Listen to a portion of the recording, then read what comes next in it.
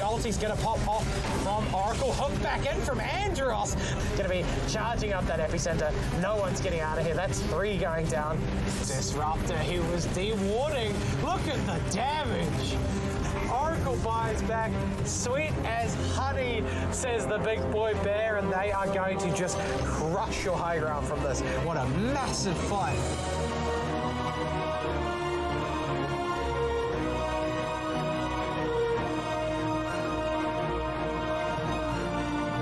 Welcome back, ladies and gents. We are halfway through this competition, but we're back with week 4 of LPL Season 2 for 2020. The action's just coming. It's heating up with another week, but what a week to come off. You're still joined by GTH and WanderingBard, but man, I'm excited about this week.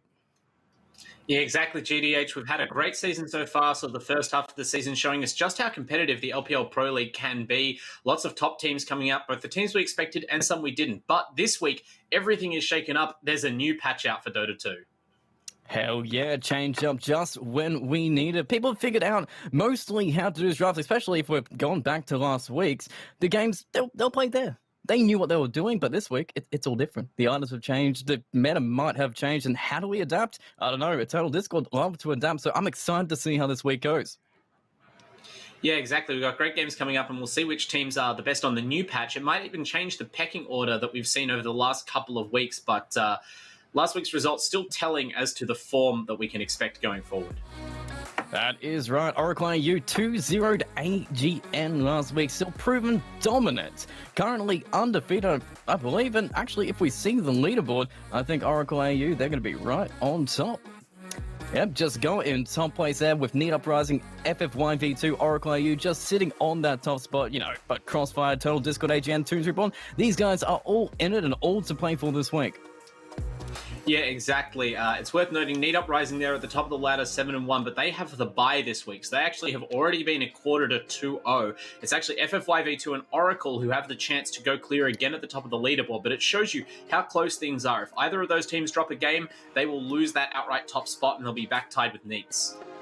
That is right, and tonight's series, they're looking pretty big. They're going to be quite decisive. Starting off tonight, we've got Toons Reborn versus Eternal Discord, and finishing off with a blockbuster, Crossfire versus Oracle AU.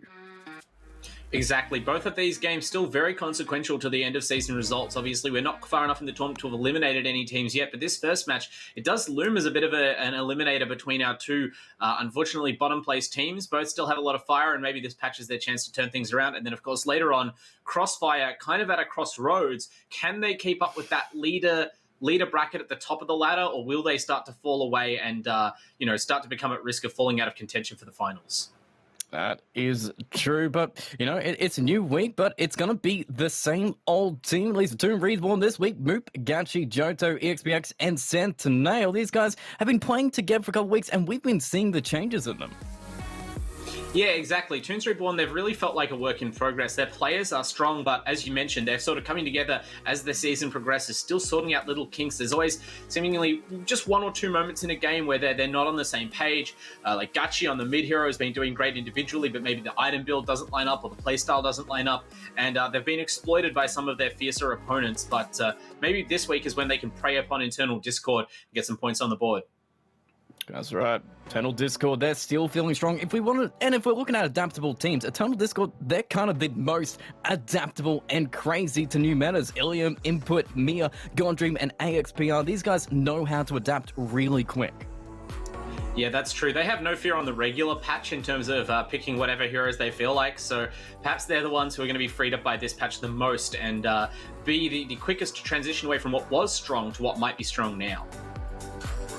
That's right, and it's all to come. Toons Reborn and Eternal Discord. This game is kind of important here. Both these teams have struggled to put points on the board, so taking 2 points away from either one of these is massive in the coming weeks. Yeah, absolutely. Of course, it does matter that you start to win eventually. And we're already into the draft, of course. We are in a new patch, and we'll go into some of those changes as time goes on. But I think the most important thing to acknowledge is that the previous patch, that zoo meta, where early game pushing and lane dominating heroes were immediately strong and able to dominate the patch, is no longer. Multiple nerfs to items and changes to the map coming out. No hero changes just yet, but we'll be seeing that impact already. And I think so in the first pick from an Oracle. This hero got some buffs through item changes. He did a whole bunch of cheaper regen items, I believe, that really just helps him stay in the lane and keep his presence on it. Am I right? 10 seconds remaining. Yeah, cheaper support items in general, as well as the changes to Holy Locket, an item that was already quite strong on the hero, that grants an additional healing ability.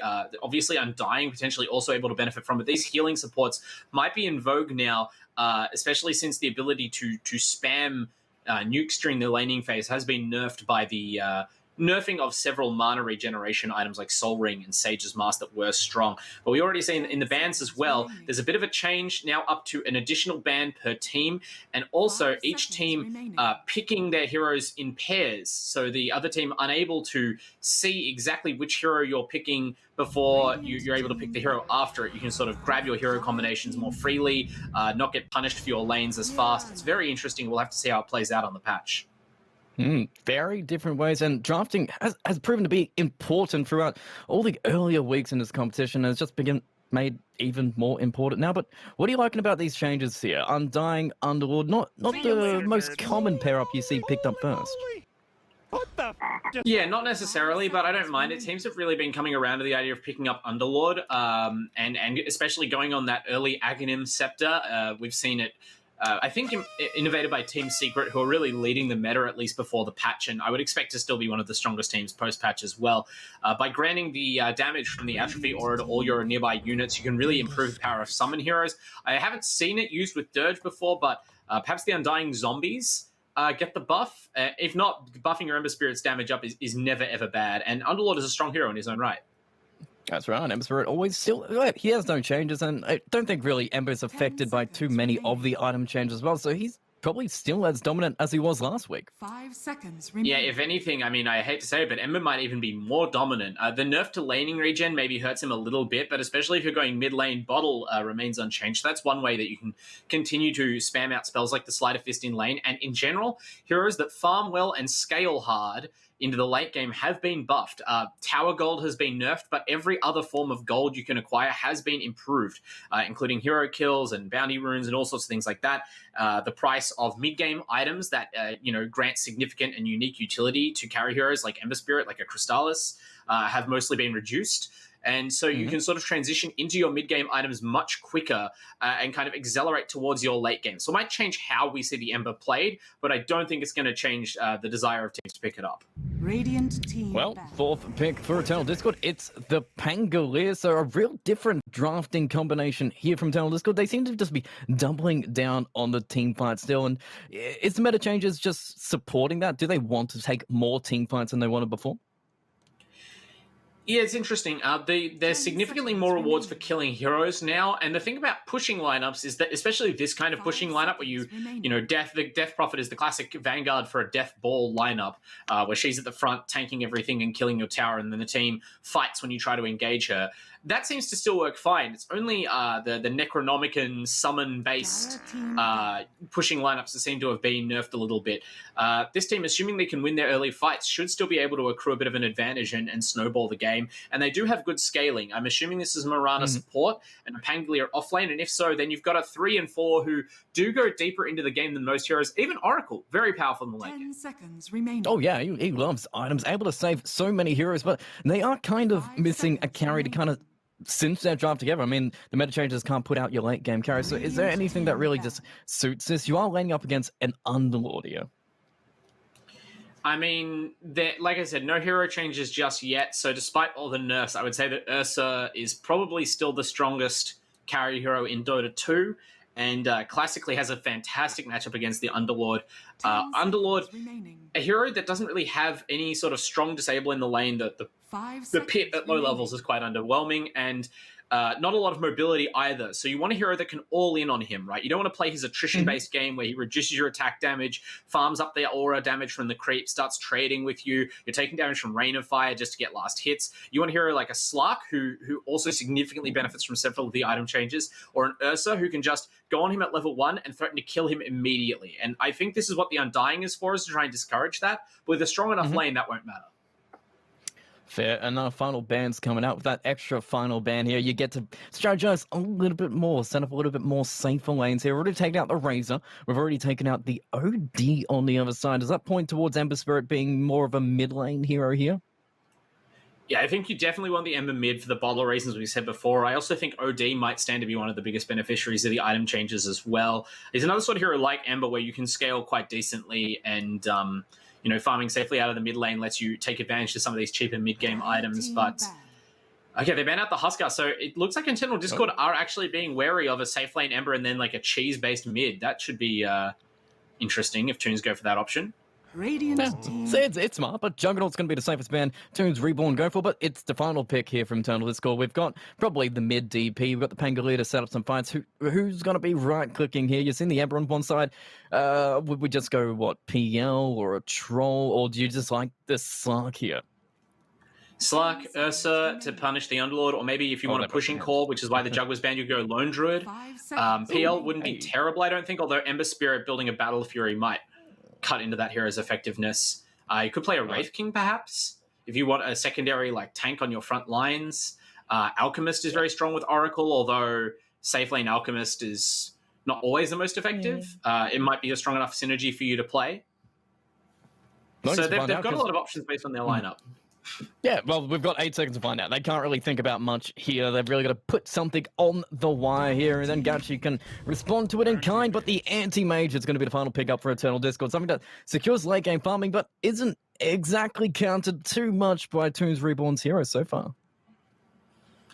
Yeah, it's interesting. I did think about the anti-mage. I didn't mention it, so I won't take the credit, but I guess that's another way to combat the Ember Spirit is actually focus on out-split pushing with Pangolier and the Anti-Mage and the Mirana all able to push out lanes. Even DP and Oracle, no slouches at creep clearing.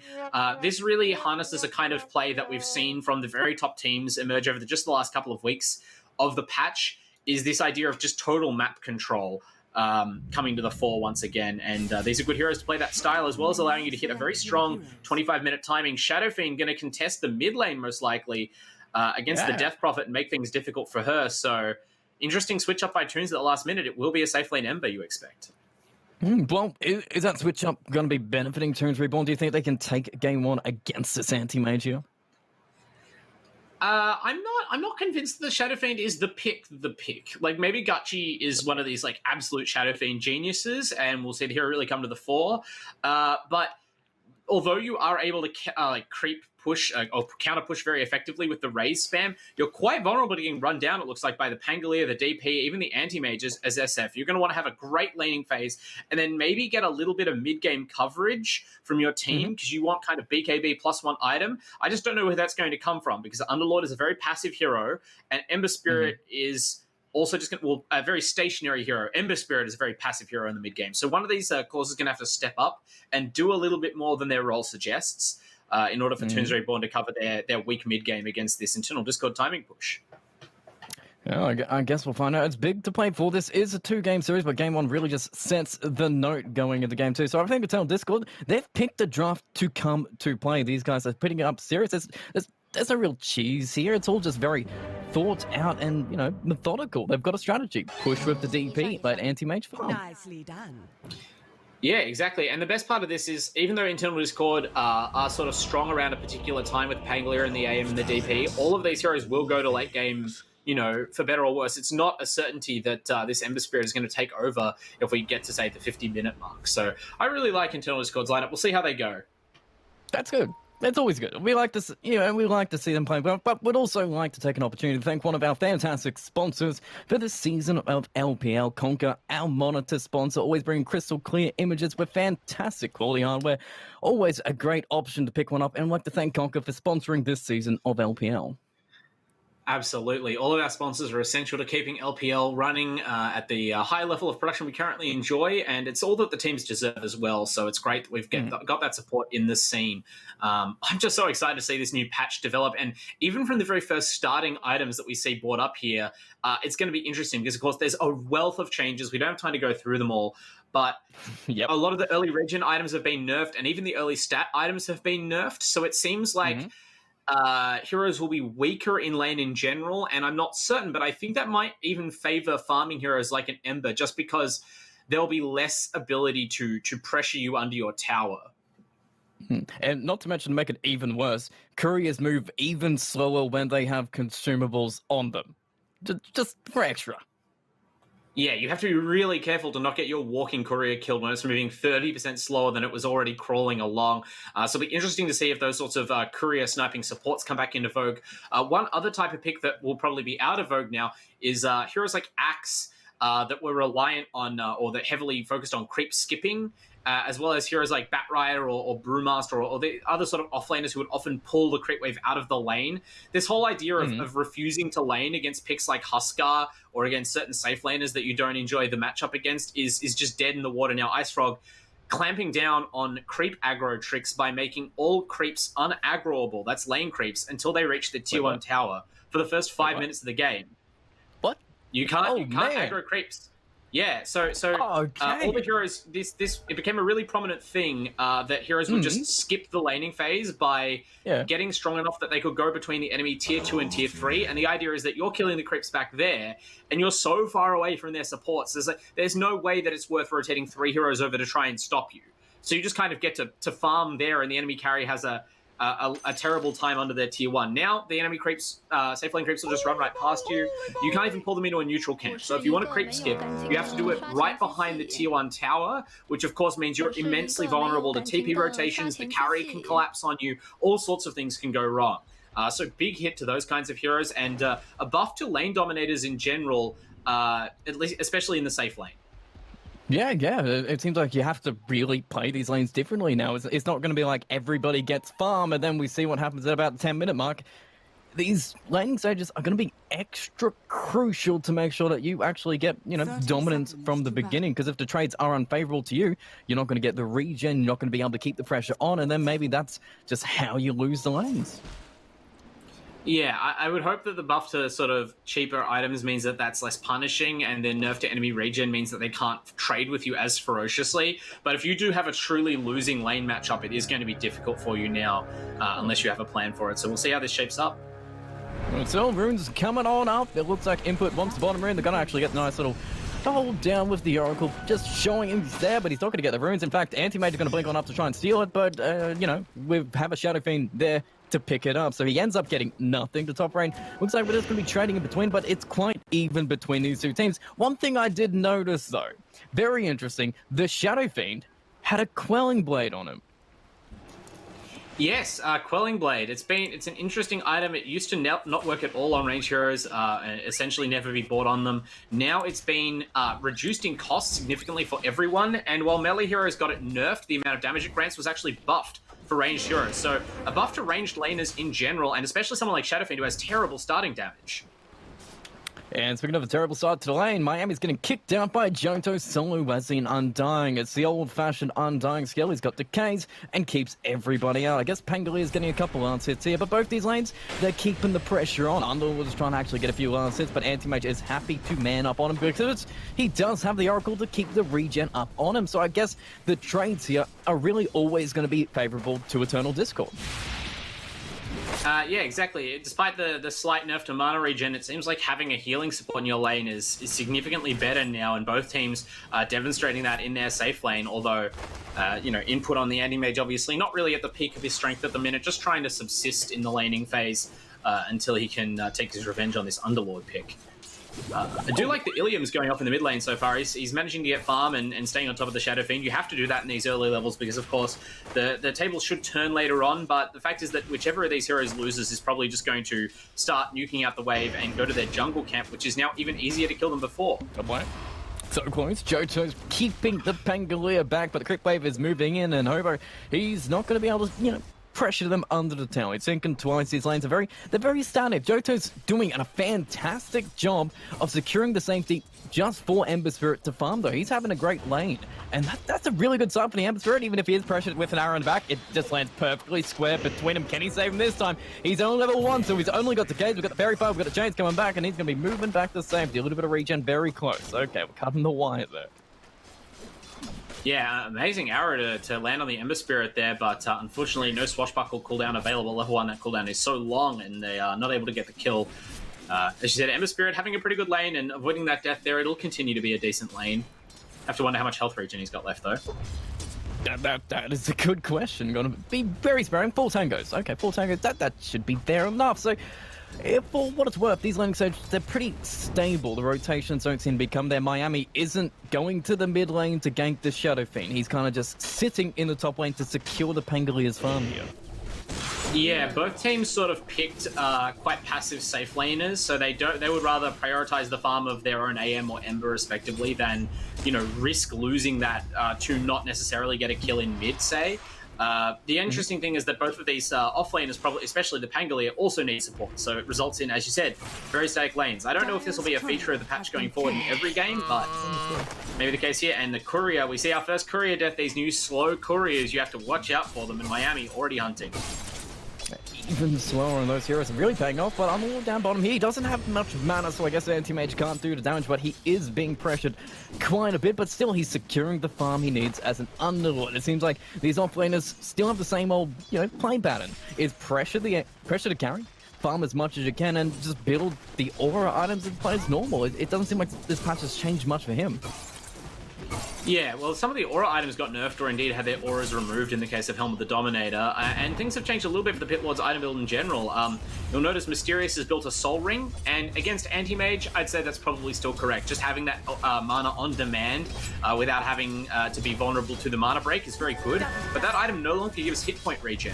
So a hero like Underlord, who doesn't have an inherent hit point regen skill, like say a Dragon Knight, has to be very careful about when he uses the item, because that will chip into your health.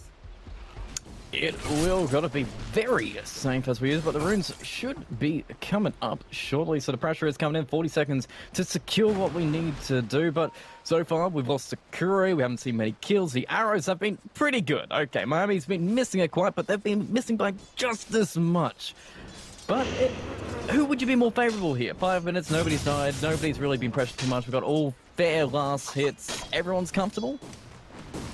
I mean, yeah, it's hard to say that one team has a dramatic advantage just from the lanes going evenly. I'd say that Internal Discord are happy with this because they're going to have the first chance to win the game, I guess, if things continue going even, right? Their heroes are going to be online and be stronger sooner.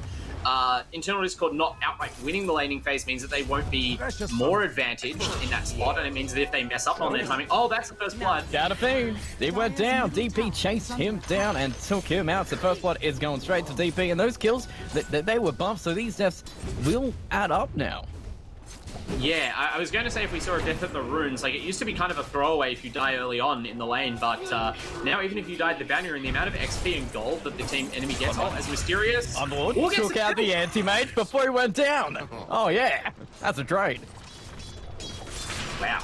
But yes, as we said, the more gold and more XP for those kills, so those are big swings, especially the kills on your cause there. The arrow?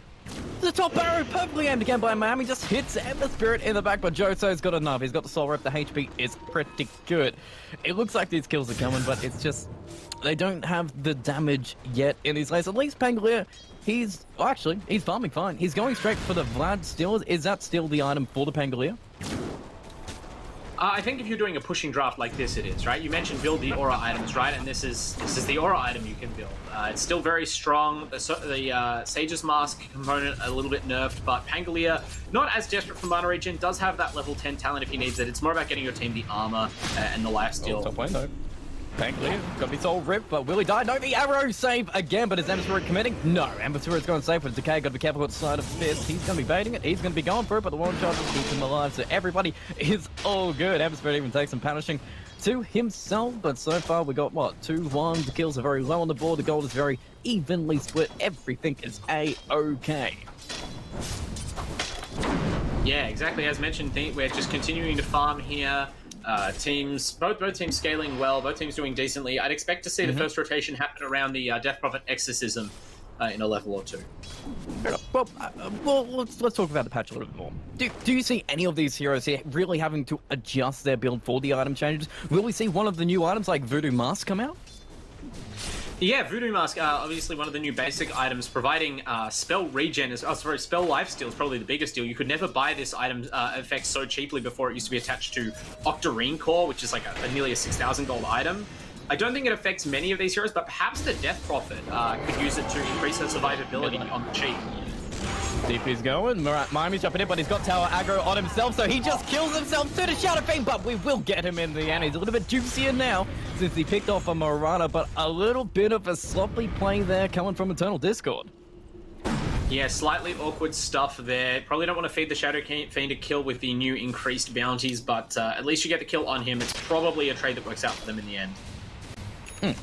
Happy to do it. And the levels are coming, because Ember's 6 now, so he can have instant regen in the lane whenever he wants. He's got Revenants. Pangolier is also 6, so he can make any rotation he wants, but you were talking about working around the DP exorcism. Do you think we just square up in the mid lane and push that tower, or do you really just want to isolate this Ember Spirit away from any creeps?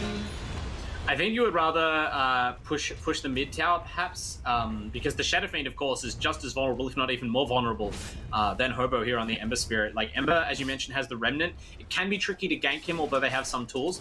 The Shadow Fiend has no such benefit. Until he gets BKB or at least some sort of invisibility item, he's just a sitting duck. So your team can really take away his farm space and isolate the top half of the map after that. I'd like to see that happen soon now that they have Rolling Thunder and Exorcism skill. Well, 10 minutes is coming up. Oracle's getting some free XP in the bottom lane, so Up6 will be on Oracle whenever they need it. It's always good to have Exorcism with an Oracle as well. It's just an extra safety net to keep that DP alive. See you later, nerds. Yeah, absolutely. The combination is tremendous. Of course, I mentioned the Alchemist synergy with the Oracle during the picking phase, but DP also a significant sort of healing hero. Heals herself with the Spirit Siphon, healed when the ghosts return to her. Now she might even have even more healing if she buys the Voodoo Mask, as you mentioned. And of course, False Promise, the effectiveness of the skill increases dramatically when you have healing coming in, since it doubles that, and it makes DP virtually unkillable during her ultimate. You can't ask for a better skill. Hell yeah, top lane looks like we're going to be trying for a kill on the Pangolier, but he crosswalks away into the Ember Spirit, tries to roll, but no, you've got chance to keep him down. You can't roll away from that one. And Pangolier finally killed, so Ember Spirit building up that gold. Good to see, but still very close gold-wise, very close kill-wise, and 10 minutes is coming up, and you can't take outposts anymore. Does the 10-minute bounties really mean as much as they used to? I mean, the 10-minute bounties definitely. I mean, you could argue they mean more than they used to. They now give safe gold instead of unreliable gold, and of course, without the outpost, that's the thing you have to contest. So we see the team's actually Dire coming up for the Radiant bounty. It looks like. On top. Sentinel's going to skew the bottom ones, but top ones look like we're going to get the find. Hope gets a double chain off to keep him back. Courier is going to actually be lucky this time, but he walks straight into the DP. Going to get away. He has 2 remnants. Going to get a soul rip from the low ground for the Undying, who did not leave his friend alone. Sealing the runes, getting the gold, and maybe getting himself Miami. We've got the chains onto him again, and this Mirana is dead. More kills coming to Toons Reborn. Radiant structures are Yeah, and they look like to be taking the bottom tier 1 tower as Mysterious on the Underlord has just completely taken over the bottom lane. AM forced back into the jungle, and now, pulling the creeps back into the safe lane camp for even more farm. Things going great for Toons, up 3k gold against the supposed push lineup from Internal Discord. And getting a DP as well. Ilium getting caught out in the mid. Couldn't do much about that. And that DP is dead with no use of the Exorcism yet. Things are starting to mount up. It was very close 2 minutes ago, but the bounties and those couple kills are really putting the advantage on. And Gachi, he's been farming quite a bit, going from camp to camp, claiming it pretty quick. He did build the new item, the Knuckles, coming up. It's just for the attack speed. So is he going back to the right-click Shadow Fiend that we used to know and love? Yeah, that's a really interesting choice. I guess since the mana regen on most items has been nerfed, perhaps it's more efficient now to build a damage item for farm speed. And with the amount of raw attack damage that Shadow Fiend gets from Necromastery, you're getting maximum efficiency out of that sort of half a Hyperstone that you can now buy in the Blitz Knuckles. So really cool build, and it does build into the new Shadow Blade, I believe. So, itemizing towards traditional Shadow Fiend items in the end. Fair enough. Always good to see when the patches really just suit these heroes, but right now, Town Discord, they're suiting themselves up in the mid lane, finding themselves a Shadow Fiend. Thanks to the wall being picked up, the Aristotle is going to miss everybody, but can they even kill the Shadow Fiend? He's moving, he's going, he's going to actually be put on down when right click do it. No soul, but the Soul Rip is going to save him. So Shadow Fiend is fine, but Oracle may not be. He popped the ult on himself, but he's got a whole bunch of zombies. He's got the Undying, he's got an Ember, he's got a Rubik, he's got every single base member of Toons Reborn here to try and get it, but he still lives and he's in business. Nobody bought a sentry. That is really awkward, and he just walks away from the entire situation. Nice. Okay. I mean, oh, nice. no, he's not done yet. Okay. Oh. He's gone. Okay. It was a nice run, but it can't live forever. Is that a stolen Oracle nuke from the Rubik there. That was a lot of damage. Yeah, he purified him. The old school one. Yeah, I just want to point out how the little things can make such a difference in the complexion of the game. Like you mentioned, sort of, it seems things have tilted the Toons Reborn direction. And this is why I was cautioning that Internal Discord really didn't want to wait around on rotating out of their side lanes. They do get a kill on the Ember. That is very big. I assume that was the Pangolier ult expended. Yep. But by not rotating out of their side lanes, like that Pangolier dying top, obviously they hit their timing, but then the Pangolier dies, so now they can't rotate and use the Exorcism. Then the DP dies, oh, now we can't rotate and use their Exorcism. So now we're sort of 3 or 4 minutes later, and Toons Reborn have gone from being sort of neutral gold to several thousand gold up, and you still haven't really effectively begun your game plan. You know, these little delays are more costly than you think. And the one thing that should be said as well, Anti-Mage isn't farming amazingly. The man is getting about to 4,000 net worth, but every single other core on the side of Toons is actually scaling much higher. But speaking of scaling, Ember's ready to scale right now as he brings the pain onto the Pangolier. We've got the pit to hold him down, and with the burn damage coming out from the Flame Gun, they find the Pangolier again and even kill the DP. It turns out to be a double kill in the end. They are throwing the cores down and they're missing their timings, and Gachi isn't even done himself. He just finds Marana on the high ground, has to walk down to try and find him. So at least Marana survives, but the people you want to keep alive, they're both dead. Yeah, Toons are... Oh, and even the Marana has to be very careful. Looks like she'll make it out. No! Nope. Sentinel finds him, and Sentinel kills him. Yeah, the two really, the Fade Bolt and the Purifying Flames are both insanely high damage nukes, and of course Rubik with no cast animation on stolen spells just gets to effectively cast them both instantly. That is way too much for a fragile support like Marana, and things continue to slip away from Internal Discord before they've even really got them rolling. And the laning phase looked good, so they must be regretting not taking their chances. Well, I mean, they still have their time. The Anti-Mage is still hitting creeps, and we know Anti-Mage doesn't like to find if he does want, because he wants the Battle Fury, he wants all his items, he wants that space, and they are making space potentially for him. But Pangolier, he's going to find himself in a whole bunch of trouble. He's trying to get the roll on here, but you got the right click, so he just rolls into his own death. Gachi is now dominating. This Shadow Fiend is still online. He's already got his new Shadow Blade up, and they're all just centering together, but... Okay, Oracle does fall out as well. The kills just keep on coming. 4-11, and maybe we get themselves a DP. Pitmelt's gone down. Tombstone's being placed on top, and Undying just moving on forward. We've got the Ever Spirit. We're just charging forward as Toons Reborn. This new patch has given them a new life, but DP, it's going to make it a triple kill, and now a tower on top. This is not the team we saw last week. No, they are definitely Toons Reborn this week, and maybe it's just that there's this new patch system. They seem to have sat down and really figured out what they want to do. It looks like Gachi's Shadow Fiend might have been a sort of monster pit hero unleashed by these new item changes, because look at that network on the SF. Oh yeah, 8,000. And DP, what? Okay, she's about to hit 6, but man, is he dominating. Yeah, the timing has really sort of been missed on Internal Discord, and while it's true that heroes do scale at a late game, the idea is that you sort of take over a lot of the map, and then you are scaling to your late game. Like, you don't scale if you aren't able to farm, and, you know, for all the effort that was sort of put into protecting this Pangolier at the cost of the Anti-Mage, that hero is now getting destroyed. Yeah, it might cost him again, because he got caught, he got chained, and he got taken down. Anti-Mage is dead, and the man, he just wants to hit a couple creeps, but look at that network difference. Even Ember Spirit is about 2,000 ahead of him as well, and he just picked up a Spirit Vessel, so I don't think this game's going to get any easier for the Anti-Mage.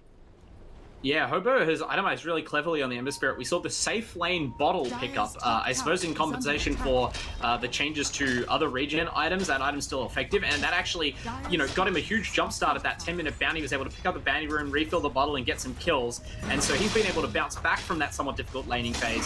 Meanwhile, the Anti-Mage has not been able to bounce back the same way, and the Pangolier, who was, you know, supposedly benefiting from that arrangement, has just been ganked repeatedly.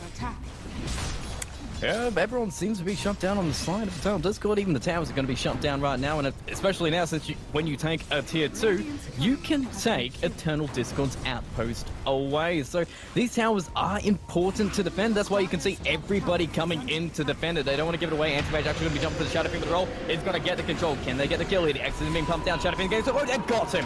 The big kill. 49 seconds on timeline for him. Take the Underlord as well. Make it a double. Give it the Anti-Mage. Hell yeah, he'll take that gold too. And can they get a third? Undying, he's just going to pop his ult to try and stay alive for a little bit longer, but Ilium is just draining him dry to make it a triple in the backlines. I think we're pushing out the creeps, we're keeping everybody back, and Ember's trying to get a pickup in return, but is it going to matter? Sleight of Fist onto your Oracle, going to get used up in the air, Darren, and going to be killed. it turns out being 4 kills. A massive gold swing to Eternal Discord. That is exactly what we wanted to see. Yeah, that's tremendous. You can't have drawn that up any better. I wanted to stand up and clap. Like, they really did not get discouraged by the last couple of minutes going pretty much 100% against them, and that was the team fight their lineup was meant to take. My only regret is that they didn't take that fight like 5 minutes ago, because really there was nothing stopping them. But they finally managed to get everyone together. They got the Exorcism off. The Pangolier Rolling Thunder, of course, very hard to interrupt if he manages to actually get the spell cast. And then that allows you to keep the DP alive, keep everyone else stunned. They bring down the SF, and even then, the Ember Spirit dove back in at the end, feeling strong. That perfect Eels Arrows combination means that they just give away another costly kill. And you don't want to give away kills to the Anti-Mage. The man has picked up the Battle Fury. He's now in farming mode, and the gold is gonna come back. And Gachi, he's been found again. The arrow again to the back of the head, but can they get a kill? The Underlord's coming on in. They're gonna pop the ultimate shut around, and the fear happens. But the real fear is him dead for 50, just having respawned a couple seconds ago. Yeah, this is what we mean when we say that Internal Discord, they play with like a carefree style. They're very exuberant, right? Like they don't feel like they're a team that was just 8,000 gold down. They're back, and there's Pangolier, who's been ganked all game, just gets back out on the map, fearlessly ganks the Shadow Fiend, perfect combination of the nukes to avoid damage from the ultimate and make sure that the Shadow Fiend gets bursted down.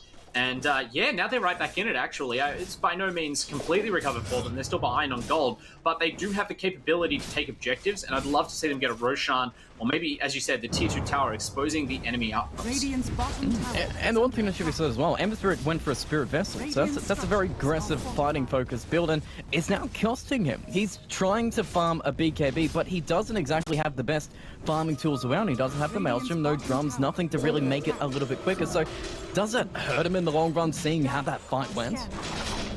Yeah, I mean, you have to think that it's a decision that was definitely intended to pay off sooner rather than later. Of course, the Spirit Vessel, very important to have against the Death Prophet and the Oracle, reducing healing, but it only reduces healing on its target now. The very, very powerful AoE healing reduction aura that teams were previously rushing the item for nearly every game has been moved to Shiva's Guard. Yule Scepter in the air, arrow in the back, the man's silenced, and the man is dead. He TP'd top to kind of find some farm, but the only thing he found was Eternal Discord and them hitting your tier 2 tower. They are taking control of this game. Yeah, that's an extremely costly death on your Ember Spirit, who we just talked about has not made the best use of the early gold, buying a non-farming item and attempting to build another non-farming item in the BKB. So really at risk now.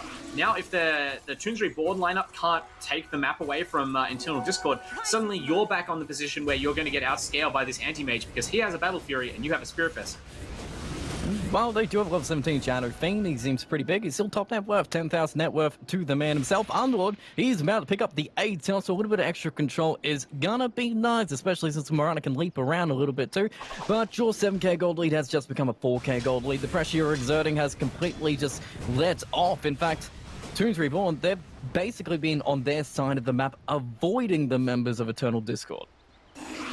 Yeah, it's interesting. Toons did a really good job in the early game of getting individual pickoffs and utilizing their Underlord, who's having a great game. He's second on net worth overall, it must be pointed out. So at the Ember Spirit, maybe the non-farming build is to acknowledge the fact that this is really a true tri-core lineup. That just means that their late game is going to be interesting, though, because Shadow Fiend against Anti-Mage is a tricky matchup to itemize. Oh, Pitmouse coming in, but every single member of Toons Reborn is going to be arriving. Side of Fierce Chains holding down the Oracle. He doesn't want to ult himself if he can. He wants something bigger to save. In fact, he saves Morana to sacrifice himself.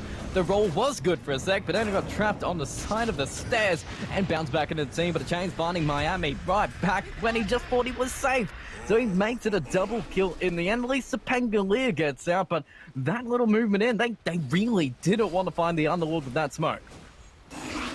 Yeah, exactly. That's unfortunate that they did, and not only that they found the Underlord with that smoke, but the way that they found the enemy team. Their whole formation was exposed back to front, supports directly in front of the Ember Spirit, getting slight changed. At that point, you just have to immediately abandon them, and we saw that's what they did. The Death Prophet pulling out, but the Pangolier, this is where she tried to pull out, but it wasn't fast enough. There's your Spirit Vessel paying off in the end. You've got to maybe get to... Okay, you'll set for a couple seconds, maybe a little bit of safe, but no, she's dead anyway. It's going to be 3 kills so far, and now the pressure is back on. I did say in the Toons Reborn, they were kind of just put, you know, on the back foot for a couple minutes there, but really it seems like Eternal Discord gave them the opportunity to take back control of this game. Yeah, definitely. It was just a, we're seeing slight mistakes by each team, understandable mistakes, but very unfortunate ones really sway this game. Although it's nice to see both Anti-Mage and Pangolier. This is the style that we described, the creep cutting, the total map control that teams have started to really advocate for in the last couple of weeks of the patch. You just lost your Death Prophet, you just lost a team fight, but because you didn't lose the fight completely, your cores can always go and push out the side lanes. And now look, there's no way to capitalize on that DP kill. The creeps are nowhere near the towers for the Dire, so not actually as big a deal as you'd think, despite the hero bounty Dire's changes. top tower is under attack. Well, I mean, you're going to be losing the Oracle again. The gold's gone to 6k so far. Pangolier, he's trying to farm up an extra item. He's got a blink of lands, but is there anything he really needs to go to get a bigger impact? I'm not really certain, because the biggest problem for Pangolier right now is that Rubik can always steal your role for free, and that's really bad for internal Discord. That's just the kind of teamfight spell that Toons Reborn need, and it's devastating in combination with the Underlord Pit of Malice, like a permanent stun. So not much to do about that except for the Blink Dagger. Maybe just build damage, the ability to get onto the Shadow Fiend and maybe bash him with a basher. Would be really good for shutting down the strongest carry on Toons Reborn. So something like that, I think. We'll have to figure out, because Anti-Mage, he's accelerated quite a bit. He was very far behind early on, but the man's gone back to get 10,000 net worth himself. This Anti-Mage is getting big. Are they worried about this? I think that Toons Reborn will not be outscaled by this Anti-Mage fast enough that they have to be, changing their strategy around it. It just means you want to minimize the number of free kills you give away, which for a while there they slipped up on, but now they're back as 5. They're moving forward again. They just got a key item or two on Gucci and Mysterious, and now they're brave again, moving as 5 heroes. Internal Discord will have to defend their high ground. Or they'll walk on back. Put the Atos on the Oracle, move on back, and just make sure, I guess, they don't lose their own tier 2. They're going to TP back to Rubik to defend it, but I guess you've got to be careful about how you retreat against these heroes here, because if you leave too many people behind, maybe this is an opportunity that Pangolier was looking for. He finds the Underlord, but then again, it's the goddamn Underlord. The man is tanky, you barely feel it. Okay, you're going to find Mammy and Anti-Mage in their jungle, but maybe Pangolier can get something in return. No, he hits a wall. Alright, he's gone for another one. They're pinging around. Yeah, okay, the Blink Dagger does pay off, but it's just Undying here. This isn't the trade you want. In fact, Oracle might be loose because the entire team is coming back. You haven't killed the Undying yet. Ember's Bridge found the Oracle in the back. You can just pick up the Pangolier, and he dies instead. You've lost another 2. Oracle is alive for now, but he's gonna pop like a bubble, and it makes it 4, and they're charging down the high ground. They walked back before. They saw the Anti-Mage pushing, but now you've given the opportunity. You've lost your carries, you've lost your heroes, and how do they defend the high ground? DP loves pushing, but she doesn't love defending. Yeah, this game is a roller coaster, GTH. I mean, Internal Discord, we mentioned their exuberant playstyle. This is the downside of it. XPR on the Pangolier has now, I mean, maybe it's just not a hero's move. It keeps dying in these very unusual ways and committing the Rolling Thunder, as you saw there, just trying to solo kill an Undying, which you can't even really do, but that's your key team fighting spell. They cannot fight without that. Arrow.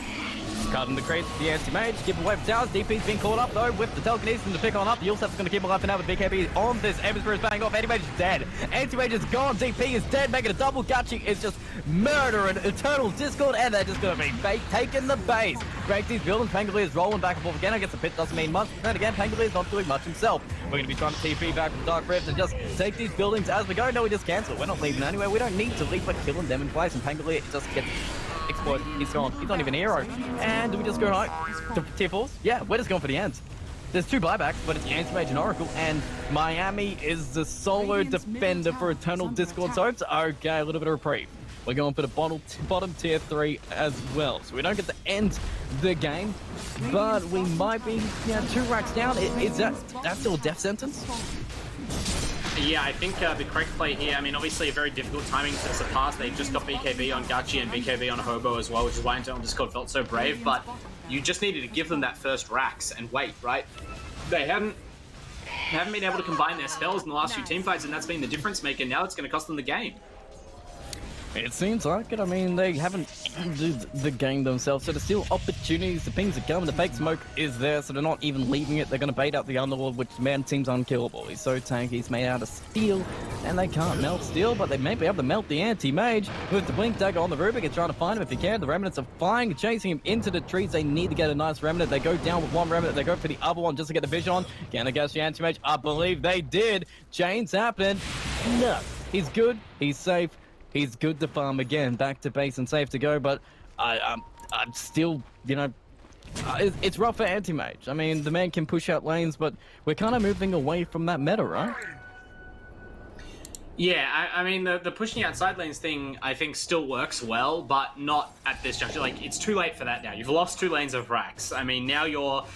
The benefit of just stalling the game out isn't really there for you because you're earning so much less gold from creeps than the enemy, and they are so far ahead of you that they don't really care about you pushing out a side lane when they can just bulldoze down one lane with their team and win the game very shortly. So things are looking extremely grim for Internal Discord. I'm not sure what the play is. They just need a very strong team fight. They need to use all their spells together. No more wasting False Promise and Rolling Thunder trying to go for a 2-on-2 gank somewhere without your Death Buffer, right? Like, group as 5, play to your strengths. Well, fair enough. They're going to be start grouping as 5 because they're stuck in the base. But Miami, what were you doing there, my man? You already threw your arrow to Rivik. It missed, but they're not going to miss you. Hobo's on a killing spree. Mirana has a buyback. But again, you are throwing bodies at Toons Reborn, and they're happy to take each and every single one of them because they're just going to use that to push into your tier 2 and then just go high ground again.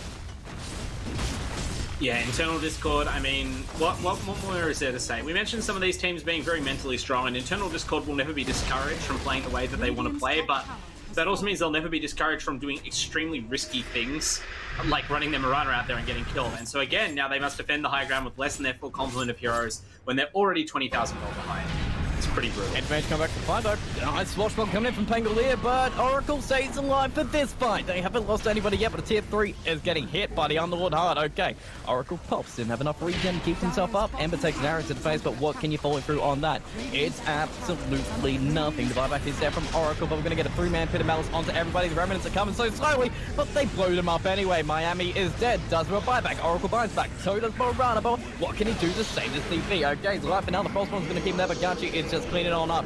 They've got the right click damages. Shadowfiend hits hard, but they don't hit hard enough to return the other way. The chains are just adding on up. The Shadowfiend's a big anti-mage, can't do a thing.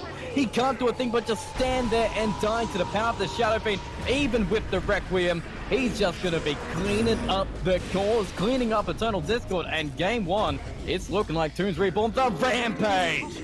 The man himself, the beast. It's why you picked it. The GG is called, and the game is done. Wow, what a coming out party for Toons Reborn. This is the team we've been saying for weeks now. I started to get tired of saying it. They look really skilled individually. They do some great specific plays. There's just 1 or 2 things every match that let them down. I can't wait to see them put it all together. They put it all together. That game was awesome. Yeah, they did. It just seemed like the meta change. It's like they just need to figure out the patch a little bit easier. Put Gunchi on something that he's really comfortable in. Like the Shadow Fiend, we're like, where's the Shadow Fiend fitting? That's where the Shadow Fiend fits. The man just destroyed Eternal Discord there. Yeah, although it's worth saying, Gachi's been in charge before. It's more that the team was built around him this time. Like Hobo D on the Ember Spirit, that itemization with the Urn or the Spirit Vessel, that acknowledges that Gachi is the real carry here, and they played to win around that Shadow Fiend timing. Must be noted, they did do the classic Toons Reborn attempted throw, but this time they were able to pull the game back due to some counter mistakes from Internal Discord. So they do need to kind of keep a handle on that mid game. They, again, kind of let themselves get caught out a little bit over eager, some unfortunate deaths on the Ember, but this time they were just too far ahead and they regrouped, got their BKBs, and ran up the high ground. So hopefully they can do it in a second game and revive their season from here. And we'll find out if Eternal Discord can bring a little bit of Discord back with a Game 2 chance, and it'll be here right after this short break.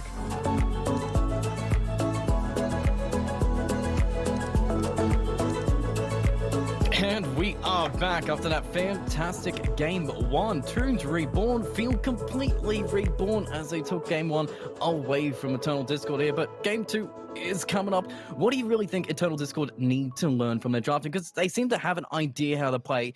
Are they just one meta behind? I think the Internal Discord, it's not so much about the draft, because their draft was really solid. I quite like their draft, and for better or worse, I picked them during the drafting phase. They just need to tighten up their play. The mistakes that game were not overwhelming. They weren't egregious. I wasn't like face palming. Oh, how is this a team in our competition? Like, it's just how the little things can get you in Dota.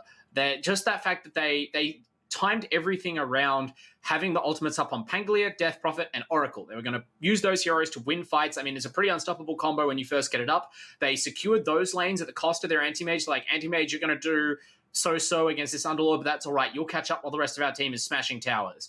And they did get all those items. They skilled all those abilities at the same time, and then they didn't immediately rotate.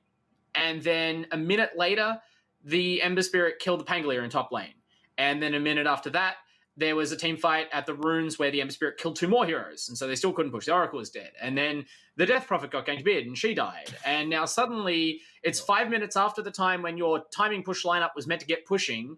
You only went even in the lane, so you're not necessarily, you don't have a big window of, margin of error, and the game kind of fell apart on them. Even though they were able to pull it back with those team fights, it showed us how strong their draft was. They just didn't actually put it together in the game. Yeah, it seems like they have good strategy, they have good ideas around it, but implementation is there. And it didn't seem like the draft was overall too complicated for them to play. The Pangolier just had to roll in between, DP had to sit there, and Anti-Mage had to hit creeps.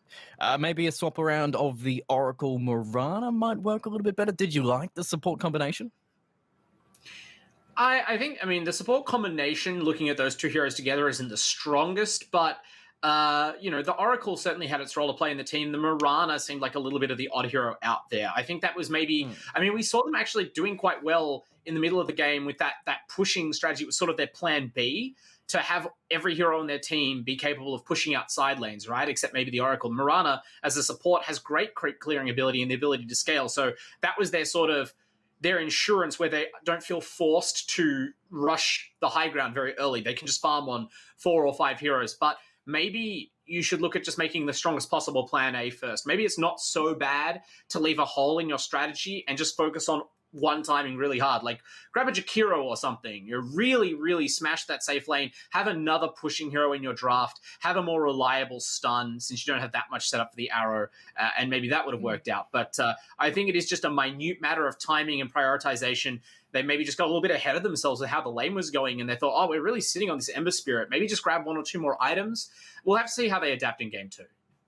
That's true, but speaking of, real adaptations right here, the meta came out, and it's a completely different Toons Reborn team. Gachi was farming, but everybody else changed their games, worked around it, really just powered up Gachi's playstyle this time. He wasn't doing a different playstyle. The team just adapted around him. Yeah, we've mentioned in previous weeks, it's Gachi who seems to be the farming player on the team. Like, that's his play style. He loves to get in the neutrals. Sometimes even when the team needs him to be out there and ganking and making a presence on the map, he's the one who's farming really efficiently. So if that's the way that your mid player likes to play, don't fight it. Build your team around that, and they did that this game. It wasn't clearly evident from the draft, but the way that the Ember reacted to the lane was brilliant in terms of itemization, made him the hero to grab the Spirit Vessel. It's obviously a very good item on the hero regardless. Shuts down the DP's power for a lot of the time in the mid game, and it means that with the other 2 heroes winning their lanes, they kind of took care of the damage for him. Yeah, it seems like, he wasn't farming too strongly. We showed a little bit of a downturn in between when the game was turning back towards Eternal Discord, but when, Eternal Discord, they made a little bit of questionable plays, gave a little bit of opportunity, and just reignited the draft. So maybe Eternal Discord don't give any opportunity to this game, because game 2 is here. We're already in the draft stage. In fact, we're starting off with the Underlord ban. Eternal Discord, they're here to play. Yeah, absolutely. Internal Discord, not messing around. I love the strategy. I love the idea of, make them show you something else, right? Even if you suspect that by banning the heroes they just won with, they're going to pick something even more powerful, you don't know how well they play that. You don't know how well they've practiced that. And especially at the start of a new patch, teams can't really have a whole playbook of drafts drawn up. So you push them onto the back foot. I like the idea. 10 seconds remaining. Well, right now we're going to get the first 2 picks from both these teams coming on. Did you like the opening from Eternal Discord? Just putting that Oracle out there, just going, hey, here's your healer. And I believe Morana wasn't the second pick. If I remember, was it the Pangolier? Yeah, I think so. And I don't mind Oracle as a draft opener, but they lead with the Morana this time, so they're really fixed on this Morana support. Yeah. It's very strong with certain lineups, but I've seen I've seen a lot of games where it underperforms. It is less reliable just by nature than other supports. Well, they steal the Bane out of it, so it's a little bit less reliable right now. So nice plays coming out here from Toons Reborn. And Bane, he's still a really good lane secure, like you were saying before. Yeah, absolutely. I mean, the hero, it's been an interesting ride for Bane Elemental over the different patches with the various changes the hero's gotten, but certainly very efficient in terms of trading in the lane. I think that's its greatest strength. It's almost like the ranged Ogre Magi with great stats and, of course, the all-powerful Brain Sap to, really swing any early trade in his favor. Doesn't have the ability to spam mana regen like before, but I think it's still a strong hero just because of the strong auto attacks it lays out. That's going to stand it in good stead going forward. And speaking of nerfs to auras and 8 strong right clicks, Vengeful Spirit, the second pickup for Eternal Discord, they've now got a pretty reliable setup. Magic Missile into Arrow will work, and hell, you can even swap heroes into your Arrow as well. So 2 ways to really just enable this Mirana this game. Yeah, and I mean, look, when I was commenting on the hero before, that was in general. We saw Miami hit some really solid arrows in game 1 with no setup in the lane at all. Just, almost leading to kills on the Ember Spirit, really contributed to shutting him down in the early game. So if you can go and upgrade that to having at least one sort of stun or reliable arrow setup in each lane, the amount of pressure that you gain from just having Mirana absent on the map during laning phase is huge and really pressures how Toons Reborn are able to play. And second pick coming out here from Toons Reborn. They had a pretty good first up this time, but this time it is going to be both their supports picking up because they don't have the Underlord option. They're going to go back to Sentinel's Rubik and just have Johto on the Bane. It's still a pretty good pairing up. Yeah, exactly. I mean, Rubik is just so strong at the moment, and with the sort of de-emphasis on spamming spells in lane, the fact that Rubik's cooldowns are so lengthy becomes, I think, a little bit less of a detriment. So, and of course, Fade Bolt very strong in auto attack trades. I don't know for sure that that's how the meta is going to shape up, but certainly the early signs, it seems to be how it is, and that's what Toons Reborn are looking to abuse in this draft at least. Bans are all cores. We're getting rid of Ember, we're getting rid of Morphling, we're getting rid of Bloodseeker, we're getting rid of Drow. I guess that's what these changes in the ban order really just enable is once you have your support lineup, let's just hit those cores. 5 seconds. Yeah, exactly. I mean, it's just a consequence of both teams going for the supports first, although there is a bit more flexibility from internal Discord. That's always been a huge factor in the last patch. It's just teams picking as many flexible heroes as they can, even going so far as to putting, traditionally core-focused heroes like Puck and Quap into support roles for the sake of not revealing their lanes. I don't know whether the new drafting order is going to affect that to a greater or lesser degree, but, certainly these teams are more going for comfort and just making sure they have strong lanes first rather than trying to play 4D chess in the draft. And speaking of aura bans, both Drow and Luna have been taken out, so nobody to really combo hard with the Vengeful Spirit here. Yeah, they're wary of that aura push lineup. The Necrobook has been nerfed and the Helm of Dominator as well, which means the Luna item build will likely have to change. But those heroes, as yet unchanged, those will be in the next patch probably in a few weeks' time. And so, there's nothing wrong with picking up that fundamentally strong aura combo. And with 2 Agi heroes already on the team, the Drow has to go. Smart bans from Toons Reborn. Smart picks coming from Toons Reborn. Beastmaster coming back, so pushing line up the old-fashioned. I mean, you may not build the Necronomicon on the Beastmaster anymore, but he can still push pretty hard. And hell, even if he wants to, Necronomicon still pushes towers. It just doesn't do as much damage to creeps. Yeah, it's notable. The damage numbers for Necronomicon changed quite dramatically, but in a very specific way. They do almost 60% less damage to creeps. So the previous patch where we saw every single offlaner building a Necrobook because it was just a better Midas, like a Midas that let you fight heroes, those are gone. Those Necrobooks not good at farming creeps anymore. But they only deal 10% less damage to towers, and they do significantly increased damage to enemy heroes. So it's a strong fighting item. And heroes like Beastmaster, who classically bought the Necronomicon because they were able to use, say, the Primal Roar to set up hero kills with it, they're actually strengthened by this change, one could argue.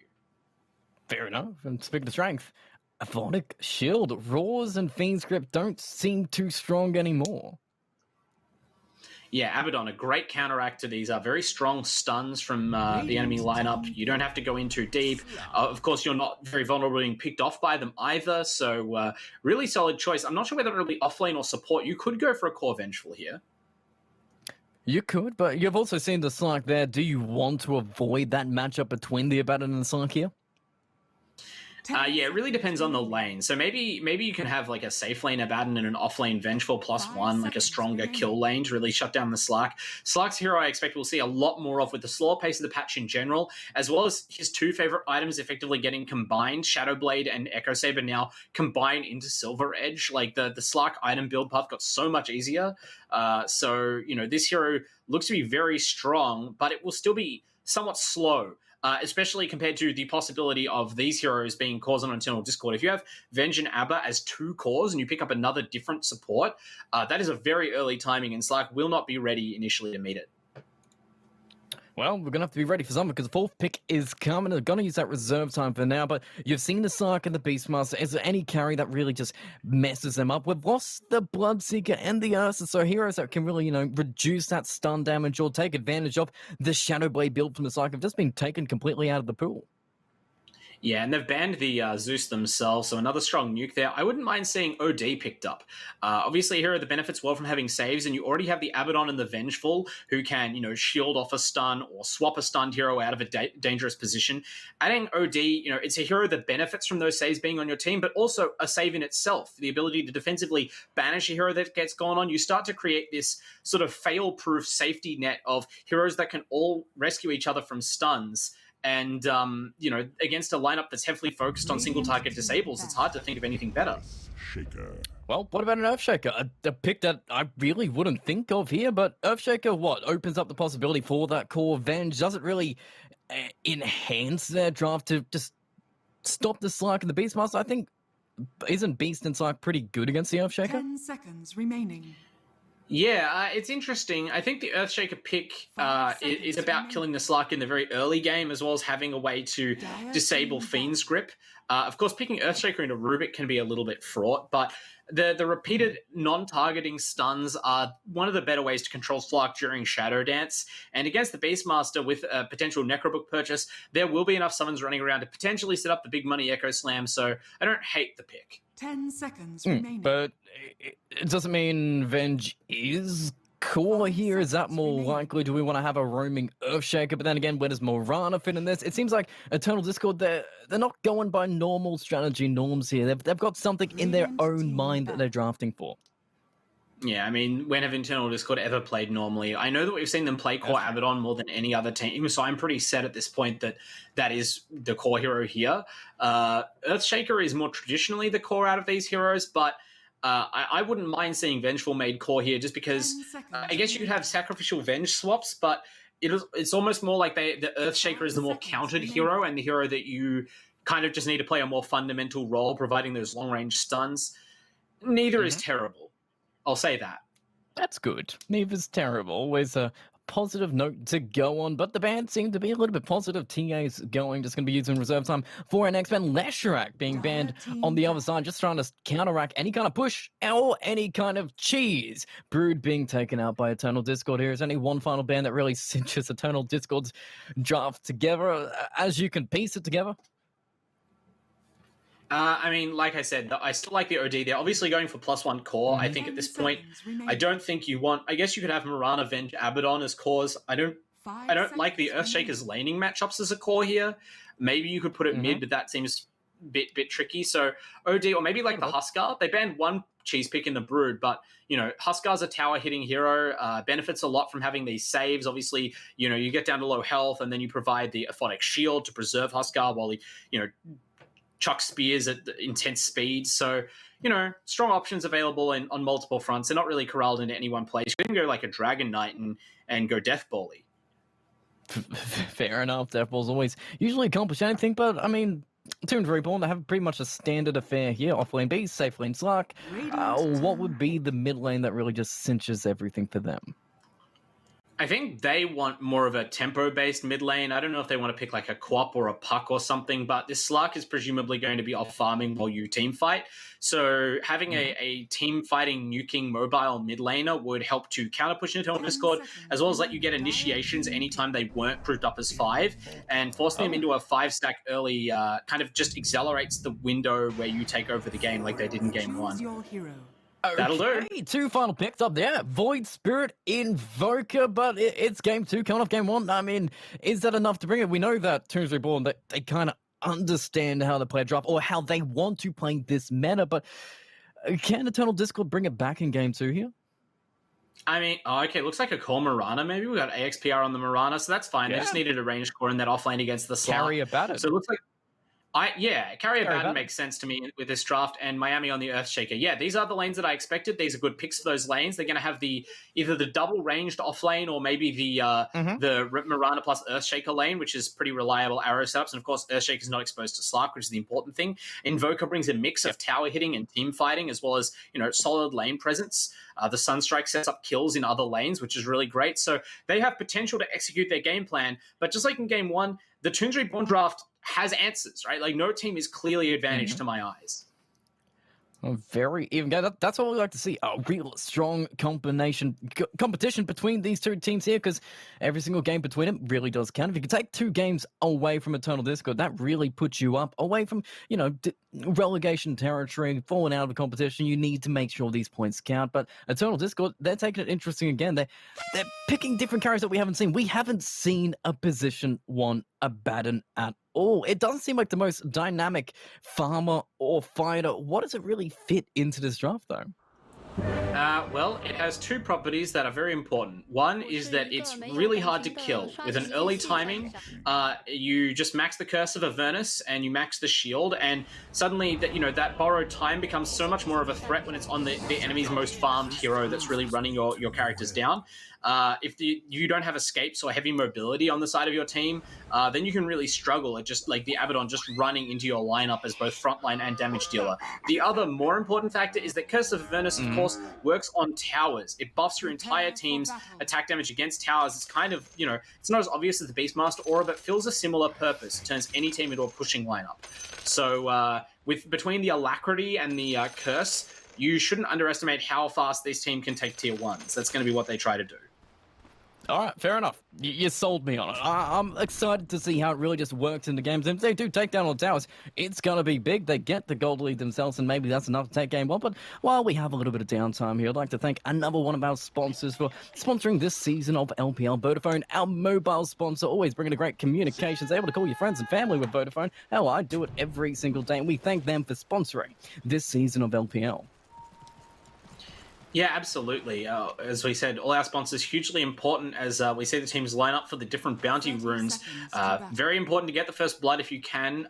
The bounty runes, of course, also increased in value. So this just kind of raised the stakes on these level 1 fights. So you used to laugh them off, but now pay attention carefully, because you can snowball an advantage. If you get a bounty and a kill or 2, that lane is going to be markedly different.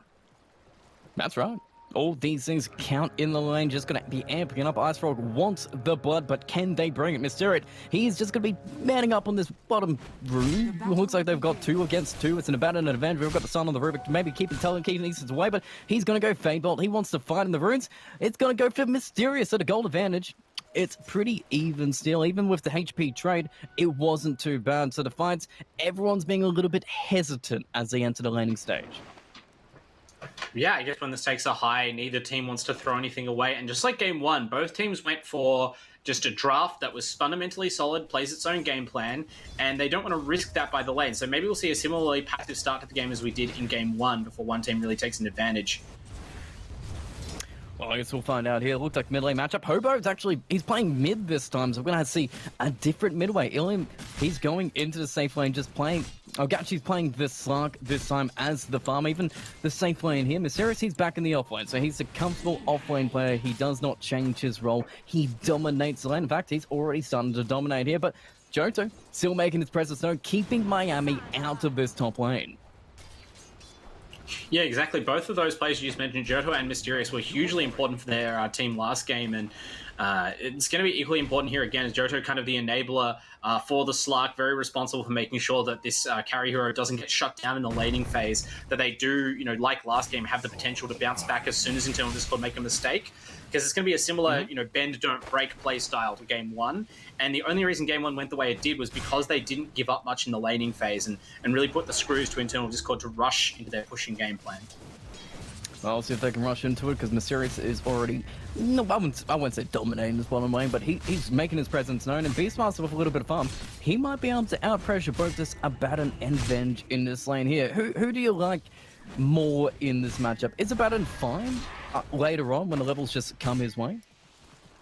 I mean, it really depends on items. One thing that I didn't make explicit about Core Abaddon earlier is that this hero, it's not the worst farmer in the game, but you don't want to spend time farming. He's not efficient enough at killing creeps, even with the... Oh, as they go on top.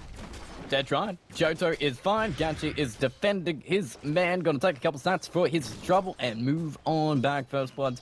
They're a little bit rare, it seems, in both these games here, but they're still going to be trying, especially with the Earthshaker on the side. But input is going to be picked up, put back into the ball. He puts the shield stuff to purge off that slow, but he's still going to move. Do they chase him? No. Beastmaster goes on back, not going to take any more tower shots from him. Just keeping this Abaddon back, but no first blood in either one of these lanes.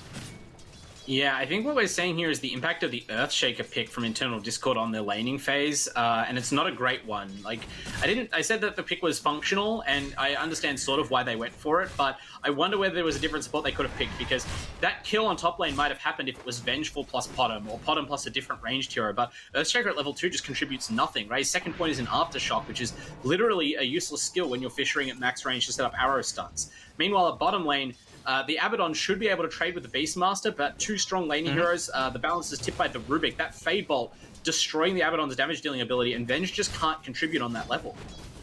Oh no, he can't get 2 coins, because I feel like you can't kill the Abaddon. You just turn for the Venge himself, try and keep him down very low. In fact, putting on the shield, putting a little bit of pressure on the Beastmaster, keeping it back, going for the balls, really putting their attention on just shutting down these balls of the Beastmaster so he can't get that domination in the lane. Yeah, I mean, it's obviously critical. You don't want those balls to be hitting you. They do add up damage very quickly, and the slow can leave you caught out in, any position nearly. So focusing down the balls is good, and we can see the resilience of Abaddon. A different carry, I mean, Abaddon's not having a terrific time, but an ordinary carry hero might really be already struggling in the lane, but Abaddon's just kind of fighting through it with the shield HP and, move speed and attack speed that the hero provides. But so far, so good. All the lanes are going well. I mean, nobody's died in any of them, but everybody is getting farmed. The supports aren't exactly dominating or getting the kills, but they're still securing their cause. Everything's A-okay. Is this favoring one... Actually, Abaddon? No, he's good. Is this favoring one side or the other here? I feel like Invoker's a little bit slower than the Void Spirit here. Yeah, I mean, it's very, very similar to Game 1, right? Like, the heroes have changed, but the game plans remain basically the same on each side. So, as before, Internal Discord will be happy to not be giving up their lead. They're still in a position to push early, as Miami just brawls with Johto in the top lane. But it does mean that if they aren't significantly ahead, then the pressure is on for them to find immediate success with their push. Like running down the Beastmaster, it's Abaddon. He's just going to wow on you, but you get the first blood the other way. Sentinel finishes off the Venge. Can they finish off the Beast? It is taking them forever. They're chasing, they're going. They've got the Fade Bolt to lower that damage again. They've got to get another curse onto this Beast. He's not even dead yet, and now Input needs to run the other way. Sentinel's just cleaning the balls are coming, and then they've got the vision to make it a double for Toons Reborn just in time for the runes. That's pretty brutal. You sort of see that happening as the Beastmaster just slowly walked away and the Vengeful got chased off by the Rubik. And again, these supports are making the difference in the laning phase. Maybe they get a kill top. Pounce away. Gotcha. He jumped into the Mirana, but the arrow on the back, but they're not fully through. He went back to hit a creep. Okay, didn't matter. They get Gachi in the end. They get the creep as well, so double the gold, double the kill. And okay, is that worth it there? You've lost the Abaddon and the Venge in the bottom lane, and you killed the Suck. Are these even trades? Dire's top yeah, close enough to even. Like, I mentioned the Abaddon needs to be ahead, and he's kind of struggling a little bit, but as long as he's not getting completely destroyed, your other two cores are doing quite well, so you should be all right. This Slark is getting shut down decently, or at least not exploding out of the laning phase, so you will have your timing to push. Abaddon can just build defensive items. You really just need him to be up front, hitting the towers and being a front line, and your Invoker and Mirana can provide the damage, it looks like. Very necessary arrow hit and kill there, as the Earthshaker couldn't get into range to get a stun, almost cost them another kill on Slark. And interesting to see as well, Ilium is going Cross Exhort as the Invoker, not going Wex to drain the mana away from the Void Spirit. He's just looking to kill the Void Spirit with a nice timed Sunstrike. Yeah, I really like this. Adding the damage is definitely what this team needs more than the control, right? They've got a good array of stuns. They're quite survivable. Having that Invoker damage up earlier is going to make him much more of a threat with this Curse in the team fights, as well as a tower pushing, hero with the summons. So, good idea to build this particular Invoker build. Yeah, it seemed like a good idea so far. Okay, a little bit of damage on the roof. It doesn't seem to look like it's going to be a kill, but the pressure is going both ways. Abaddon isn't level 6 yet. Getting hit by the fade from Sentinel. Those Hawks are really paying off with the vision here. They're keeping this safe lane on Eternal Discord so low. Yeah, and now here comes Hobo on the Void Spirit. This is going to be brutal. Stun, go back on the roof, but that means you can't stun the Void Spirit. Okay, dive on through, gets a step, but they lose Gachi as well. So Venture said, you need a little bit more here, and then going to find him. Hobo going down the wrong set of trees here. Batten is safe for now. Actually, he's going to cut his way into this Void Spirit. 1, 2, 3, nowhere to get that TP. Okay, he doesn't even need it. He's just going to kill him and walk away. Huh. That seems Fair like enough. it must have been a miscommunication. I'm certain that he ran in there expecting a Sunstrike, or at least a teleport, because there's no way that the level 4 Abaddon beats the level 6 Void Spirit, you know, even catching him TPing, but no Sunstrike or teleport is forthcoming, so you just feed your safe lane core for some reason. Middle tower is under attack. Yeah, but we are feeding both safe lane cores it is. There's so much pressure on the side. He's died twice so far. Batten's died twice himself. So both of these Garys kind of having mirror laning stages here. Yeah, Slark coming out a little bit more farmed, it looks like, but I'd say it still favors the Abaddon because, of course, the hero just doesn't really need items to do its job, whereas Slark, as we mentioned, wants to build a couple of them, and that Slark's sort of 2 or 3 item timing is definitely the turning point that Twins Reborn are playing for, you know, barring a complete collapse from ID. So, you know, ID happy with how that lane's going. Oh, roll the bottom, going straight for the Abaddon again, make a triple. He's gone, died 3 times on the Abaddon. He is never going to get that level 6, no matter what they can. Mysterious is not going to do it. He's going to keep pushing this tower. Venge is walking away from his core for a couple seconds, maybe to try and pull a lane, but every single time he does, they just take the opportunity. Yeah, things have really started to turn bad for the Abaddon, just not able to sustain the shield spam that he maybe once would have been with better mana regen on the patch. So, you know, that's a consequence, I guess, for this hero, but also more just the lack of rotations for internal Discord is really baffling. I'm sure that with a support Earthshaker, that's one of the hero's strongest traits, is being able to counter gank under towers by teleporting in, throwing that immediate fissure, locking off the retreat. Not happening this game, and Ilium not even throwing the Sunstrikes. Gary? Ilium, what? He's caught. Looks like that we've lost the Invoker for some reason. Really struggling there. Okay, Yeah, well, that's I an mean- interesting pause. I don't know if someone's disconnected or... They're probably just thinking, what the hell's happening? Because Ilium, he just got dived by Hobo, and then just the commitment out of it. He didn't have a response, and I guess that's one of the downsides of going cross exhort. If Void Spirit jumps onto you, there's no Tornado to save you. There's no Invis to save you. I mean, I think if we looked at the Invoker briefly there, the Tornado is actually invoked currently. Like, it's Tornado... man. Cross-Wex spells are invoked, which maybe explains why we haven't seen the Sunstrike hitting the other lanes. Perhaps the presence of the Void Spirit is... Yeah, look, Cold Snap Tornado invoked on the Invoker, so it seems like... Oh, wow, they're going to get the turn out of this. Maybe this would be huge. Yeah. Takes him out. Okay. Kills him. Turns out the other way. I was like, okay, Ilium's dead, but turns out not. The rotations, as you were talking about, when they come, they pay off, and Goddream saving the Invoker there. I don't think I've ever seen that. That's a really interesting fake out. You're skilled Exort early on your Invoker, but you have the Cross-Wex skills invoked, so you're able to kill your lane opponent. You don't contribute the Sunstrikes to the other lanes, which has tripped up both teams, but, you know, pays off in a way. It does. It's giving pressure on. Abaddon's dead again, though. Man's trying to get level 6, but it ain't happening. Johto, he's trying to help his carry, but he's just running on back to finding Marana, but Hobo's back. He died before, but the Fisher is good for Miami. Doesn't save Johto, but it is going to feed them Marana in the back, give Gachi that permanent stat that he always wanted. So, not too bad. Sox got pressured in the lane, but he just got a free kill. Feeling pretty happy, and even with the runes coming out there, Void Spirit, happy to pressure them as well. The one thing is that the Void Spirit being up here means the Invoker is free to hit the mid tower. He's not doing it right now, but, you know, the Void Spirit being out of lane is kind of just a subtle acknowledgement that the Invoker has decisively won. Look at the CS on Invoker compared to Void Spirit, on top of that kill he just got. And look at the XP difference between the Slug and the Abaddon here. Level 8 versus level 5, and yeah, okay, level 6 now, but that kind of just means more stats for the Slug. But look at this, the Abaddon is running at the Slug with no fear. I mean...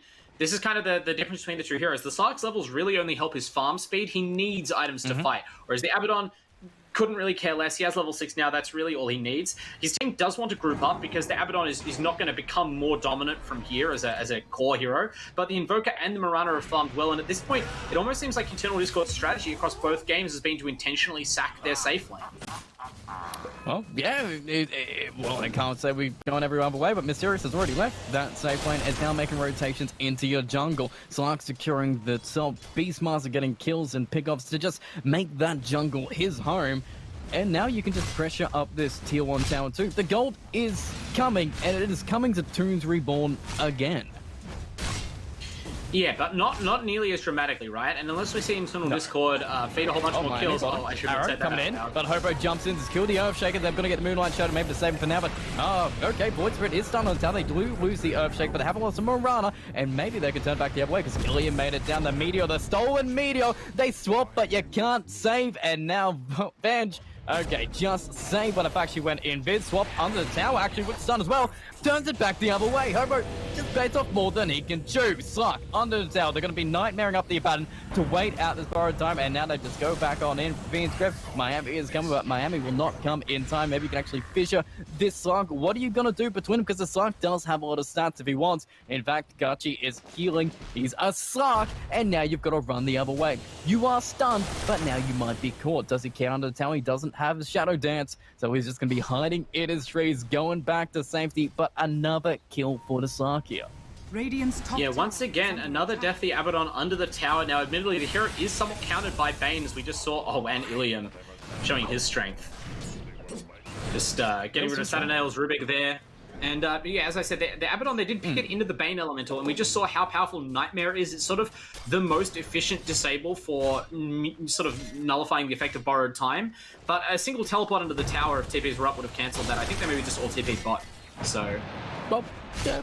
Well, they tried to keep the pressure on Slark here again, but he can jump away. So at least Abaddon is farming now, and one, good story here. Miami is level 7. The man's got Echo Slam. He can make those rotations if he wants, and he's got at least a good team to go around it. Invoker has some damage, so if you do the Fissure, the Echo Slam, and with the Sunstrike, you can basically kill any of these heroes. Yeah, it's kind of surprising that we haven't seen that combination happen in the first 13 minutes of the game. We're seeing Abaddon die again, though. I mean, those Nightmares are pretty good. Stolen Shield too as well. Shield comes back. Shield gets popped on off. Sentinel takes it. Gachi gets himself some more stats for his troubles. And things are starting to melt up against Eternal Discord here. It's staggering how much this is like Game 1 GTH. They aren't pushing. They aren't taking advantage of their lineup, right? Like, they must be farming towards... Yeah, okay, it's Orchid on Invoker. I was about to say, oh, they go for the kill here. Finally, the Sunstrike. Oh, no, but Hobo, he's got him. They've got a vision, they've got the shield, the stolen shield saves his life, the tornado will pop it, Rubik is running, he is fine, and Void Spirit comes on him, the brawl, they get the Invoker, they screaming away, and Vance is trying to run, he's gonna go Invis, but Dust is gonna be pumped up anyway. The kills are there, 3 kills, and that seemed pretty good. The Earthshaker got the setup, the Fissure, the Enchant Totem to the Sunstrike, what we were talking about, but the entire team of Toons Reborn were there to respond, and Void Spirit, man, he loves to respond.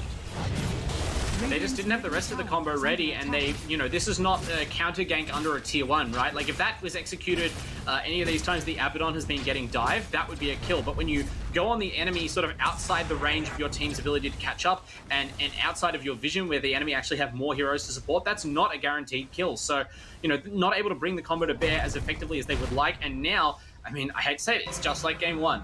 They missed the push timing because they're waiting for this Invoker Orchid, and it's just going bad. Well, Banner's been caught again. I mean, he's got borrowed time again, but as it happens, it's for the 3rd time. Okay, he does get away for now. Shield comes out, Fiend's Grip stopped the save, but he's still getting hit by the Fiend's Grip anyway. So he's going to go down. Mysterious does get traded in the air, but the bench should be dead in the back. Miami moving forward. What does Miami want? He wants his Fissure stolen. Stolen, saved. They do get tower shots on the back of the Void, so maybe that pays off in the end. But Ilium, he's going to be Nightmare himself. Gachi is setting up on him as well. They've got the Sentry placed on down to Nightmare. A little bit awkwardly timed here, but now Gachi's by himself. The Invis is there. The Sentry's going to run out. The Echo Slam's in control. The arrow in the back, it's adding up. They've got technically 4 heroes here, but can they do it? No. Shadow Dance pops it, and Slark is cleaning up. Morana is stuck there. They do know it as well. They don't have any wards to place it. There you go. You put the Sentry for the vision, you jump on up, and you get yourself a 3rd. Oh, what is Eternal Discord doing? It looked all right there, but really, Toons Reborn, they're playing out of their minds. It's just, again, like in game one, again, internal Discord, they're starting to die off piecemeal. They're not able to bring their 5 heroes together and combine their skills effectively. There's just very slight misplays. Like the Vengeful Spirit there, right? Your Abaddon's getting gripped, so you have the Vengeful there to support. Maybe you can buy time for your team to come in. She swaps the Abaddon, which does not break the Fiend's grip, and level 1 swap doesn't take him far enough to actually save him. I think the plan was to swap the Abaddon to get herself into range to then swap the Bane with the second charge, but she swapped directly into the Void Spirit Remnant, which just meant 2 kills went down instead of 1. And then when they go on the Slark with the Echo Slam, there's not enough damage to follow up. I don't know what Invoker had invoked, but it wasn't Meteor, so they don't have the damage, and things are rapidly falling apart now. And Abaddon, he's farming the Radiant. It's a few thousand gold off. Do they have the time to get it? In fact, they're going to be losing Miami again. Sark pounces, Void jumps on in and gets himself a leash and another kill. Man, Bob steps in. He's actually going to find another with stolen pounce. He picks up Edge again. There's a stun, there's a stolen wave, and we're just adding the kills to the tally. It's 9:22. It's an 8k gold lead, and we're pushing these towers pretty hard. Yeah, I mean, Radiant seems like high risk, high reward. You could also say hopelessly optimistic, given how hard the Abaddon has been shut down. Oh, as the Invoker. Maybe Slark. He's burning. They get it. Okay. Maybe that's worth it. 515 gold. That's more than the 483. Need positives, man. Yeah. We were finally able to see the usage of the Orchid that they delayed their push for, right? Like, they waited and waited for Ilium to get this item, and they, you know, maybe lost the initiative while they did so, but it does get them the kill on Slark. The only difficulty is you have to wait for the Q to go off to be really sure about using it, and I think that that forced delay where the Slark just gets to a head start on killing you means that there's a trade there instead of the clean core kill that you want to get out of the Orchid item. The item has also been nerfed this patch, so that's worth considering. You've got to really figure out how you want to play this game here, and really, it's up to Eternal Discord to figure out how they get back into this game.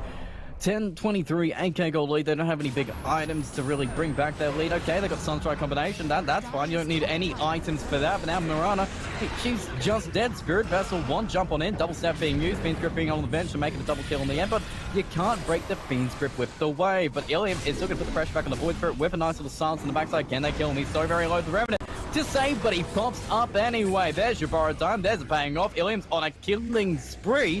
Maybe that's exactly what you need. 3 bodies being run at you, but now Gachi, oh, he just dodged the Echo Slam with his Dark Back, and now he's just jumping to kill. The borrowed time is there, but he silenced his Cold Snap. He's trying to run on back, but he got another silence going out. The Nightmare from Choto is a good save, but a double tornado keeps him in range. He's just going to run away, pounce on out. In fact, he does go invis again. Maybe he just wants to jump on in.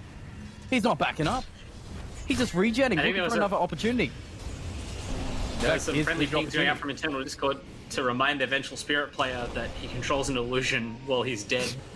That can hit, you know, a disabled silent Slark who's got Cold Snap on him a couple of times. But that's a demonstration of power. Yeah, I mean, it's relatively easy to forget if you're used to, I don't know, alt-tapping while you're dead, but... Like me. Yeah, speaking of dead, Johto's dead. He got caught on out, blown on up. The kills are coming back. Abaddon is just sitting here. DD popped though. So now Void just goes in and blows up the bench and looking for more. He found the Abaddon the borrowed time. Should be there. Yeah, it popped. But with the shield is still on him. It hasn't popped yet. The Revenant is going to be missing. Can Hobo actually find him? His stamps are run out. He can't actually initiate again. And I guess you're losing support for support here, but they're seeming more positive. Eternal Discord aren't completely falling apart, not losing 4 heroes, and maybe they lose a Roche out of this, but this is at least space for them. Yeah, I mean, again, like game 1, they've kind of regrouped and they've been able to take a couple of team fights that emphasize their strengths. I think I want to shout out XPR was a little bit awkward on the Pangolier in game 1. He was the one sort of feeding kill after kill. But this game on the Mirana, going massive, just hitting huge arrows, getting consistent solo pickoffs, really just clean execution in terms of maximizing the burst damage, which is vital to killing these flexible cores. And it's really kind of bridged to this mid game where now, between the Invoker Orchid and the Abaddon's Curse, you have this very consistent chain silencing going down. That means that even though this Void Spirit and the Slark kind of felt strong there and they were playing very aggressively, we just saw them get turned on and killed even after taking the opening kills of a team fight. So I think Toons just need to slow down a little bit. They have the farm advantage. Their heroes are, I believe, stronger in the late game. And I think just like last game, we're going to see these 2 cores pick up BKBs, and then it's going to be a really hard time for internal Discord to play. Well, I guess we'll find out. We've still got the time. Gachi notes that he's been seen, and Miami going to get the fish. The arrow misses anyway, but they're blocking 2 on the high ground. Double Sunstrike. They're going to share it, but they're not sharing the depths. They're just running on back, and Gachi is just manning on up. He bounces down to the lower ground, finding sense now. They got the shield. It will pop in the back, but they need some more control. He's running, he's stance. He's going to be out. He does purge off the stance in the end, and Void Spirit has shown up too. He's going to get himself a triple rift in the back, but it's the Fiend Script controlling him. The Echo Slam ain't killing anybody yet. Gachi is fine. He's on a killing spree. Input, he'll shield off the Spirit Vessel, but you can still chase him down. Nice little enchant totem to keep him safe there, but Miami is going to dodge the Remnant and give up his life to save his Abaddon here, but the push is ready to go on. The tier 2s are ready to fall, and we've picked up the Necronomicon just for that. We've got the balls, we've got the Beastmaster, we've got the power, and even Sark, he's on here right now, but he can join the team once he can push in the tier 2 top. They've got options on the side of Toons Reborn. Yeah, I mean, this is meant to be the Necronomicon is dead patch, but as we mentioned, if you can disable heroes for a long time, they put out massive anti-hero damage, and you've got Raw and Fiend Script and Lift and Void Spirit Remnants. This is the perfect team to stack Necroballs. And charge down tower. Tower's not down yet, but Abaddon is absolutely dead. Void Spirit just keeps on diving in the back lines. Okay, he's Nightmare for now, but can you get the kill to save him? Nope. Yeah, can't do it. He moves on back, dodges the Tornado, and he's absolutely fine. No Sunstroke going to be laid on him, but a fish will. Okay, Aegis pops. Can they get anything more out of this? Is the Aegis enough for them? Gotta silence him, get the Meteor on top, but he's moving out of the way, and Sark is jumping in. Pins him down as Invoker, and with a slice on through from the Void, he is gone. Jump on back, and we're done. We have buybacks, but it seems like they can't exactly respond. They're trying to find Gachi in the back lines, but this time the control isn't up yet, but the Sunstrike does it. He's gone. 471 gold going straight to the Invoker with the buyback being used, and now they're charging away. Abaddon TPing him, but what can he catch? He isn't Abaddon. He doesn't have control, but he can get the silence with the Orchid. We got 2 hits. We got the Nightmare. We're using borrowed time early to try and get the silence in the Void Spirit, which isn't coming, which means borrowed time is now down, but this Rubik will go down first. Void Spirit diving in the finish of the Vengeance backside. They do get a finisher, but nice Remnant usage just makes sure they can't get anything else out of it. With the Fiend Script being used on the Abaddon, the Tornado aimed perfectly between the 2 of them, and Abaddon's now charging for now, but remember, he doesn't have borrowed time. He's getting so low, and now they can take him out, but Invoker's on the high ground. What's Invoker doing on the high ground? He's just on the heel. Void Spirit goes up to find him, but he just dies to him, and they get a team wipe. They clean up Toons Reborn. Massive plays. Look at how powerful Internal Discord's lineup is when they play together. We mentioned that the interconnecting network of the all chat about that Slark def. Admittedly, that was a huge help, right? The Slark's just diving deep into the base and getting Sunstriked, your number 1 carry going down essentially for free. Not how you really want to open a fight in the enemy base. Left Toons Reborn awkwardly retreating. There are going to be some harsh words with Gachi about that, but Internal Discord, they take full advantage. Their Abaddon plays fearlessly. Yeah, okay, the borrowed time gambit didn't work out, but it shows they understand what they need to do. How important it is to just charge forward with Abaddon. It doesn't really matter if he lives or dies. He just needs to be this constant threat. Prevent the Void Spirit or the Bane or whoever from playing as freely as they would like. And, you know, as soon as he gets Fiend Script, it doesn't matter that he doesn't have borrowed time. The Tornado coming out instantly from Ilium, who's having a great game on this Invoker. That high ground play when the Necro Summons came out, very smart stuff. Otherwise, I suspect he might have died to the swarming demons, but as he just stands up there and just turrets them down. So maybe a turning point. They are still 10,000 gold down and probably not scaling as hard as the Dire side, but you keep yourselves in the game. I think the famous quote that's been bandied around lately from Kuroki, I think, or Puppy, is that you can't lose if you don't go high ground, which basically means no matter how far you are behind, if the enemy haven't forced your racks yet, you still have the chance to turn things. Fair enough, and it seems like they do have the chance of doing things, but Toons Reborn, they don't want to give them 2 opportunities, so they're going to smoke up themselves. But inversely, Eternal Discord, they've smoked up themselves as well, so we've got double smokes, but nobody's finding a single hero yet. Moving in mid lane to cut that mid wave out, looks like maybe this is the opportunity Eternal Discord works, because Miami's going. Moonlight Shadow is there to jump on in. Do we get a control? The X-Lane, no, he's going to be silenced up instantly. Nice Tornado save, but it doesn't add up with the Sunstrike correctly, so he misses the damage and they're running on back, but they just jump on through Bunny. Battle looks like Beastmaster wants to get a roll, but he can't find himself an opportunity yet, but the Necronomicon creep is dealing with the Earthshaker. It doesn't matter if you're in Fizz, they give you vision and they give you kills. Johto being traded, so far we lost 2. Invoker dies in the back and we've caught ourselves a 3rd.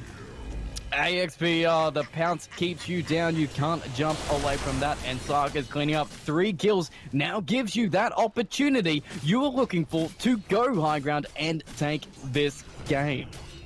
Yeah, I hate to say it, that might have been Internal Discord's last gasp attempt. It looked so good. They had a really smart play, smoking up and then using the Moonlight Shadow, so you have double advantages. You can't be picked up on sentries, and even if your smoke breaks, you'll still be normally invisible. But then they blow it with the blink from the Earthshaker, which just reveals their whole initiation. And the fast fingers from Hobo means that the Echo Slam actually outright missed, which is the worst way you can start a team fight. Then Invoker going all the way deep into the fight with BKB, thinking he'll be safe, but stranded from his team, he just gets Fiend's Grip for the entire BKB duration. There's vision from the Necro Creeps, and you know, your team fight's gone from there. Your Invoker has died back. The game just ends. And it's looking pretty much like that. The tower's melting. Looks like hell.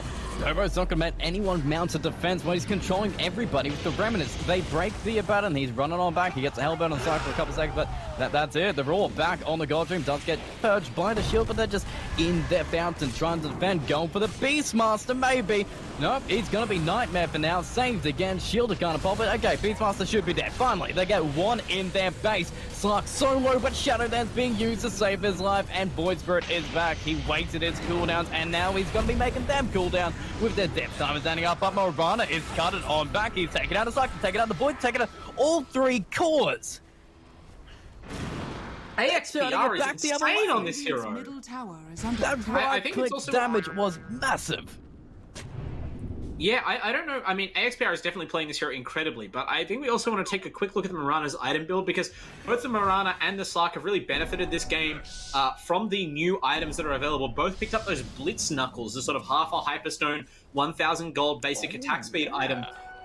Synergizes really well with these heroes. Like, think how many kills this game Morana has just had the damage to get, right? And it's that attack speed allowing her to pump out the arrows very quickly following her leap. And now building into, I believe, the MKB that's really setting it off. So, you know, a great way to adapt to the new patch, and really strong play on a non-standard hero for the position. Maybe the source of a comeback? Potentially. I mean, it's feeling much better now. They've walked outside their base. They're hitting some creeps. They're working on the BKBs. The next item's coming up, and they've got enough space. The neutral items are coming back, and I mean, it's still a 12k gold lead, but it's feeling good. You see the moral spirit in this team. You can never break Eternal Discord.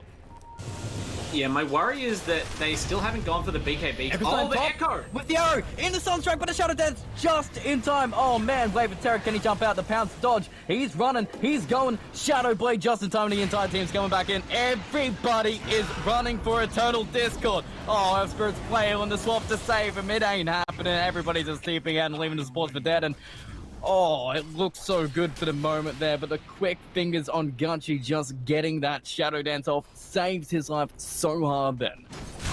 Yeah, I'd have to go back and check the replay. Did he have a Dark Pact running from farming that saved him from the chain stun? Because there's no way that you should have a window to press Shadow Dance. They were waiting it just at the end. He pushed it on the creeps, and they tried to time the Echo Slam. But yeah, I don't know if it was just the last second there, because, man, you really need to be so quick to just pop you up there, because it's instant on the Echo Slam. You really can't, you know, make any of those plays. Yeah, it's brutal, right? If you, I mean, like you said, it's instant, so you should be able to get it off. And then once that Echo Stun lands, there should be no window for Gachi to use his spells if his team can't come to rescue him. And that's clearly the plan. It's a great idea from Eternal Discord, executed quite well. But then, you know, as soon as you make that 1.1 of a second mistake, Slark gets the Shadow Dance off, and you can't get the kill anymore. And unfortunately, leaves your heroes hung out to dry. So not going to be the end of the game, as they've mostly respawned. That's their one reprieve, but doesn't help their chances when they're already 14,000 gold down. Slams it still on cooldown though. Abaddon's trying to defend it. Morana's trying to do damage. Vision on the back to make sure Rubik can't steal anything major, but they're getting the control on the Abaddon. He's just sitting there. He can't do much, but hit a couple of Graves. Tornado's pretty good. Hits the Slark in the back, but he just purges off with the Death Pack anyway and moves on back to safe zoning here.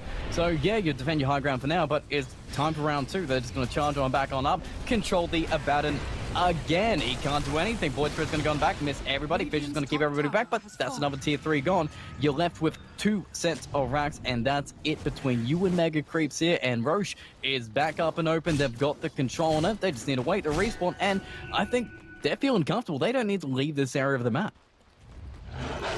Yeah, this is starting to reach the end game. I mean, I mentioned Internal Discord's whole game plan was meant to be the push. They actually went harder on the push strategy with this draft than the last draft, and I thought that was going to pay off for them, have a stronger plan A and all that, but they, again, just kind of had a tight window from not winning their lanes outright and then missed that window. Okay. Goes for the... There's a window there they're going to bring to themselves. Stars on the Bane, man. They're going to kill this Bane. He's gone, but what else comes of it? The Moonlight Shadow doesn't mean much. You got a Necronomicon 3, so you got the vision, and that's what Hobo's taking advantage of. The arrow's going to miss. Sentinel did steal a nice little arrow, but it's not going to hit a single soul. Sentinel jumps in, gets control on the Invoker. They need to get the kill on the Invoker, but now Miami's getting control on the backside. Just keeping the Void Spirit back, but Star's going to be there to control the Yule's have to keep him alive. Bane ball back, jumped on in. Rubik ball back too, but Abaddon, he's got the borrowed time, and now I think you're going to run. Invoker does get the buyback, but Fiend's Grip is on cooldown, so I guess it doesn't really matter, but this is a very split fight right now. Toons Reborn have got their entire forces back, and Abaddon, he's hitting the beats. They're going to get the Sunstrike too. The Nightmare can't save him from that, but what can you save him in the backside? The shields are pretty good. Keeps Mirana alive. He's got the right click to the back and gets Hobo again. Sentinel jumping back to Stolen Pounces. They do finally get the Mirana. She does have a buyback, but she's holding it for now. They're running at the side. They're baiting out the side, but a Nightmare again to save. Nice swap on the bench. Keeps the Nightmare back, but Input can't get any damage on this side. He's going invis and waiting for the reinitiation. They can see him. The sentry was placed down. They can't bait him out this time, but he is still able to run on back. You have one sentry and only a little bit of vision, and Ganchi isn't even done yet. He's looking for another opportunity. They've got Nightmare, they've got a Bane, they've got to go on back, but for what it's worth, Eternal Disc will get out. That's a pretty good fight. There's some big kills there, and that's even more space. As long as they don't force it, they're going to be really happy with that. Ilium is trying to go Super Saiyan on this Invoker, invoking every possible spell, throwing out all the items. I bet he wish he had even more gold so he could buy an Atos or something to try and control this Slark, because that is the real problem, is this team just like kind of has no answer for Slark as he gets progressively more farmed, and I'm kind of surprised that Gachi hasn't won the game yet. But... They Nightmare the Abaddon again, but this time Slark came in to say hey. And now you start to go on borrowed time. Okay, what can you do? You split the fight between them, so Slark is going to pounce it back. He saved Abaddon, but Beastmaster's coming in. The Nightmares are going to be... Oh, man. You got to sacrifice someone here, unless you get to force up save. All right, Purge on the Necronomicon creeps. The ball's a little bit awkwardly timed, and Bench is going to be slowed. He is going to be not killed with Tornadoes there. Man, Ilium really just throwing out the best Tornadoes this game, saving all his heroes and keeping everybody alive in this game. Yeah, he has an absolutely vital role. His kind of control and damage, and the main carry of the team really is the, pub Invoker one-man show at the moment, but I don't, he does need help to take down, especially this Slark, as the game progresses, and it's troubling with how the Abaddon is falling further and further and further behind. Like, borrowed time won't help you forever. We may even eventually see the combination silence come out, and if you can stop the Abaddon from activating it completely. Silence and break. They tried to rush, but it's not going to happen. They just plan on in. They actually predict the movements coming out for Eternal Discord, and now they're making them pay. Bench is there, but Bench can be taken on the back. The borrowed time is back on the Abaddon just to make time for this Invoker, but they got the control on the Invoker. They kill the Invoker. He buys back, but the Echo Slam is good for Miami. He gets a 2 on the backlines. He cannot save him. Maybe it can save the Abaddon here. He is still pounced. He is still controlled. The Sunstruck is coming. It finds the Void Spirit again, and now they've got 4. Gachi, he's by himself. This Mirana is cleaning up. She finally goes down, but they've got the Invoker, they've got the Abaddon, they've got the damage, and he doesn't even have the Aegis. They pulled out, and now Eternal Discord go on in. They're taking this game back. That's unbelievable. The impact this Ilium Invoker is having is tremendous. I mean, look, credit to the rest of the Internal Discord. They have really tightened up their play. Input, for all that he's been absolutely destroyed and shut down this game on the Abaddon, we're seeing the strength of the core Abaddon here in that, it just does its job. All you need is borrowed time and curse and shield. You can't really nullify this hero completely because it's so hard to kill him through the borrowed time. And I wasn't 100% serious about the Break Silence combo before, but I mean, they may as well go for it at this point. Like, they do need to be able to kill Input at the start of a fight, which they are not managing, and it gives the other heroes from Eternal Discord so much chance to just line up their spells correctly. Yeah, it's really paying off. I mean, he had a bad laning stage, to be fair. He had a bad mid-game to the stage, but it didn't seem to matter. It's kind of like a Rave King. He just needs to sit there, take some punishment, and let the rest of your team do the business. You can hit and save and do your thing, but everybody else is playing so well on Eternal Discord just to make up for his bad farm, and then that's now making Input shine in these team fights. Yeah, I will say the one thing that favors Toons Reborn quite heavily is the BKB timings, right? Like, Ilium has been running a BKB in these fights for like 10 plus minutes now. He's gone a lot of charges. He's not 5 seconds yet. He will be soon. And he does need it, right? Even though it's not proof against the Bane Fiend Script and the Beastmaster Roar. Once the BKBs come out on the Sark and the Void Spirit, things are going to be much more difficult for Internal Discord. They do not have those BKB piercing disables. There's going to be no way to control this Slark at all, and I feel like he's going to run at Ilium and kill him. The last time Ilium died, he was forced to buy back. He does have more items now, and the Aegis, but if you don't have that Aegis and you die, I feel it's just going to be too easy for Toons Reborn to force things. There needs to be some move by Internal Discord to end the game sooner, so that can't happen.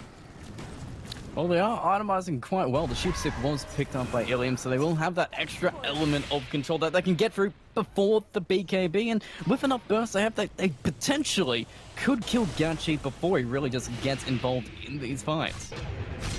Yeah, absolutely. That is their one huge hope. If they can catch the Slark or the Void Spirit, but I mean, really just any hero, disable them with one of their silencers or their Hex, and then just pour the nukes on them, the Echo Slam, the Sunstrike. They have so much burst damage and several ways of instantly initiating, but it means the pressure is on them, and we've seen them mess up that initiation several times already. That is true, but then again, they may have just been practices for this moment. Slark has the Silver Edge, so the break half of the break silence combination is online. Of course, Abaddon's Borrow Time, a very interesting skill, can be manually activated to purge disables, also activates automatically when he's at low health, breaking disables, so normally very difficult to stop him from using it, but if you break the passive activation part and silence the manual activation, then he can just die. I guess we'll find out if we can, because I think we've got a smoke formation coming in. This Aegis is ready on the Evoker, so I think we need to paint it off some way right now. But every single time, this mid-wave keeps on pushing in. So Eternal Discord, if they want to make a play, they're constantly having to come back and deal with this mid lane. Those early racks are really costing Eternal Discord, just taking advantage of this Aegis and allowing Toons Reborn maybe to make a smoke play of their own. Yeah, I mean, they haven't fought into the Aegis, which, to their credit, they shouldn't do. But it is allowing farm time, and this Mirana continues to scale. It's going to be AXPR, who has to carry a lot of the burden of helping to bring down this Slark and this Void Spirit. And these leaps, I mean, it's a tricky skill to use at the best of time, but against such mobile heroes who have complete control over their movement, AXPR's played a great game so far, but how long can you keep it up? How long can you dodge away from them with perfect position? There comes in. Fisher's going, arrows missing, and maybe they just retreat right now. They tried both sides. Everybody blinks, and they're going to go back to their side of the map. It may be a 9k gold difference between these two teams, but really, that gold lead isn't too much. This game is insanely close right now. Yeah, it's come right back, and I guess Slark, in the way that Gachi's been sort of fighting a lot and dying in all the fights, hasn't kind of produced the gold lead that we would have expected for the Slark to have attained by this point in the game. Internal Discord have won enough fights to get back out on their map. They've been able to hit creeps, and I mean, even the Abaddon's recovering. He's caught up with the Void Spirit somehow. This game is so wild. Hell yeah. Well, the one thing that I will say is, you'll talk about BKB charges and BKB timings. Slark's not even considering the BKB. It's got Satanic Lincoln Sphere coming in. Is that really going to hurt him? Well, look, Lincoln Sphere did get buffed, and Satanic, it costs 500 gold more now, but it's still as strong as it ever was. So this is kind of a very greedy build where you choose not to go BKB at all, and with the Slark's inherent ability to shrug off disables, you just want to be kind of permanently spell immune in a way, where you've got status resist from the Satanic, you've got the ability to purge disables with your Q on a short cooldown, and the Lincolns to block disables. They're just never going to be able to stun you. I would still rather just go the BKB. They were so far ahead that I feel like if Slark had just gone BKB, say third item, they would have won the game already. But, I mean, Gachi is playing his own way. Try and win it. Hobo's got it. He got Silence on the Abandon. Going to be trying to break him. They're going to try and taunt him, but the band's got borrowed time. He's got some stand here and fight. Gachi's coming. They're going to silence him, try and break him, but he just gets swapped out to save him. Benj is going to sacrifice his own life for it. Fiend's Grip is down. Abaddon is still fighting. They've got the Hex. They've got to control. They've got at least a whole bunch of damage on Beastmaster, but no kill on Beastmaster. Echo Slam, fantastic, but it's running away, getting safety on the Void Spirit. No kills each way. Only Benj roll to Miami. They're going to lose 2 supports again with the instant TP out. No, Nightmare's going to cancel it, and now Abaddon needs to fight. Can they buy back and Benj? Yes, they can, but can she get back to save the Abaddon? I don't know if she can move fast enough, because Abaddon's going to control. The borrow time is done. The Matter's gone away, and with the leash and the control they've got, they put him in the ground. 90 seconds, does have a buyback, and that was the opportunity that Toons Reborn were looking for. 3 dead, no buyback on the Earthshaker, and now they can finish off these racks. Yeah, it seems weird to say that the team who have heroes like, Abaddon and VS is the high execution lineup compared to the Void and Slark and all these sorts of high mobility heroes. Oh, as they get another kill. That's not good. He's got buyback. Maybe it's enough to go for it, but Beastmaster's jumping in a little bit awkward. He blinked in to summon a 4. I guess you keep the Abaddon back, but your buildings, not so much. They're going to be melted down. Tornado doing this every single soul, and maybe you save the buildings for now, but they can just move on back. They've got control on the Void Spread. He's losing all his mana, and now the BKB's popped on Mirana. He's trying to go for the Invoker in the end, but he has a gem again, so he's all right to go. Slark goes back to safety. They've lost the racks, but they've still got the racks in the top lane. Borrow time is going to be there. Maybe they get the control on the side who doesn't have the Ace. He is going to be alacritied up, because Rubik can steal that one, but now he's just going to be trying to clean everybody up. There is going to be a Sunstrike coming in. Everybody dodges that damage. Sentinel with the steals. It's looking pretty perfect, but they're trying to retreat. Or are they? Or is it just a bait the entire time? Sentry's being placed down. Gachi isn't leaving, but now he's in vision again, and he does break the Abaddon, but it was a bait the entire time. Some of Mirana can get controlled. They're going to get a Raw as well, but the swap to save. God Dream! It's not enough to dodge the Raw, so it ends up being a double, but man, it worked for a second there, but Abaddon, he's going to be working for a while. He's just manning up the damage. Void Spirit can't kill him. He can't get the swap into the fountain. He will be able to get away for now, but can he run away? 1, 2, 3. Hellbird just going to be glimmered up for now, but they've got some sentries already placed down to get away, but he can't control the man himself. The stuns are hard to land. Gachi is cleaning up. He's already killed 2. Make it 3. Miami's buying back. GG is going to be called, and Toons Reborn 2-0 Eternal Discord. It took them in game 2, but they brought it. They ended it. Abaddon spinning around in circles, but it doesn't mean they're going to get some points on the board here, because really, Toons Reborn, they are bringing it this week. Yeah, I mean, the Toons Reborn lineup was eventually the more powerful one in the late game, and as much as I liked Ilium's play and AXPR's play and the play of Eternal Discord in general, you just can't take 15 minutes to wake up and get into the game when you're playing a push lineup. Look at the Golden Network. It actually swung back in their favor. Oh, sorry, the experience did at least, man. But they managed to rope back the net worth to a sizable degree as well, and it's just they don't have a good way to deal with Gachi's Slark, even with Gachi sort of just building and building and building for the late game. I think not going for the BKB just reflects that confidence. He never felt like they had to end the game at any specific time. He could just continue building greedier late game effective items, and maybe if it comes to it, you finish with the BKB last if you have to, but inevitably the execution just faltered in a couple of fights. That fight at the Roche Pit where they saved the Abaddon, but the rest of the team wasn't there. So the Vengeance sacrifice and the Abaddon's borrowed time kind of just went for no trade. That's, all it takes when you're that far behind on gold. Yeah, just they're looking for one opening just to go on the high ground. I mean, they did take some good favorable fights. It seemed very positive for them, but it was always going to be one mistake from either of these teams, and it was going to cost them massively. And it cost them a 2-0 against Toons Reborn, putting some points on the board here and really showing that these guys, they're pretty good. Like we were saying the first couple of weeks, they weren't really bringing it together, but now they're here. They know how to play, and they 2-0 Eternal Discord comfortably. Yeah, absolutely. I mean, both games were a bit back and forth. There's definitely still things that they can work on, but I mean, I would almost take it as a positive. If you win and you go back and you say, look, our Slark probably shouldn't have died in the enemy base. That kind of made us take an extra 15 minutes to end the game. Just went a bit too hard. That's a very easy mistake to correct. Just Gachi, maybe keep your head on straight a little bit more. But the overarching issues that were plaguing this team, where their drafts didn't really come together or their teams did not really understand their role, those are gone. These heroes knew their role this game. Like Gachi was the farmer, and the rest of the team was making space for him.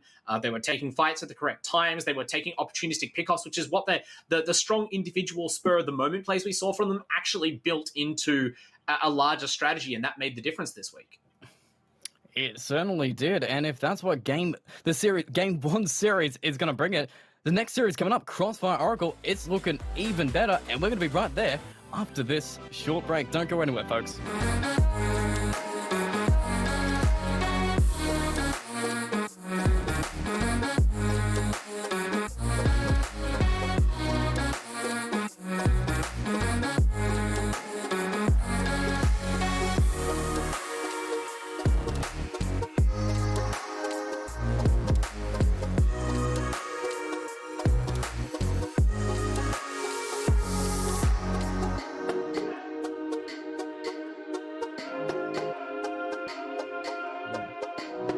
And we're back.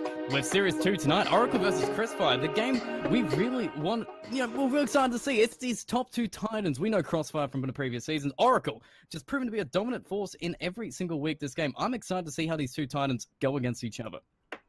Yeah, absolutely. Oracle have looked completely unstoppable thus far, but the skill of their opposition is only scaling up. Crossfire probably going to be their toughest challenge yet, and this is going to be a real decider to see whether Oracle are the genuine top dogs, whether things are closer than we think. A really, really important matchup as we head into the second half of the season. That is true. All these matchups are very important. If you can take a game off the top dogs, the people who haven't lost a game, Oracle haven't lost a game. If Crossfire can 2-0 them, hell, that's going to be fantastic going into the finals weeks. These games are so important, and these team makeups, they're what brings the games around. Yeah, exactly. Of course, the Oracle team lining up, also the Crossfire team lining up is nearly as strong. We always talk about how Oracle are always such the all-star team of the competition, but really, that's doing a disservice to these guys. Turbs, Baosu, Reverie, Xavier, Andros, all capable of carrying the game on their favorite heroes, very dynamic in the draft, really strong lanes, and that's what's kept them a constant contender throughout different LPL Pro seasons. Oh, there is a reason we do keep going on about Team Oracle, though. They do bring it every single week. Lose yourself, Zemistry, Kelvin, Godot, Warboons. These guys work so well together. Zemistry has just proven himself a dominant player in the mid lane, and Lose yourself, who's lost himself in the mid, has really found himself in the position 1 role. Yeah, exactly. The Zemistry of this team, just if we're going to be on the pun train, has been outrageous all season. Zemistry in particular, I mean, we pump him up every single week, but I'll stop doing that when he stops smashing the mid lane. So that's like challenge number 1 for any team playing against Oracle right now, is just how do you stop yourselves entering the game at a huge disadvantage because your mid laner, the highest impact hero in the early game is just getting destroyed no matter the matchup. And speaking of challenges, Reverie brings it every single week, but we're just going to get straight into the action, so we're not going to be waiting any more time. We want to get into these drafts, and we're going to get into these games, and we want to see these two teams really just play against each other and prove who's a domination. In fact, straight up with a domination pick, Groomstroke, a very popular pick in every single meta, is the first pick coming out for Crossfire here. Yeah, it doesn't really matter what the meta is. If Tobes is in the game, he's going to go with the first pick, Grimstroke, one of the 2 iconic Tobes heroes, Grimstroke and Lich. The Crossfire just pick all the time. Incredibly strong on the hero, and of course, a ton of really viable combinations. It'll be interesting, though, to see how Grimstroke copes with the nerf to Sage's Mask and regen in general, because this is a hero that really leans on its spellcast in lane, even more than the Bane we just saw. Multiple spells you want to cast early on, very high mana cost, spells are best in combination, and it's going to be having to run a lot of clarities and mangoes on that slower courier in order to keep up the same level of presence against something like an Ember Spirit. That is true, and Ember Spirit being the first pick from Team Oracle, very, very bold, but then again, we proved in the first series, Ember Spirit is still a very dominant hero, and he's able to just be so flexible in all his lanes. But speaking of flexibility, Legion Commander, a lane dominator, potentially landing up against the Ember Spirit here. Do you like that pick? Yeah, I don't mind it at all. I mean, we mentioned before, it's kind of interesting the way that the changes to regen and stat items and such have affected the patch. I mean, we're going to find out more going forward, but it sort of feels at the moment like the ability to force winning a lane by spamming regen is gone for heroes like Grimstroke. But if you're an out-and-out lane dominator like Legion Commander, or we saw the Underlord doing game 1, then it's actually harder for people to resist you because they can't just ferry themselves regen to keep up with your innate power. So something like a Legion Commander could end up being a really strong pick, but I mean, talk about strong combination picks. Now we have Coddle, Ember for the first 2. How did this slip through? Man, it just seems dominant. And even if you're talking about before, the mana regen problems coming in, Coddle doesn't care about mana regen. He gives you free mana and just makes sure you can dominate every single matchup. Coddle seems like he's going to be very strong this meta if these changes are really coming into play. Yeah, we're in this like perfect window where the Ember and Coddle like hero combination, whatever changes might be upcoming to these heroes, particularly Ember Spirit, I would hope, hasn't come into play yet. And if anything, their abilities and their combination is now even more in the spotlight, given everyone else's mana regen just got a lot worse, and the game got slower in general. The one question would be where this Ember Spirit lanes, right? We saw Oracle, was it Oracle or FFY who picked this up last week and ran it mid lane? Because that's where it's most impactful, I think. 10 seconds remaining. I think it was FFY playing it mid as being able to dominate it, because it seems like Lose Yourself is generally the Ember Spirit playing for Oracle, but then again, I'm betting Zemistry can bring out one hell of an Ember Spirit if he's forced to. Yeah, obviously, they'll flex it to wherever it makes the most sense based on the lanes, but it is, you know, if you have an Ember Spirit mid that does well in the lane, and if you have to pick one player in this competition to do well in lane right now, it's probably Zemistry, then the Coddle combo just can take over the game immediately with the very high power Ember Spirit you're enhancing. So we'll see what Crossfire have to try and discourage the Ember and force it into a slightly slower farming, slower scaling safe lane position. That's right. And actually, I was about to say, because my memory just completely sparked just there. It was actually Team Oracle. They played it both in the mid lane and in the safe lane. Lose Yourself doing it both times. So he just goes within whatever lane he needs to go in. So Oracle really flexible, and that's probably why they're so comfortable first picking an Ember Spirit. Exactly, and of course, you know, a different type of flexibility, but Lord Boons on the Keeper of the Light had a great performance, and, you know, just being so solid on every single support. Obviously has his signature heroes, but just, like, the positioning and the spell usage and the knowledge of exactly what he needs to do. You can see the experience in these players and how confident they are as well. It's kind of the X factor that makes them the top team in the league right now. Very much. And speaking of X Factors, so taking out Kelvin's Phoenix and Timbersaw. Very dominant heroes for the man to play in the offlane. We know he destroys many matchups that he shouldn't win with these heroes. Yeah, exactly. And I mean, that's matchups he shouldn't win. The matchups he should win, when you last pick the Timbersaw, as we have seen Team Oracle do, or even the Phoenix, if you have a lane that's not good against them, or that can't contend with them in early team fights, you kind of lose the game on the spot. So, you know, Oracle, they really are kind of a complete threat in terms of Dota teams right now. You can see in the draft, they're having to cover every base in terms of, you know, cheese picks, lane dominators, really uneven matchups, and even so, stuff like Coddle Ember is slipping through and posing an immediate threat to your draft that you have to counter.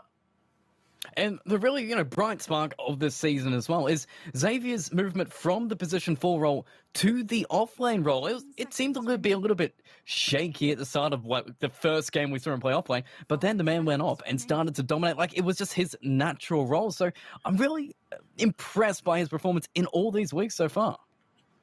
Yeah, I think it's the kind of heroes that they put him on mostly in that offlane role. I mean, he clearly has the sense for playmaking, and even when he plays supports, they tend to make sure he's on a hero that can move around the map, that can initiate. It just seems natural to transition that into a core role like a Legion Commander, where he'll have even more decisive power to swing games. And it's great to see one of our favorite players to cast, you know, blossom in this new position, as we have Earthshaker now being picked up by Team Oracle. Another great combination with Coddle, both in terms of, you know, a hero to funnel mana into if the Ember's not around, but moreover, a way to maximize the impact of that all-powerful Will-o'-the-Wisp ultimate.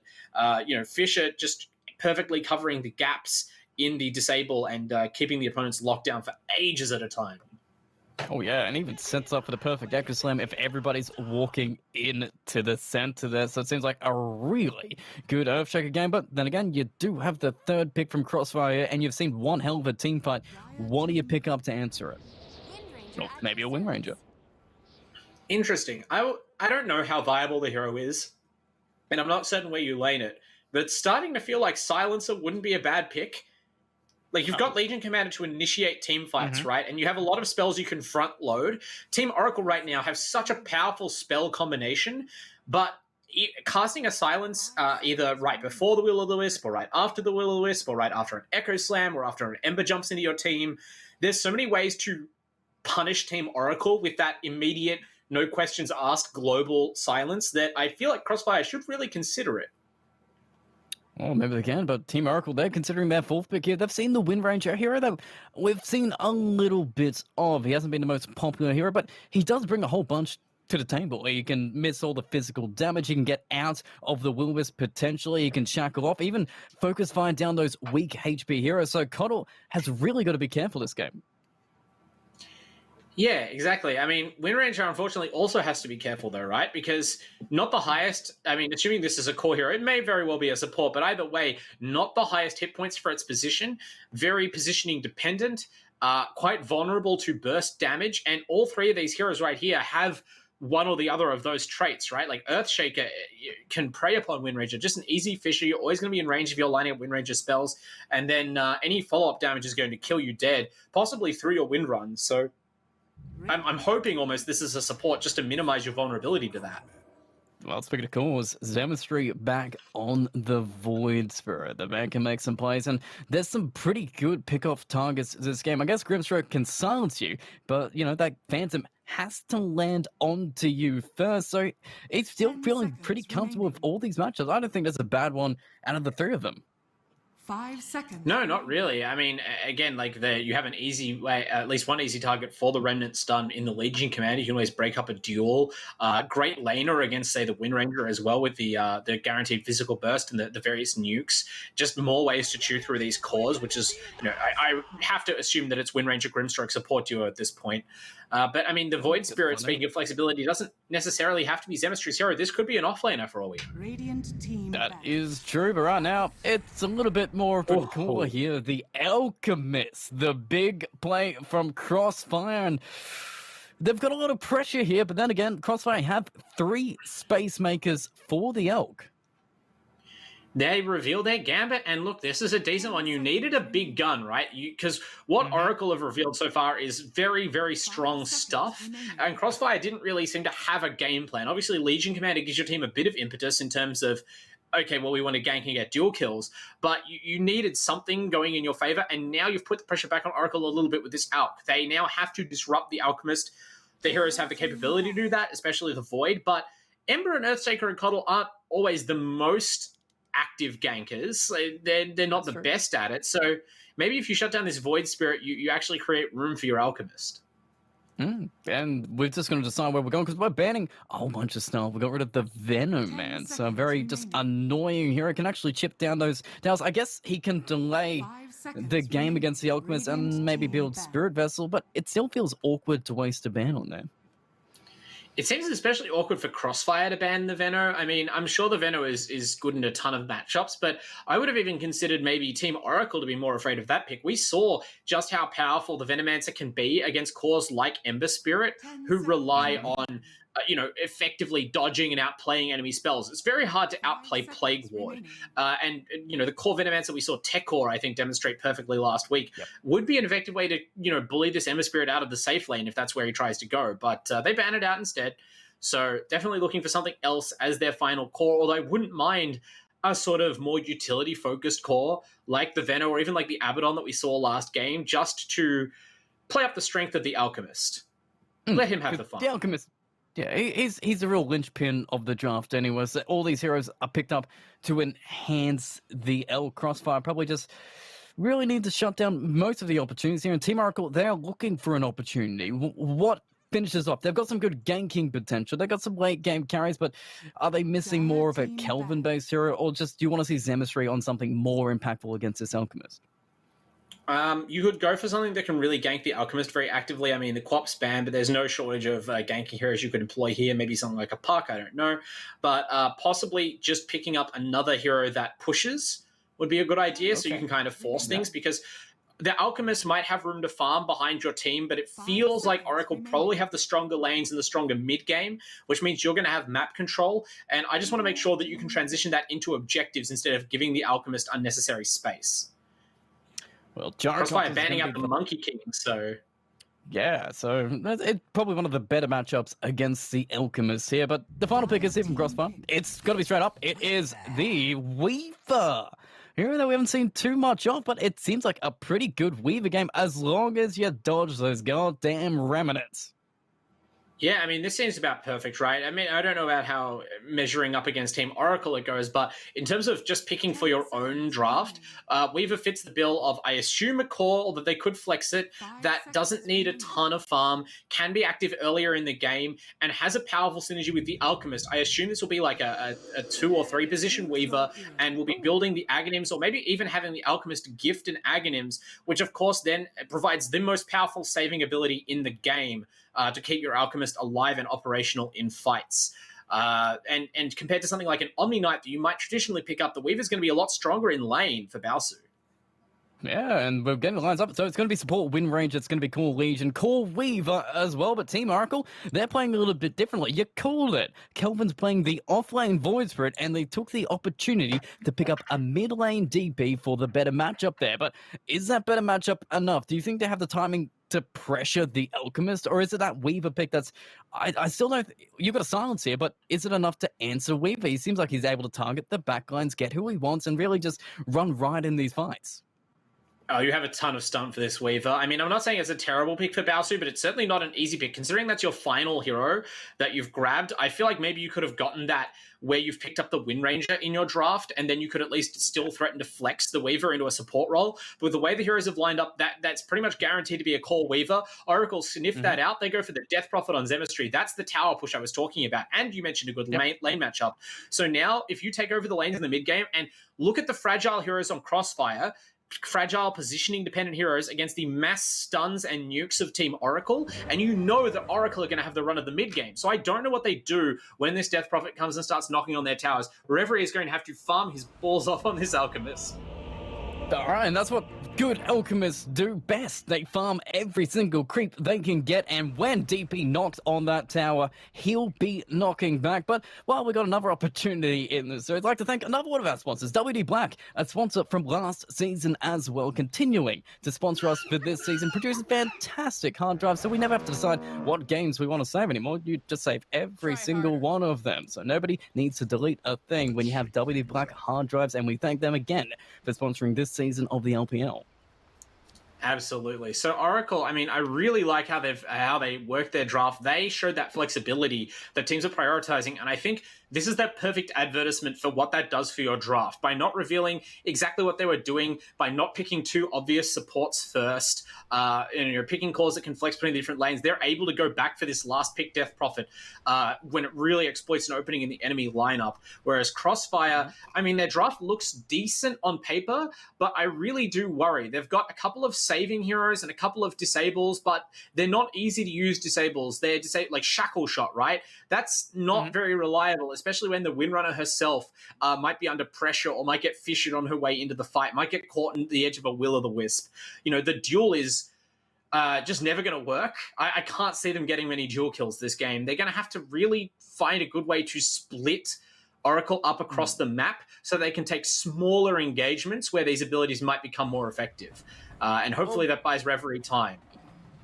Well, the one thing I was going to say is these laning compositions, for what they're worth in the team fight when it all comes down to play, the laning stage, it does look pretty good. Legion Commander can bully out the Ember, Wind Ranger can try and bully out the Costal, who can't probably keep this Wind Ranger back too much, and maybe it's enough between the Weaver and the Grimstroke, which is a pretty powerful combination to shut down this Void Spirit, who still needs levels to make a big impact in this game. Yeah, I think shutting down the Void Spirit becomes obviously a little bit less important now that there's an Oracle in the game, but maybe still your best bet. I would say that this top lane has a good chance of bullying the Ember, but I've seen Ember Spirit players weather so many laning situations in this patch that I almost just have despaired of your ability to shut the hero down properly. And especially when Oracle are likely to win the other lanes, if you focus that hard on Ember, he's going to have room to bounce back with that constant slight spam to farm up in the mid game, and you know, the Death Prophet timing is probably more important. So I would focus on just holding steady in most of the lanes, restrict lose yourself if you can, but maybe shut down the DP or the Void Spirit if you can, and hopefully that punctures their push. Well, slip it in to steal our rune. Coddle's gonna get it, but I think they know Coddle is there because Alchemist, he wants the gold if he can. Baosu just gonna keep trying to pressure up Kelvin off. Gonna get a nice little stroke between them, but does he get it? No, he doesn't. Baosu's got the quicker fingers. They're going to pressure up Kelvin in the bottom. Warboons still got his Rude in the top, so they steal one away from the Alchemist, but he gets himself his couple. He gets himself his happy gold start. Very even for the Alchemist, and with those gold buffs, does that help the Alchemist through this game? Does it make it a more Alchemist-favored meta? I'm torn on whether it does or not, because actually Alchemist typically does better when creeps are worth less, because then his gold bonus from Greevil's Greed is actually sort of a comparatively larger advantage relative to what other heroes are farming. That being said, the increased gold from bounties probably pays off for him all the same, and various mid-game items are cheaper, so maybe this pays out. I think it's probably neutral. Okay, fair enough. Lord Boons is not playing too neutral against Andros here. They're just manning up twin. Blinding Light is fantastic at keeping the win range back for a second, but then he goes in for more. Hales versus Xavier seems like a very aggressive matchup. 3 last hits apiece, but bottom lane, it's Weaver hits you. Kelvin tries to farm out, and Godot is just going to be trying to man up the Grimstroke here, but it seems like Weaver is going to get the farm, and you're talking about all the stunts and controls they have, but could he itemize against that? Maybe does he go early BKB just to avoid all the controls you got, but actually, control on bottom? No. I think early BKB could be a decent idea. I mean, if they're using the disables on the Weaver, they're not using them on the Alchemist, so... Oh no! It's gone. They forgot Void Spirit has an AoE attack, and they use it all over Baosu and put him back. First blood goes straight to Kelvin. Yeah, this is the weakness of this Grimstroke Weaver lane, right? Like, Grimstroke has no defensive abilities really as a support. It kind of has a silence, kind of has a stun, but nothing like, you know, an instant hard stun or an actual purge or a shield or a heal. So if you've got a vulnerable laner, and Weaver is certainly vulnerable to getting chain stunned and nuked down, there's not much Grimstroke can actually do. Well, yeah, it just paid off, and Bouncer gives up the first blood to Kelvin, who might have been one of the opportunities they had at, you know, getting ahead, but now Void Spirit's got the gold, the XP that he needs. He has a good start. He might have had to go back to base to give Bouncer a little bit of an opening here, but that seems kind of worth it for Oracle. Yeah, I was about to say, the one thing to say is that early hero kills are worth more, but now the free heal and mana regen you get from dying actually is also worth more, considering the relative nerf to regen. And these are very mana and even hit point hungry heroes, right? The Weaver and the Grimstroke. Their combo of, you know, Shikuchi plus Inkswell is quite strong, but they're only going to be able to do it a couple of times, and that's not even counting health they may lose in the trades. So perhaps they've just gotten the fuel to kind of drag the lane back towards their favor, and that death won't matter too much. Maybe not. It seems like the last hit's pretty even between them. Alchemist is still having a pretty good time in melee, but then against an Alchemist, he hits one creep, he gets about 200 gold. So we don't exactly know the veracity is, but Tobes doesn't seem like he's going to have much of an opportunity to stack for the Alchemist. Neither does Andros in the top. They seem like they're dedicated to securing both these core lanes. Yeah, I mean, they kind of have to. You look at even with this Xavier, again, building the... going 1-1-1 actually, which is a very interesting concession to the Ember Spirit, but potentially maxing out the overwhelming odds, which we've seen done before to try and really bully Ember in lane, as Calvin goes in at the bottom. Tries for it. He's just love tapping bounce, making sure he knows that he's here, but no kill potential between him. Earthshaker's just looking to soak up a little bit of XP, but then again, potentially there could be roams from Zershak, but top is where the action's at. Xavier, just keep and lose yourself back. Coddle can give you mana, but he can't give you HP, so does the fact that Legion Commander is self-sufficient as lane kind of even this matchup out, even with the Coddle advantage? Yeah. I mean, she's kind of prizing an advantage out of the lane now. Let's be sitting going on the bottom combo. Nice Fisher from Godot. Perfectly timed. Saves Kelvin again. He was just waiting. He was holding. In fact, now Bouncer was trapped on his side of the fissure. He is securing around. Does find Kelvin in the end, so he commits for the kill. He gets it in the end. So nice save from Godot for a second, but you can't keep Bouncer back. He will get that kill if he sees it, and he always sees it if you're low. Yeah, Calvin even dropping the sorry in the chat to his team there, maybe could have walked further out, but kind of stuck around hoping to maybe bait the Weaver and ended up actually not really having an answer. The Fisher was not back up for the Earthshaker and they couldn't stop the Weaver running him down with Shikuchi, so slight misplay. Reverie though. He's dead. He wanted the gold so bad, but it cost him his life.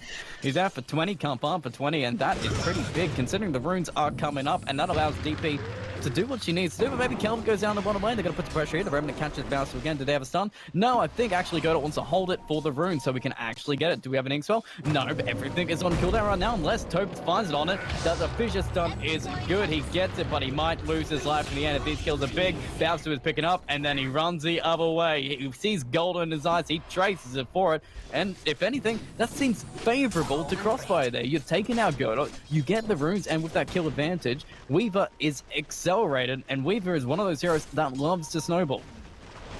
Oh, it's definitely turning back in their favor after that slightly rough start. It's very interesting to me to see as well. In our first series of the night, both games, we didn't see many early kills. Both teams are really respecting each other's lanes and kind of just doing their own thing. And in this game between two of our top teams, we're seeing constant kills, constant overextensions, teams pushing their luck. It's a total difference in playstyle. Yeah, pushing their luck. Xavier is just charging for Lose Yourself every single time. Godot is doing what he does best. He just annoys River. He's chasing himself, missing around back, making sure he can't farm a single creep, which seems a really good strategy here because he is falling back right now. Zemistry is top net worth on this DP, 30 last hits, 15 denies, really just coming out of this landing stage so strong, and with Exorcism up, he can make so much out of this.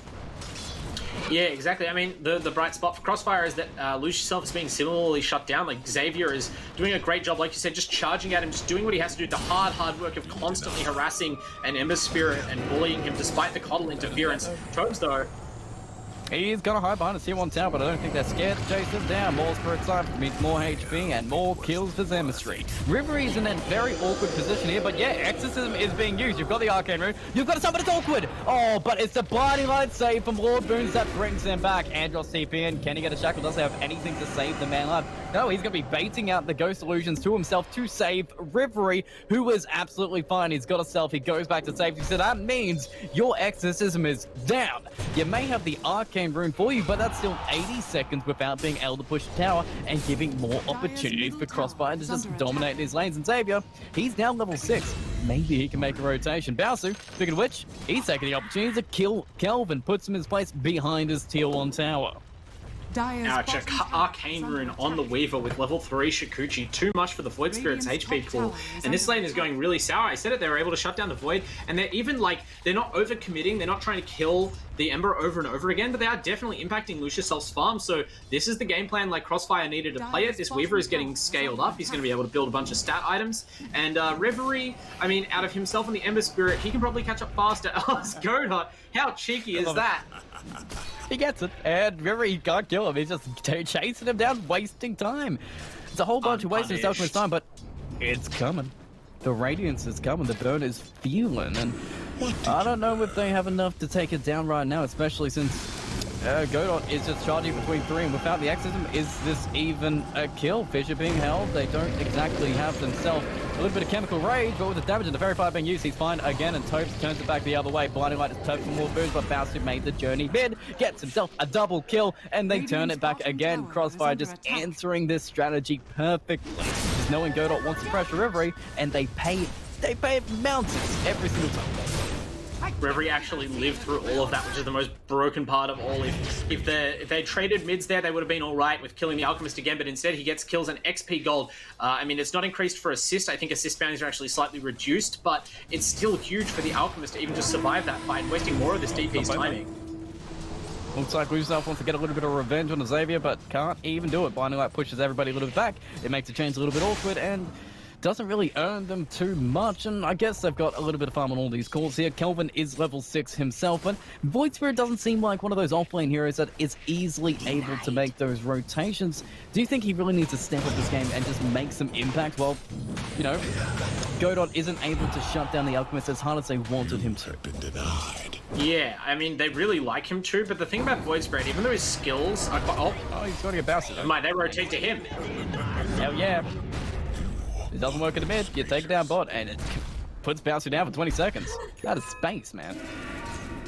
It is, and a pretty valuable kill as well, considering the Weaver's farm. The actual gold lead now back in favor of Oracle, despite Crossfire having the Alchemist. That is never a good sign. Trevor, he finds a trusty shovel, hopefully digging up some high-value Alchemist bounty runes there. But overall, I wouldn't say the game's going disastrously for Crossfire. They would love to have these Alchemists further ahead, but I mean, they're playing 50-50 right now, I think. The fact that they're winning the side lanes and they're able to blunt those ganks on the Alchemist in the mid is really keeping them in it. It's just going to be interesting to see how they transition to the mid game. Are scanning. Well, Rune's coming up. It looks like Godot's in a good position, but they brought some reinforcements. Bouncer's charging, Godot runs, Bouncer wants to runes, but in the top lane, they're just charging into DP with Ember Spread, chasing down Xavier with the chase on top. They should be able to do it, but he purges it off instantly with a press attack. He's running to his tier 2, though, which means they can die, but maybe they're just trading kills here. They're going to lose the off lane. Yep, Xavier is dead, but can they get Godot on top? They charge on forward. Enchant Totem does mean you're dead. But then again, I think it was dead anyway. The runes are pretty even. The kills probably still going. Slanted, but... Oh, what the hell? Bouncer. Okay, he's just stealing info. As you know. He's going to Courier. Got a bottle. Bouncer. He's so cheeky. Oh, man. No, Lose Yourself knows it. He ain't going to be baited. It's going to be a waste of time. Nice little plays. Nice little heads up by Lose Yourself knowing that he's going for the Courier. They know that Bowser is the greediest player bar none in this competition. Puts internal Discord to shame with some of these plays. So of course he's going to rotate over and try and get your courier after all of that, of course. Well, something that's really interesting to me, just to completely change tack, is Xavier, right? We saw him get run down there under his tier 2, and he made a good play of it. He's been playing quite well in the league so far. Going down. Bowser's dead, Soulbite on 2, and I think this Coddle's going to go down. Silence actually going to have to chase him with a little bit of damage on top. Silence is about to run out. The body might come, and he gets it! So he's going to save up for now, but he's run. Nice shot on the backside from Andros, just pinning down Zemstry. He can't do anything about it, making a double kill. In the end, they didn't even need Xavier to come on back down to it, and hey, Ripper even came up to get a kill himself. He got the damage and now lose yourself. He's between 4. What is he even doing? He has half mana. They've got the damage coming out. He's committing for the kill. He wants toes, but Kelvin was waiting there the entire time with the Revenant. They're blowing everybody up, but Bowser needs to run the Echo Slave. It's controlling him, and the Shackle can't save him. Make it a double the other way. Oracle are bringing it 2. You want to bring in 4? They'll bring in 4, and they'll take 2 kills for themselves. Yeah, that was rough. I mean, great start to the fight by Crossfire, able to bring down the Cuddle and the DP, which is a huge kill to get, but then just kind of stuck around, and I mean, 2 out of 3 of your claws aren't coming to that fight. You've already used your support ultimates. It's tough to control the Ember Spirit, even having good tools like the Grimstroke Silence, so maybe just needed to back things up a little bit quicker there, and as a result, Zemistry's finally going to get back on plan A and Exorcism this tier 1 tower mid. Well, River's going to try and defend it, but this tower looks like it is going down. They're sharing the damage between both their heroes. River is charging forward, but doesn't exactly have a Radiance yet, so he's just trying to scare everybody out by just being a big, beefy man, I guess. Yeah, put the acid spray down, try and get a Gibbs, but they should whisk going forward. Zemistry so low, but he has to one-charge himself. The Exorcism is about to be done, so maybe this is your opportunity. Xavier is keeping in. They break any potential blink he may have, but he is just charging forward and keeping everybody back. They save their tier 1. The Exorcism ends up giving them nothing, but maybe they get some Kelvin. Yeah, Bowser turns up, and he turns up big, puts that Void Spirit down, and that Exorcism, it may be an Arcane Rune again, but for the second time, it doesn't earn them a tower. Yeah, I think that all comes down to, unfortunately, Calvin missed the Remnant on the Alchemist, right? The Alchemist kind of forced to run in a straight line to try and dash out of the Coddle ultimate as fast as he can, and just slightly misjudged the delay. It is kind of a tricky skill. The Remnant has to run forward, then there's a slight startup on the actual stun coming out, but unfortunately missed that on the very fast-moving Chemical Raged Ogre, and that means no kill for those ultimates. Really big stuff, considering Referee is still trying to get the first item out. But one concerning thing for Crossfire, and that I was trying to bring up before, Xavier's hero, what does it do, right? We saw it teleport in, get blinding lighted. In what scenario does that not happen? When does Xavier do anything in this game? I mean, if he duels the Coddle. Okay. But you want to duel the Ember, right? Like, that's the only reason you pick this hero, is to duel these spirits and pin them down. And I mean, okay, maybe if you're very lucky and you get a great blink, you'll be able to disable one of them, and that's it, because you're going to get blinded or fissured or whatever and not deal damage. Kelvin's done, Kelvin's silenced, and now Kelvin's trying to run away. He's hitting the Spirit, he should be able to get away here. He's still silenced for a couple of seconds, but can they chase him? He is going to be able to dissimulate down, run away, but that's a very awkward step, and the Blinding Light will be to save. So Lord Boon's in perfect position there, saves the Void Spirit, but still they are pressuring him up. Maybe 2 calls are doing fantastically. On the side of Oracle, the DP and the Ember are getting so much fun, but does it really matter? Is Weaver even the biggest game piece here? Since Reverie has got 7,000 net worth, the Radiance is coming. These timings seem absolutely fine with Crossfire, and Bowser, he's still doing massive things without having a massive amount of gold. Yeah, it's kind of funny how this game's flipped on its head. I mean, Oracle have devoted what efforts they can while protecting their own cause to shutting down Reverie's Alchemist, and they definitely have. Like, this Alchemist has poor timings right now. The fact that the Alchemist team is only 1,000 gold ahead is evidence of that. Bowser, who's meanwhile done heroics on what looked like a sort of a supporting role, Weaver core, like kind of a tertiary core, building items to enhance the Alchemist, but I don't think he can carry this game, so I actually think Crossfire do need to figure something out, or they need this Alchemist to really start accelerating his farm soon. Cool. On to lose yourself straight away. Okay, can he do it? Can he do it? Can he do it? He's taunted. He's gone! He's gone! What? He wanted to steal the rune away from him, but, I mean, it's Legion. He doesn't care if you're chaining. He's just going to do it anyway, but maybe Bowser, maybe it is the return kill you want. Silence going to be popped, no time lapse, so maybe a little bit aggressive now. Soulbine's going to give him place. So Heal Scepter saves DP for now, but the Wisp, it's massive, but now Alchemist is bringing the pain. He gets the stun anyway, the Wisp is going. They're just going to hit it instantly to break it, I guess, but everybody's running back to safety unless you get a shackle perfectly timed. No, you cannot. Kelvin is so low. Bowser's running in. He wants it bad. He can't save his own life weapon, but Exorcism is being used. Zemistry is being forced to fight 4 heroes now, but now he's been isolated. Kelvin buys back, maybe to turns back the other way, but Zemistry is still chasing down these little supports. They've got very low HP, in fact half HP, but it's the excellent blink reveal from Godot that gets them Bowser. Oracle turning back, Kelvin finding more. This buyback is paying off dividends. Xavier running back to buyback on the Bowser. He's turning it back now the other way if he can, but he's chased. Everyone is so low on his team, so it seems like he's just buying back to die. Xavier, lose yourself, turns up to find Xavier and melt him down. Andros can't do anything but be another kill on the board. And where's Bowser? Where did Bowser go? Oh, he's hiding in the trees with a little tiny bit of HP. Speaking about greed, he just gave away 2 deaths right now. They're going to chase him, they're going to get it, and that's 4 deaths and a die back onto Bowser. Oh, he gave away more than just 2 deaths there. Baosu, his whole team, right? You could see their entire posture. They got away with something there. The Oracle team fight was really disconnected. Godot, as you mentioned, had the Blink Dagger, so should be looking to fight, but just clearly wasn't there at the start of the fight. So they used the Coddle ultimate. Then they used the Death Prophet Exorcism without any follow-up on the Coddle ultimate. Then they only bring in the Earthshaker after that, so they're not combining their spells effectively. This is a good team fight for Crossfire. They got their kills, and they were retreating, in full retreat. You know, you could tell because they used the Ink Swell, but didn't look for the stun. The Alchemist throws a concoction purely defensively, and then not only does Bowser get caught and die, as Grimstreak is about to here, but he buys back and then baits his entire team into fighting and also dying after they look like they're out of things. So, don't know about that play. It's under attack.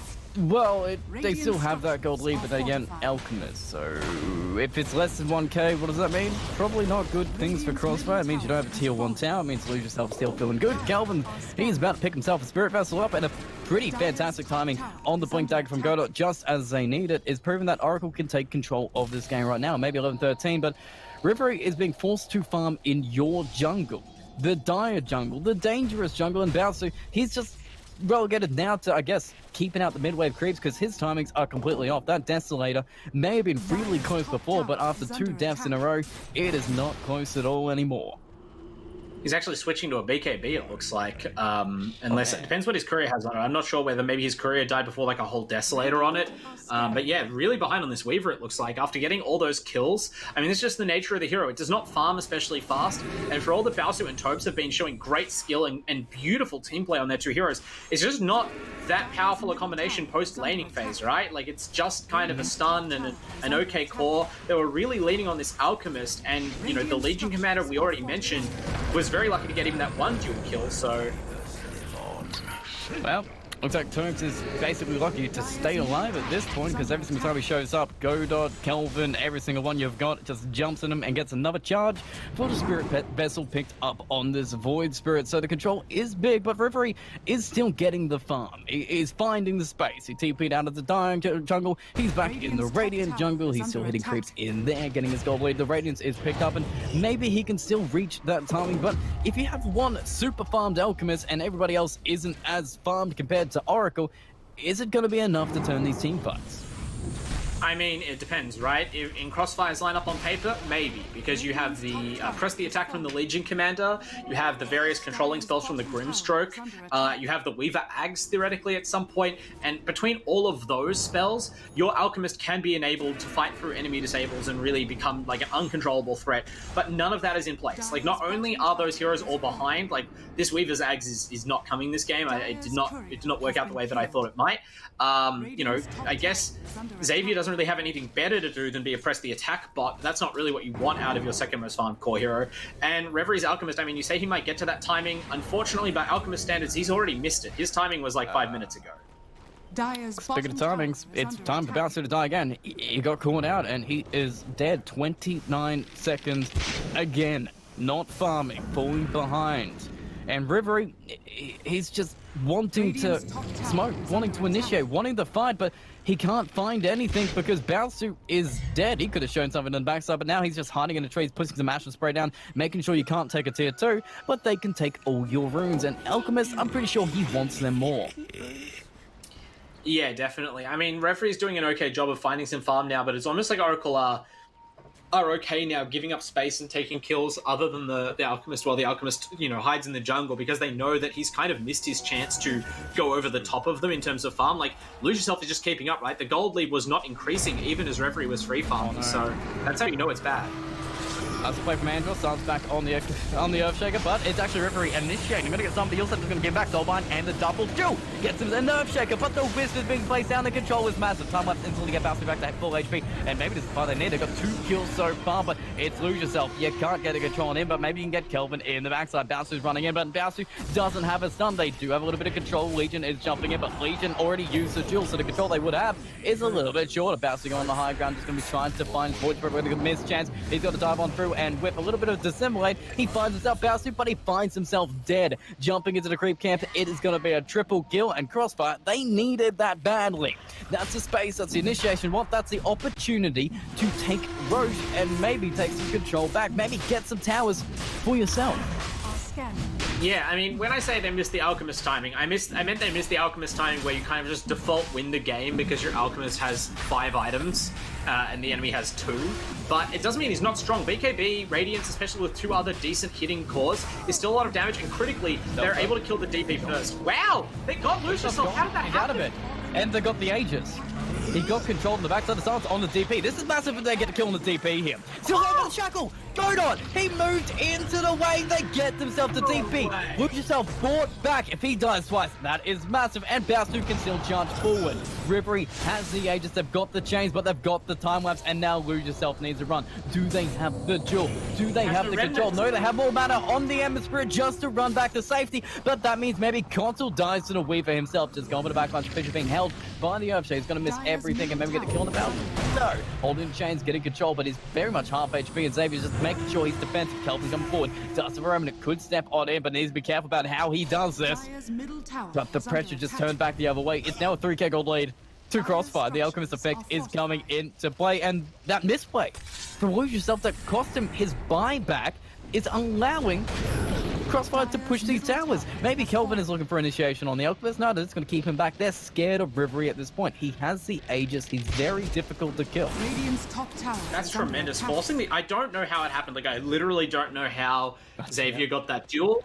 They just catch him napping, I guess, which is very uncharacteristic of Lose Yourself, and that is so costly. The buyback as well. I don't know how necessary that buyback was, because now you've kind of undone all of the damage that Crossfire took in that early game with the Alchemist being slowed down, because as you mentioned, you just got a ton of gold from that fight. The whole team did. New kill bounty increases, and like crippling your own economic development on this Ember with only 1 item. You're not that faster farmer, you're not that bigger fighter, and you've just spent your buyback money. So now you give this Alchemist kind of a couple of minutes of his timing back in a weird way to try and go over the top of you again. Yeah, 23 minutes, 4k gold, 16-17, feeling pretty good. Smoke coming out from Oracle in response though, so if we found a little bit of fear out of them, it wasn't too much. They're back, they're looking to get back on top of the camp, but the only hero in the top lane is Bowsu again, and this man is just making space. It seems like he's going to get caught, and in response, yeah, he's just going to get blown on up. You got a Fizz, you got a Remnant, you got every single thing you need to kill the Weaver, but maybe that's an opportunity that Crossfire want to take. They don't have the buyback from the Bowsu, but they do have 4 heroes smoked on up, and maybe a target to pick off themselves. Kelvin in the area, Delver moving forward to duel. Okay. That does actually get the Ember with the Wisp in between. It's gonna be a disaster, but they've got a BKB on the out, so they just man on up and take him down. 73 seconds without an Ember Spirit. Kelvin going back, just stepping away, but Lord Boom's just blinding light, but he's just gonna get himself killed. Maybe the Shackle and the Remnant is completely off the mark, and with a stun, Reverie gets a double. And it doesn't matter if you don't have Bowsu, you have one hell of an Alchemist. Yeah, it's almost like getting I mean, I'm sure getting Bowsu killed wasn't literally the plan, but I love that Crossfire's reaction as soon as Bowsu died was like, that's alright, Bowsu dies all the time. We have this BKB Alchemist who's enormous. If we can hit a duel on the Ember Spirit, he will die every time. I thought maybe they'd have to wait for the BKB timing on the Legion Commander, but the Reverie is so strong that it doesn't matter. The Blinding Light goes down. They just need the one BKB hero, and he's so unkillable at the moment. He just drills through that Ember Spirit with all the minus armor that's available, and they're able to just bring him down. And it's only going to get worse as well, right? Like, Bowsu wasn't in that fight. Bowsu has a Desolator. The Alchemist is building an Assault. Yep. it's seeming pretty scary. Like, the items that weren't coming up about 5 minutes ago, they've arrived. And the power spike that they're seeing isn't really being answered too well by Oracle. Lose Yourself has died twice. The buyback is costing him massively. If it was a mistake, it has just been extrapolated by the fact he hasn't been on the map for 73 seconds. Xavier's ahead of him. Bowser, who has died, 7 times this game, is almost even with him now. Yeah, like Ember, he does have kind of the inevitability in this game. If it goes long, if it goes really long, Ember Spirit should be able to handle these heroes. He can handle basically anything. But there's a danger that it won't, right? Like, once this Legion gets a BKB, your team is far less able to protect you from duels. You see BKB, Blink, duel, dead Ember, like, every time. They need a Lincoln's on him, perhaps. Maybe. That takes time, and Alchemist doesn't want to give you it anymore. He's got the AC, loves to push now, he's got the right click, he's got the pressy attack from the Legion Commander. The pieces are falling into place for Crossfire. It's just what they do with it, and what they do with it is a smoke on up. This time, Baosu is with the team, and they can see Lose Yourself. Xavier, he's going to get it. He finds... No!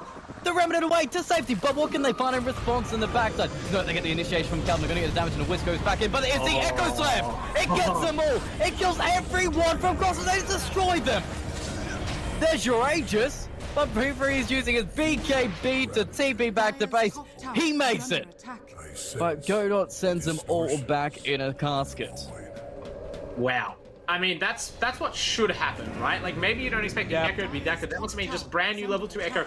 Godot, obviously one of the best players in Australia ever, does not miss that stuff. But it's really just down to, again, like, Blink dueling an Ember Spirit of all heroes is not a plan that can work every time, right? They've done really well waiting until his Slight's on cooldown, catching him when he doesn't maybe have the right Remnant up, and just getting really fast fingers on the duel from Xavier.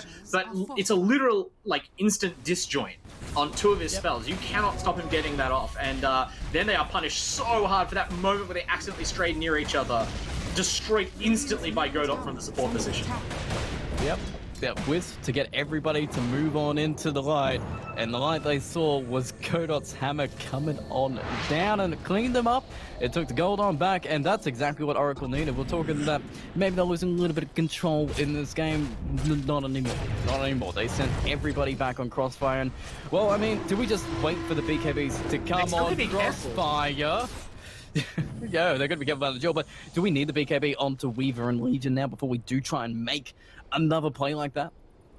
They would definitely prefer to have the BKB on Legion and Weaver, but I mean, look at the ultimates under Oracle, right? You can see under each hero in the top right hand, they've got the little pips. They're all dark right now, except I think Void Spirit, whose ultimate is on like a very short cooldown.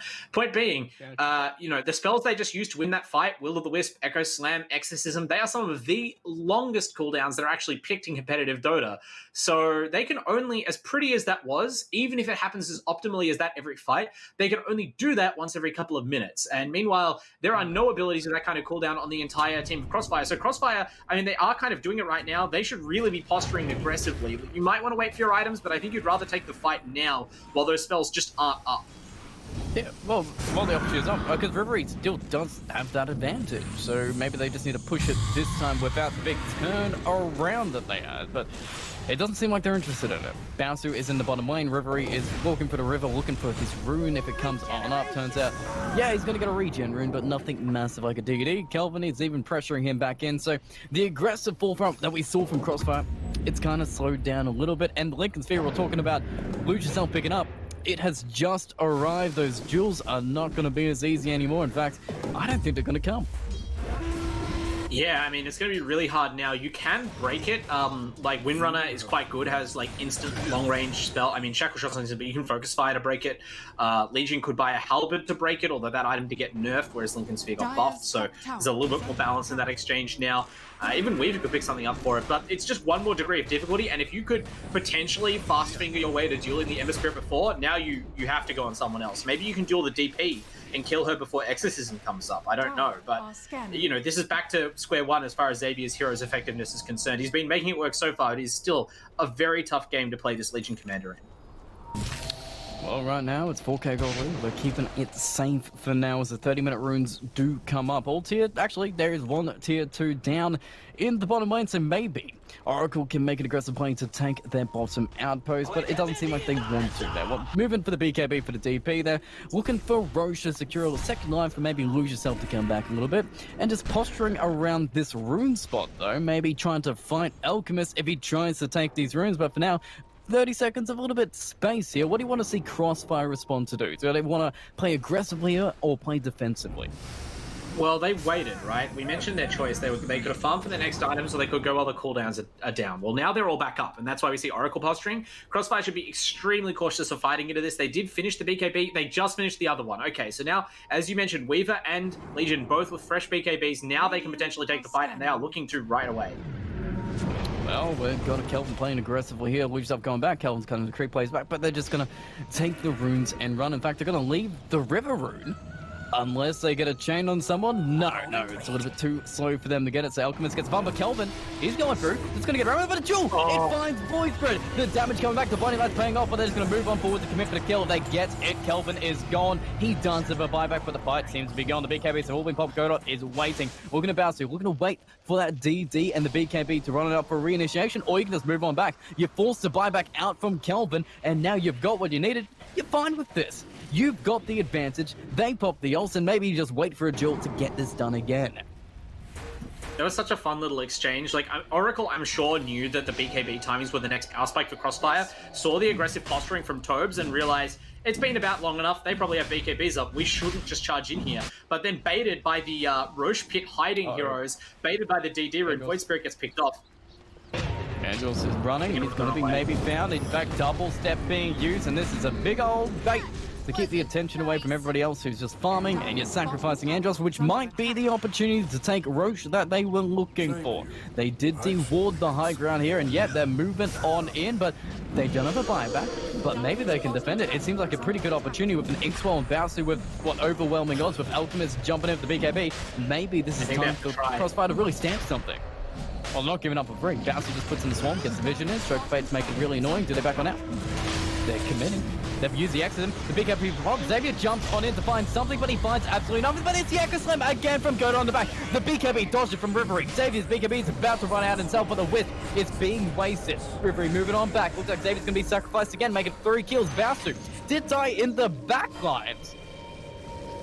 That leaves the opportunity for them to take on Roche, get the kills they need, and what happened? How did they find Bowser in the back?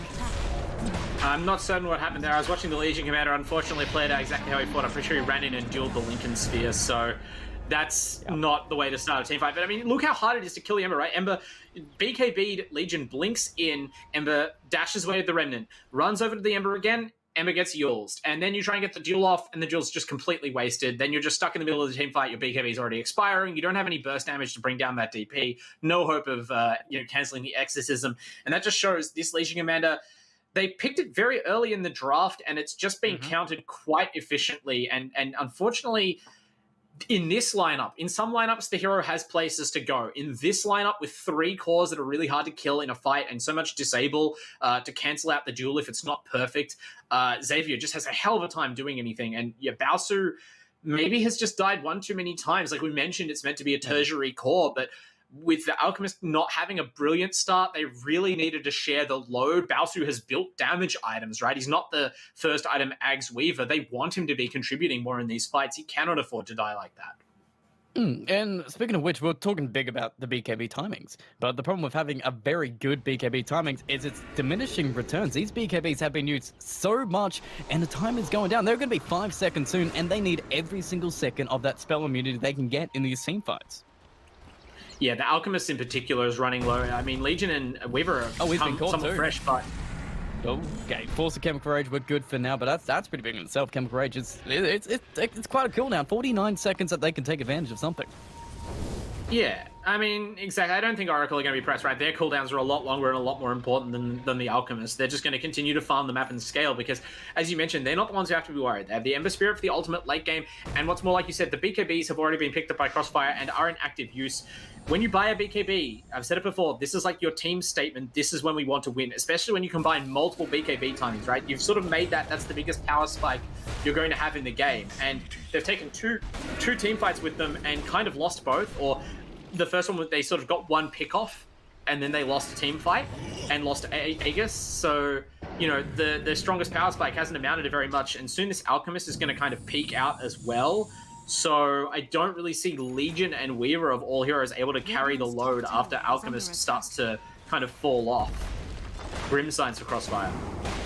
That seems like Grim Signs in that tier 2 is not feeling too good either. Taken down, and in fact, they might just be going high ground. Exorcism should be back up for the cooldown, and they do have the Aegis on the Ember Spirit, so fear isn't in their minds. It's just doing some damage, taking advantage, taking some towers, but hey, you do have yourself a little bit of kit or repair kit to make sure it's going to be full HP and sacrifice the time. But was one charge done, Baosu pressuring up the bottom lane to at least force somebody back in response. It's just going to be Godot, which is, it's kind of big for the team fight, so maybe that's enough space for Crossfire to leave the base, take some farm and get the items, because they do have some items themselves coming. Alchemist is building the heart, he's gone for the Abyssal Blade, so he still is reaching a peak, but it isn't coming yet. I mean, the Alchemist is kind of going to farm no matter what. And at this point, he is ahead enough. Like, Reverie didn't completely fall off and become a joke like we've seen, you know, some really unfortunate Alchemist games. But I don't know if the supporting cast is strong enough here. There's just so much for this one hero to do in fights. And once the BKB wears off, just a sea of disables await. Really needs the Aghanim's from the Weaver to try and provide an additional save, or, I don't know, a refresher roll for your BKB. I'm not sure what Reverie has to do.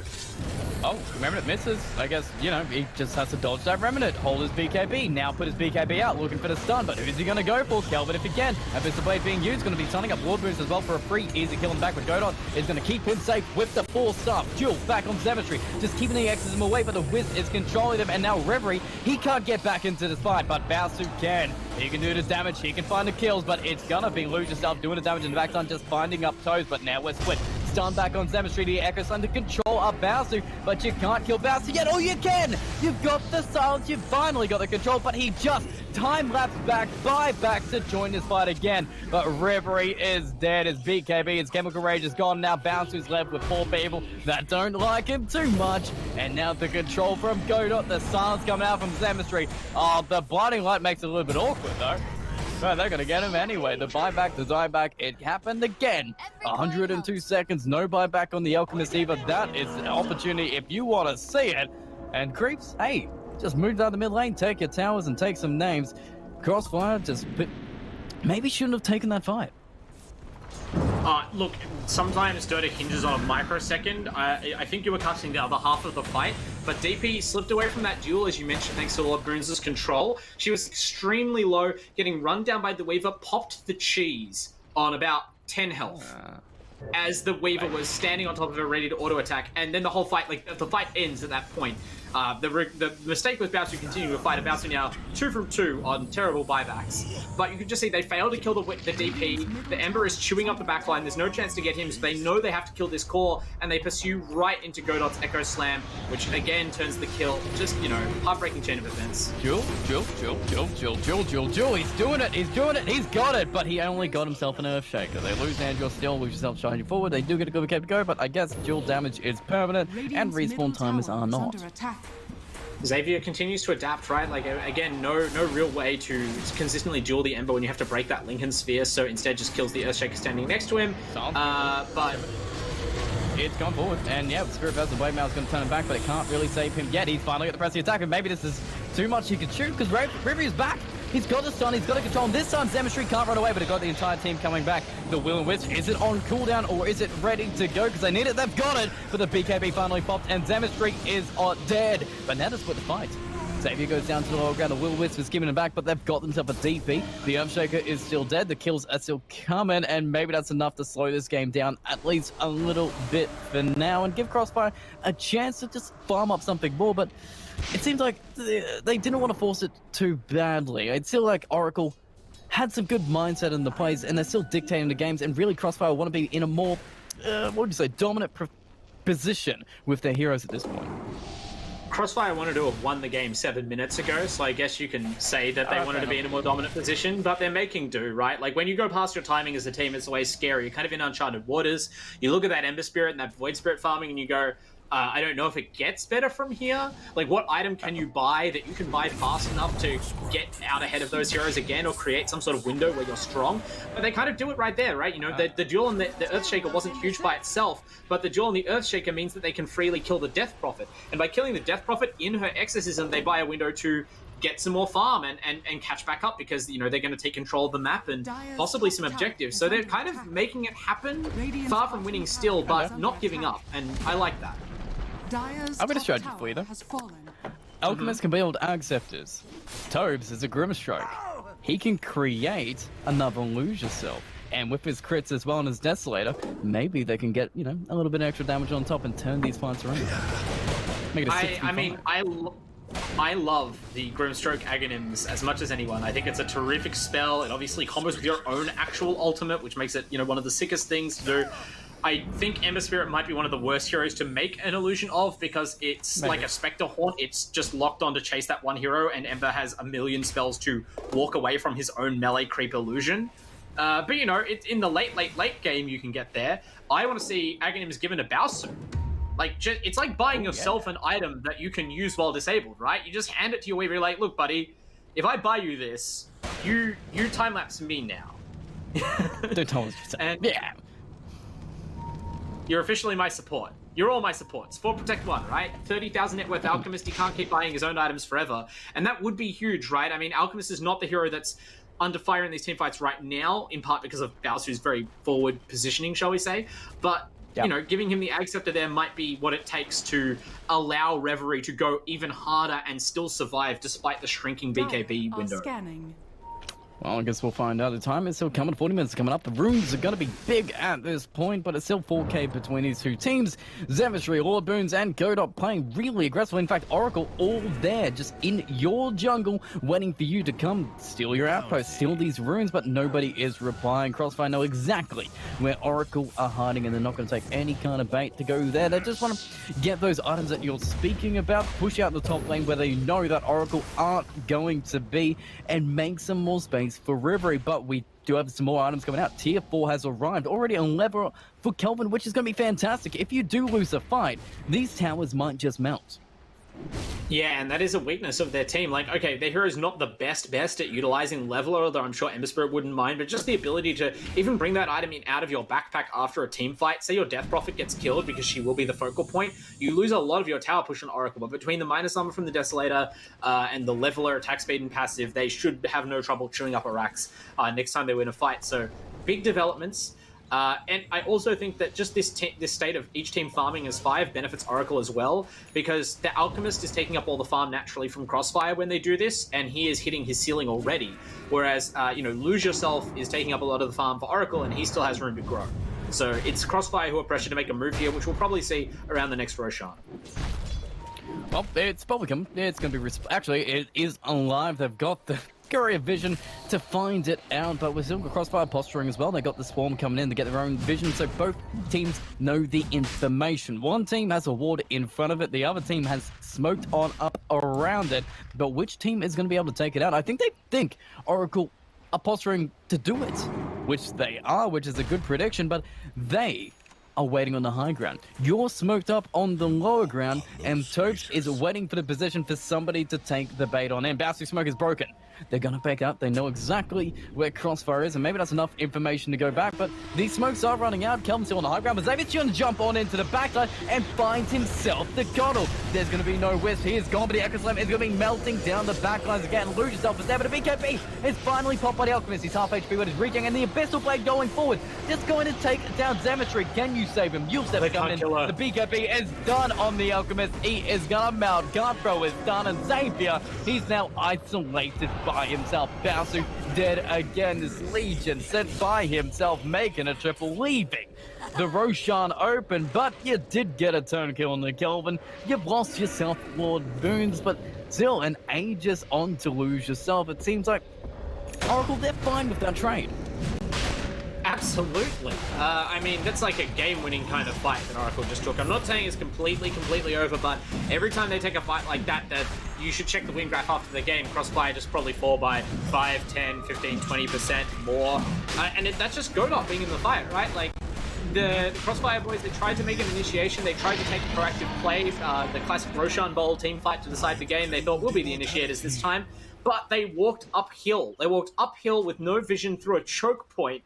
And the enemy Earthshake, you can see the anime eye flash as he primes his Blink Dagger, jumps into those heroes, gets another crippling Echo Slam, and even though the Alchemist didn't die immediately, it instantly just split the fight up. So you saw the supports again separated on one side of the team fight, getting chewed down by the Ember Spirit, while the Legion Commander and the Alchemist, unfortunately, are just not the best cause at sticking to a target, even with the Abyssal Blade. There's enough control there to keep the DP alive, which is all that Oracle need to do. Crossfire need all 5 of their heroes working in tandem to focus down one target at a time.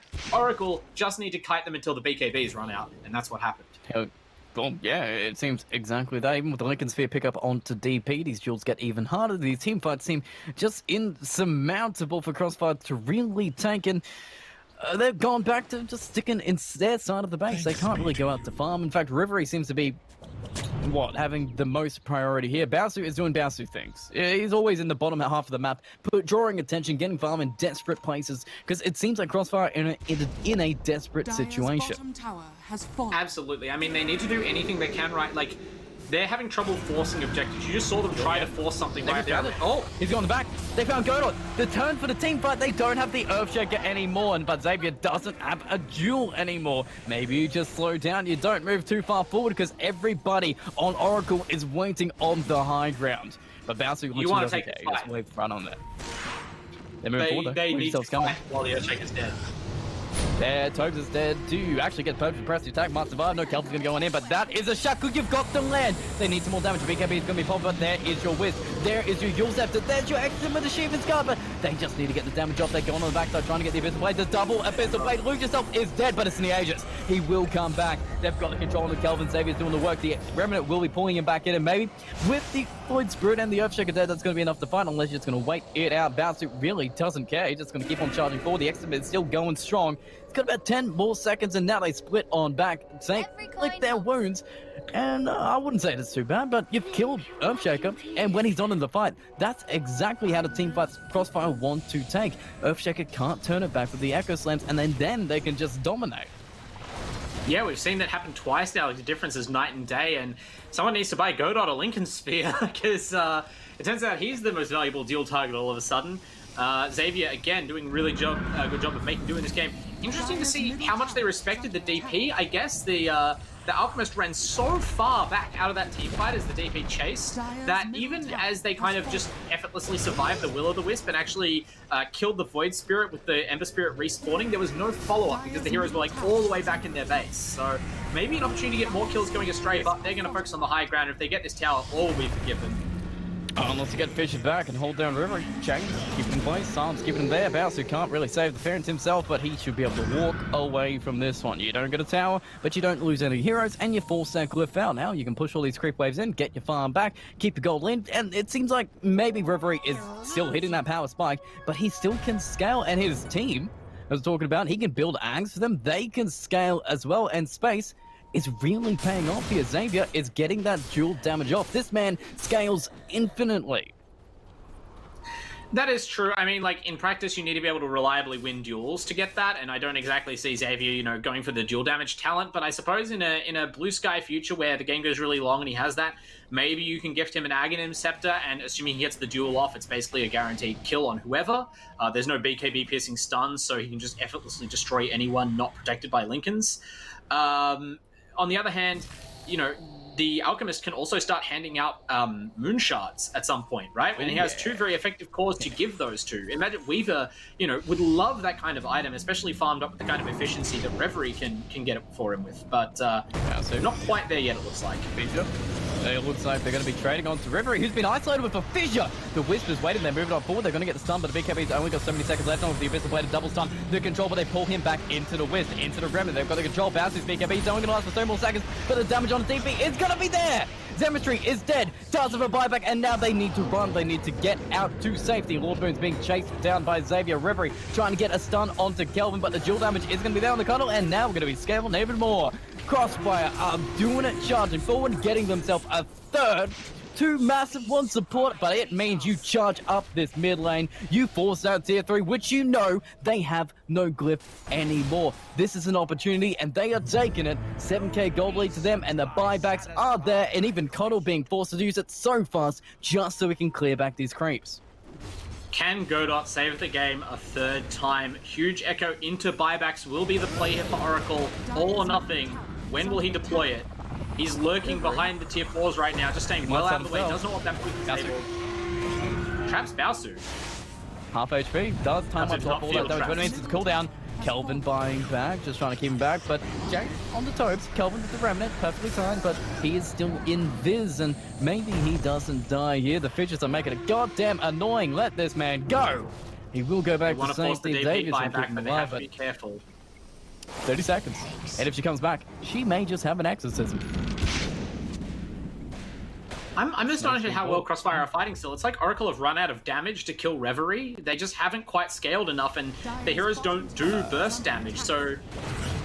Well, they're going to be trying because they've got the Hex, they've got the Control, they've got the damage, but there's your press, your attack, there's your Remnant, keep it forward, they're baiting out everything they've got. They want more Echo Slam being used, but it doesn't kill them. It's the opportunity they're looking for. The duel is there, the Control is good, and they get themselves going on instant buyback and double kill. Kelvin's gone with a dieback, 118 seconds. Blinding Light being thrown out, trying to keep these backs alive, and now Reverie is isolated by himself behind these racks here, with a Fisher to isolate him even further, but he doesn't scared, he doesn't care, he's charging forward, running back, he's going to be time-lapsed by Baosu back into the Wisp. They've got the Will-O-Wisp, the BKB back on up, he's going to be able to break it, get the goal for himself, charge away, Andrew's trying to save it, they got the X, but they popped the Lincoln Spear himself. He is rooted, he's looking for the stun, he's going to be pressing his attack, trying to save him alive, but he can't throw it, he might stun himself, but he is absolutely good with time-lapse. You can't kill the man himself. They are good, they've wasted the big ultimates, the buybacks have been used. Crossfire, they've just been given an opportunity of a lifetime from Oracle. It's unbelievable after how the game went. I mean, I'm not taking anything away from Baosu. His play early game was huge, but it was very aggressive and kill-focused, and he's been also, you know, as you mentioned, the person taking the dangerous farm. He's ahead of the Ember Spear. He's not done. They're just moving forward. They're trying to get a duel. Okay, the chains keep him alive. Lose yourself with the big save of this game. But now he's being drained by the soul bomb. But Xavier isn't scared. He just moves forward. He wants it. He wants this bad, but he can't get it. But Reverie can get Lose yourself. 1 stun, 2 stun with the Echo Slam to keep them back. But it's pressing attacked off instantly. And with the Minotaur Horn, it did nothing to Baosu. Now the real BKB comes out. The real damage is coming out. And they're charging forward with the duel. On to Godot again. He's gone for 120. They've lost themselves 3 heroes. They've got a buyback on the Lose yourself. He can come back in. The gem is on the deck. Zemetry moving forward, but he doesn't have an exorcism. He can't do much to save it, and they just move on back again without losing a single hero. They're just waiting it out, going back in, trying to get another opportunity for Baosu to take some damage, move some cracks, and get some kills again. This is insane. It's unreal. They've outscaled the Ember's damage. Lose yourself, he didn't... I'm not sure what he could have done. Maybe like more damage items if that's even possible, but the Ember Spirit damage can't keep up, the DP damage can't keep up. I think it's just the armor. The armor formula did get changed. Heroes have slightly more armor than they did before, so physical damage like the DP and the Ember is easier to counter, especially with stats. I don't know if that really explains what's happening, but what's happening in front of us right now is they can't kill these heroes. No, they just walk away to take 2 racks and they don't die. They literally do not die. BKB is being forced, Luke's stuff being caught, he went back in. He went back in with the Remnant, and that means he's dead. 125, he's gone, tips are coming, they are flying, and now Crossfire are doing it, putting Oracle back. They might be the ones to take the game off Oracle themselves. We've got to Exorcism as a defense, but it seems desperate. He's hellbirded, but he's charging forward, but there's creeps everywhere soaking up the damage. Moving forward, gotta be careful, he can't leave the base because Godot can't save him with the Echo Slam. He's 40 seconds away, but now we're going to move forward with Baosu, but the Wisp is going to be there. They don't have a BKB yet, they want to get the damage, but the Blinding Light is going to keep it alive for now. It ticks again, but what can they do? They can't kill any hero on the side of Crossfire. Put a Spirit Vessel on Reverie, he's just gonna brush it off. Xavier dodges the Remnant, doesn't even care. They're looking for Megas, they're gonna get Megas. Xavier's just doing the damage with the Baosu with Desolator. It's so much. Kelvin is trying. He silences everybody, but he's just gonna be silenced himself, Abyss Blade himself, and with the damage coming out from Baosu, he's dead again. Reverie picks off another. Zemetry is just running back in defensiveness, and Baosu just time-lapses himself. It's the bait to get the Megas and just take this game away. This is so crazy. What a game coming out. I mean, this is what I thought was going to happen 22 minutes ago, right? But instead of rushing the agony... Oh, and there's the Echo. It does not done yet. nothing. It does nothing. Inkswell, he's gone. Duel again. And that has to be game. You pull it out. The GG is gone. And Oracle, they've dropped the game. Oracle have dropped the game. And they have not dropped the game, GTH. Crossfire ripped this game out of their hands. They knocked them to the ground and prized this game off their dead body. Looted it, held it aloft like a trophy. What a game. I don't know whether Crossfire planned that from the start, but the adaptation that to go away after Reverie had a rough start from the early Aghanims rush and to say to ourselves, no, we're going to split our farm across our 3 heroes. We know that one of our heroes is countered, another hero got shut down in lane. Baosu is going to somehow be both the space creator and a third core, all build damage items, and they just hang on. They just take enough opportunities. Xavier getting those clutch couple of duels off on the Ember Spirit twice and then the Earthshaker twice, literally winning the game, just stalling things out until eventually, even though Reverie hit his peak, he got the Aghanims on the Legion Commander, the Aghanims Blessing on the Weaver. There were, like 12 time lapses in a row in that last base fight. Just an unstoppable end game going over the top of the Ember Spirit. I did not see that coming. I did not. You were speaking about it the entire game, going, just give it Axe to Weaver. Give it Axe to Weaver. Save Reverie, and you can't kill Reverie. And then when they did it, they couldn't stop him. They just mowed them all down, rolled them up, and you know what? We've got a game 2 of this coming up between Oracle and Crossfire. I can't handle another game, GTH. Well, it is coming, and it's coming after this short break. We will catch you then.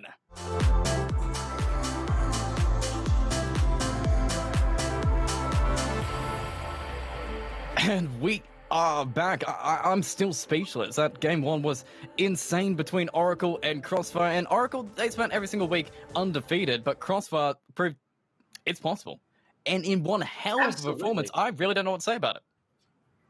Yeah, I mean, we're still recovering. That was nowhere near a long enough break for us to really kind of cope with what happened in that game. So I don't know how these teams are feeling. They have to be playing game 2 very soon, and it's going to be massively important. If Oracle go down 0-2, I mean, that was unthinkable a week ago, but they could fall right off the leading pace, dropping behind Neats and FFYV2, and I believe tying with Crossfire, who before this you would have considered in serious danger of falling out of that title race altogether. Now they're kind of looking to secure their spot and even really make a statement win as to what the real pecking order is amongst these top 4 teams. Oh, yeah. They brought it, and, well, really, if we're trying to analyze what they can do in Game 2, like, I don't know what to have. Oracle had good control of the early, the mid-game, and it seemed like it was their game to take, but still, Crossfire, even if they did miss their power spikes a little bit, they didn't care. They were able to hunker down, play their style of Dota, and bring it back. Yeah, both teams kind of had their plan A shatter, no plan survives contact with the enemy. You have to be able to adapt, right? If your Ember Spirit and your Void Spirit both have rough laning phases, as happened, and you suddenly don't feel as strong to force the lanes early like you wanted with your DP, you have to be able to adapt. If your Alchemist gets shut down and your Weaver has to kind of carry when you wanted to be more of a space creator, you have to adapt. And it was Crossfire who did it critically. Xavier, like probably the most counted core hero on the map, got those key duels off time and again, and I don't want to diminish the contributions of anyone else, but losing your Ember twice erased the farm lead, in addition to that buyback, that ill-fated buyback from Lose Yourself. Yep. And then the 2 kills on Godot after the Lincoln Sphere started coming out allowed them to win 2 huge team fights right after that literally kept them in the game. Yeah, they were able to identify how the team fights were going wrong because Godot, real credit to him in that game. Those Echo Slams, those fishes were absolutely perfect. And as soon as they put their eyes onto him and focus him down, those team fights just went way better for Crossfire. So maybe that's a strategy Crossfire can continue in. Godot seems to be able to turn team fights. He knows when to bring to team fights. So if you shut that man down, you might have an easy game too. Oh, we know Godot's an incredible player. His record speaks for itself. But it still takes a lot of vision to prioritize the Earthshaker out of everything that was going on in those team fights and decide this is the hero we have to kill. I mean, their positioning, even though they managed to get split up by Oracle in a couple of team fights, Oracle did not take the game lying down. The way that they coped with like the Exorcism and the Coddle Blinding Light, especially like Blinding Light must be one of the strongest spells in Dota right now. Barely felt its impact in that game. Their usage of BKBs and just general positioning to avoid it was impeccable. Yeah, it seemed perfectly. They weren't really pressure button. I did like how they played around the early Will-O-Wisps, just keeping the blinding lights, keeping the fishes, and you'll talk it in, keeping the chains, keep everybody controlled around the Wisp. So really, it seems like Oracle have a whole bunch of faith in their drafts. They know how to play their drafts. Maybe they just underestimated how to approach Crossfire. They don't want to go ultra late game against Crossfire. And since they've been playing a few games, which teams, they haven't been as good in the ultra late game, they need to just pick up their game in game 2. Yeah, that's true. I mean, that game was as close to 50-50 as you could call it, right? It came down to just the individual plays and micro decisions, itemization, where people moved on the map. Like you said, just a couple of duels at key moments turned the match around. So it's hard to say that there's some systemic problem. And I don't think Oracle are a team that are going to get outplayed like that every game. In fact, it's surprising it happened at all. So maybe they just need to tighten up. And like you said, maybe just knock off a bit of ring rust. Their early matches have been very one-sided in this league, and it's been a while since they were tested at all to that degree. So maybe this is like a slap in the face or a bucket of cold water. You can't afford to slip up or even allow an opening for a team like Crossfire to jump into, and that will be the same playing against teams like Neats and FFYV2. So this is going to be a test. Can Oracle turn it around for the second game? Yeah, it's all to come for all to play for, and it seems like when we see the big differences here and how these teams approach Dota, Crossfire have a very what would you say? A very cheese-focused draft. They have one big element when they play these games. They put Reverie on a big power spike, and then they work around Reverie, or they put Baosu on a big power spike like an Ember or a Suck, and then they just work the entire draft around Baosu. They really know where their priorities are. Yeah, I wouldn't outright call it cheese, although I know Alchemist can border on it. That was anything but a cheat. That was the fairest Alchemist game I've ever seen in my life, that he still won. I think what's interesting about Crossfire is just they play slightly different cores to everyone else. Like, Reverie's hero pool is different to the other mid laners in this competition. Baosu's hero pool is different to the other, safe laners in competition. I mean, hell, to a degree, Tobes' support pool is very different to the other players in this competition. That just gives their drafts a different character, right? Like, who else plays Grimstroke? But, he worked his way into that game tremendously for a hero that arguably is slightly nerfed in this meta and didn't have a great lane, and as a reward gets it first banned in game 2. Hell yeah, game 2 already started. The bans are already coming. Losing Chan, losing Grimstroke. What would you be worried about if you were Team Oracle? Do you really need to respect ban these heroes on Crossfire?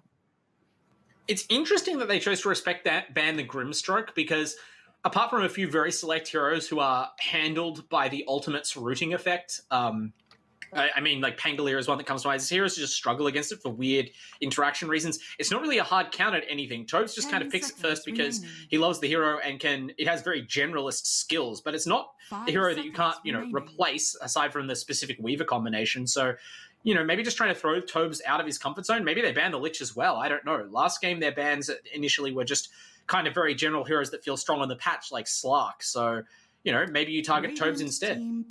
Well, they're targeting Xavier again, so no Grimstroke, no Legion Commander, so we're going to have to go for a different style of heroes. But if we know Tobes, it's Lich, Jakiro, it's Ogre Magi. The ban is flexible, but he's very dominant on this select few heroes, so you can't exactly ban every single hero from Tobes. And then again, with only 2 bans in the first phase now, you're kind of limited with your options. 5 seconds remaining. Yeah, exactly. It's very tough, and so they go with the show us something different strat. And Tobes with the Winter Wyvern, he excels on playing these very honest, not greedy, lane-focused supports, which is the perfect complement to someone like Baosu, who just needs that kind of selfless, classic babysitting support to enable his outlandish plays. Worked terrifically game 1, so I wonder what they're going to combine with Wyvern in game 2. More of a defensive support for sure, and can maybe support a more vulnerable laner than the Weaver. And very ballsy pickup again from Oracle. They're back with the Ember. They don't care it lost. I don't think it lost them the game. It played fantastically through it, and they should feel confident with the play here. But the pick it first up again, does it say something to Crossfire here that Oracle would open with the same opener?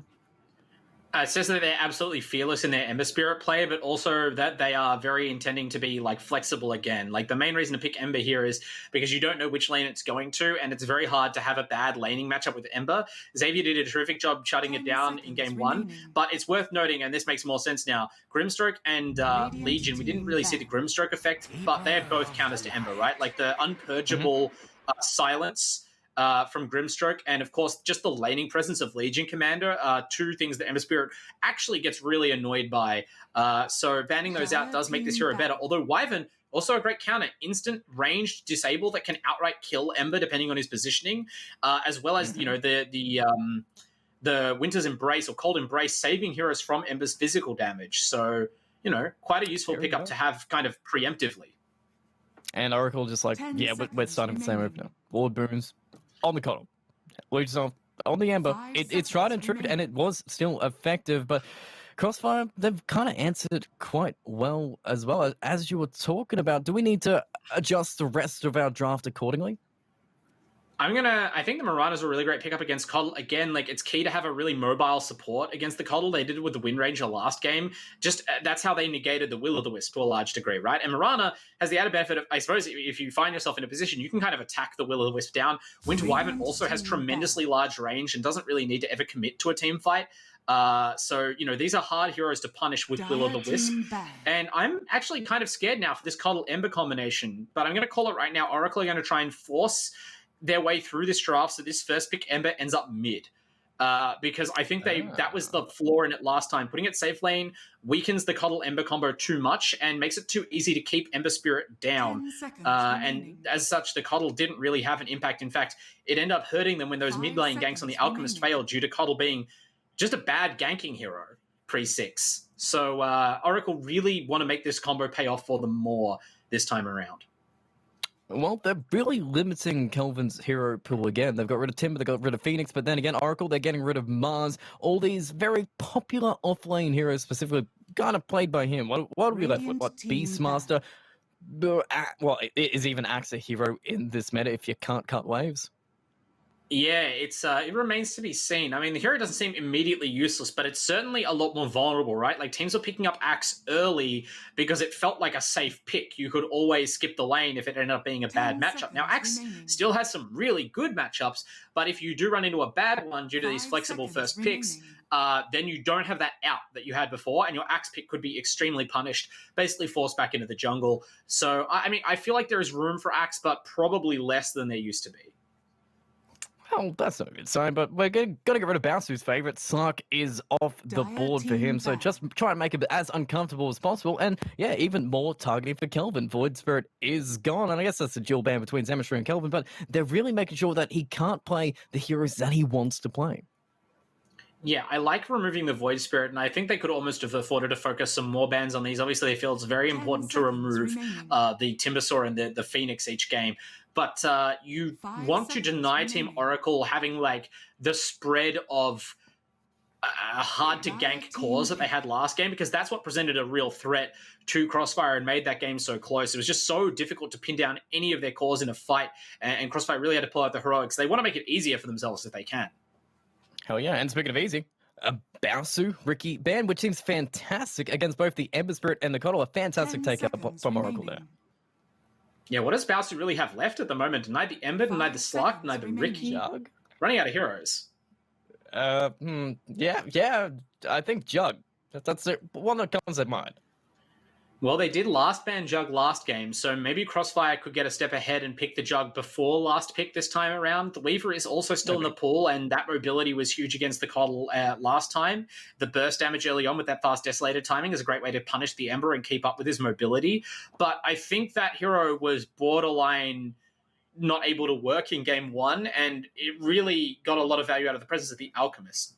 So I don't know if that's the pick game 2, unless this is one of those weird staring match drafts where we end up just picking the same things. Alk's still in the pool. He is. I was about to say, you could just go back down the same old lane, but we're going to change it up a little bit if we are Team Oracle. Rubik being picked up, and there's some hella good spells to steal. Yeah, not only is that a great hero for, you know, stealing Winter's Curse if you can get it, or, you know, stealing Mirana Arrow to chain off this Blinding Light, Will-o'-the-Wisp, but it kind of preemptively counters some of the heroes you might like to grab against Ember Spirit. These, like, big initiators. Often if you pick a hero like Earthshaker, say, you blink in, get your huge spell off, you know, you probably don't have a BKB in the mid games, but as long as you get that disable on the Ember, you're doing good. But if you blink into a Will-o'-the-Wisp, get your one spell off, and then Rubik steals it, you suddenly feel way worse about that. Yeah, those fissures are amazing without a cast point. Always great at disabling all the heroes you want. And hell, stealing an Echo Slam with the Winter's Curse setup seems fantastic. Yeah, but Crossfire, they kind of need to respond to this. They've got Winter Wyvern, they've got Mirana, probably their supports here. But we did prove with Team Toons Reborn in the first series that Mirana can be played in the offlane position. Yeah, I don't even mind it here. In fact, I feel like this Rubik kind of answers a couple of picks that would enable that, like the Earthshaker or even the Bane Elemental, right? You'd have two very powerful supports to pair with the Miranda there. Another really long-range disabler, great at shutting down the Ember Spirit, even if he buys a BKB. But you cannot pick Fiend's Grip into a Rubik. So they go for the Night Stalker. Hell yeah. So this is their offlaner, probably. You got some fantastic setup. We say it again, always again, Winter's Curse is just then. If you Winter's Curse the Ember, you've got the Silence from the Night Stalker, and you got the Arrow from the Morana. It seems like just instant Ember farming material. Yeah, and this is really smart from Crossfire. Not something you see in every draft, but just like Game 1 with the Grimstroke, they've prioritized getting one of the game's few unpurgeable silences. Because the silence is an aura coming out of Night Stalker, the Ember Spirit cannot just have it cleansed off by a support. You can't Manta it. You can't even really, I mean, Yules will preserve you, obviously, but it doesn't remove the silence or end it. The only way to end it is to obviously buy a BKB or kill the Night Stalker somehow, get him off you. So they're just trying to make it as difficult as possible for this Ember Spirit to play his game or itemize against your heroes. Hey, Morphling though, that's a carry hero if I've ever seen it, and it seems like a pretty good Morphling game. We've all seen Arctic Burn Morphling just flying around, hitting people in the backlines. It's one insane combination.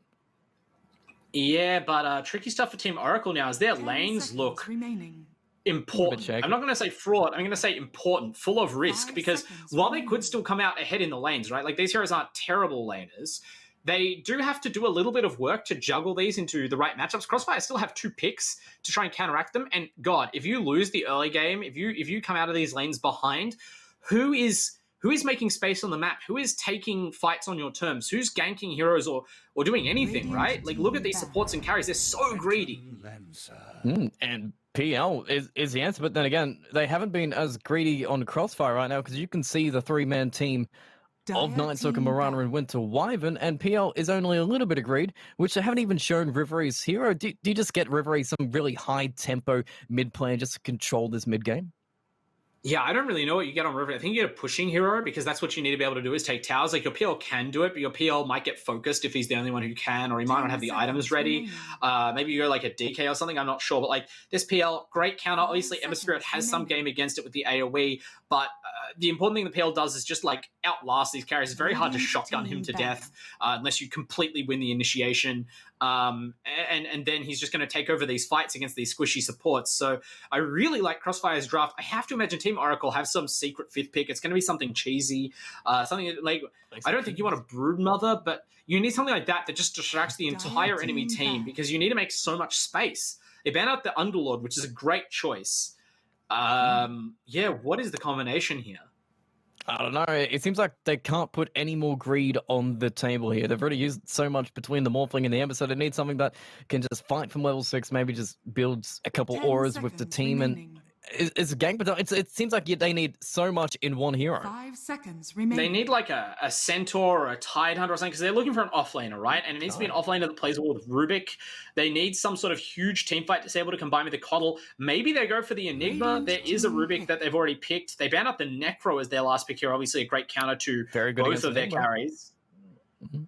One way to just send the black hole is with a Reaper. And the silence of Night Stalker is pretty bad at interrupting Black Hole, although Wyvern's Curse is always a pretty handy tool to have. I really don't know. I think Team Oracle, I stand to be corrected, because this is one of the best teams in the region, and their drafts are a part of that. But this definitely looks like a risky draft at best. Yeah, you got to risk it for the biscuit, but Crossfire, they've got 50 seconds for their mid lane. I feel like they're quite comfortable with their draft. They seem like it's just pretty standard form. Night Stalker off lane works with what Mirana gets some kills, and Rivery, what is his favorite heroes? Odie, Viper, DP, maybe? I mean, DP would be great here. I think you probably can't get nuked down by the Ember and the Morphling at the timing you're going for. You're just this unkillable anchor hero. You have a save for it in the Wyvern. I think you could definitely go with that. You could try and go for the Huskar as well. If it's not, I don't think it's banned. That disarm is going to be really huge and just destroys these supports instantly. There's a lot they can go for, right? Like, they are the ones in the driver's seat. They sort of just need to complete their draft. Team Oracle are the ones. The jigsaw piece they need to fill the hole in this puzzle is so weirdly shaped they can't even think of a hero to fit it. They just go back for the Invoker. Yeah. Might as well say, you can go course works and then drain all the purge the shield away from the Ember Spirit, drain the mana away from Morphling, you can build Spirit Vessels. It seems like they've got answers for everything. I think this is going to be a Cross Exort Invoker. I think we're going to see a lot more Cross Exort Invokers. I think the buff to the Midas, it was a huge buff to the XP you gain from Midas. So Cross Exort Carry Invoker is back on the menu. I mean, Cross Exort wouldn't be bad this game at all.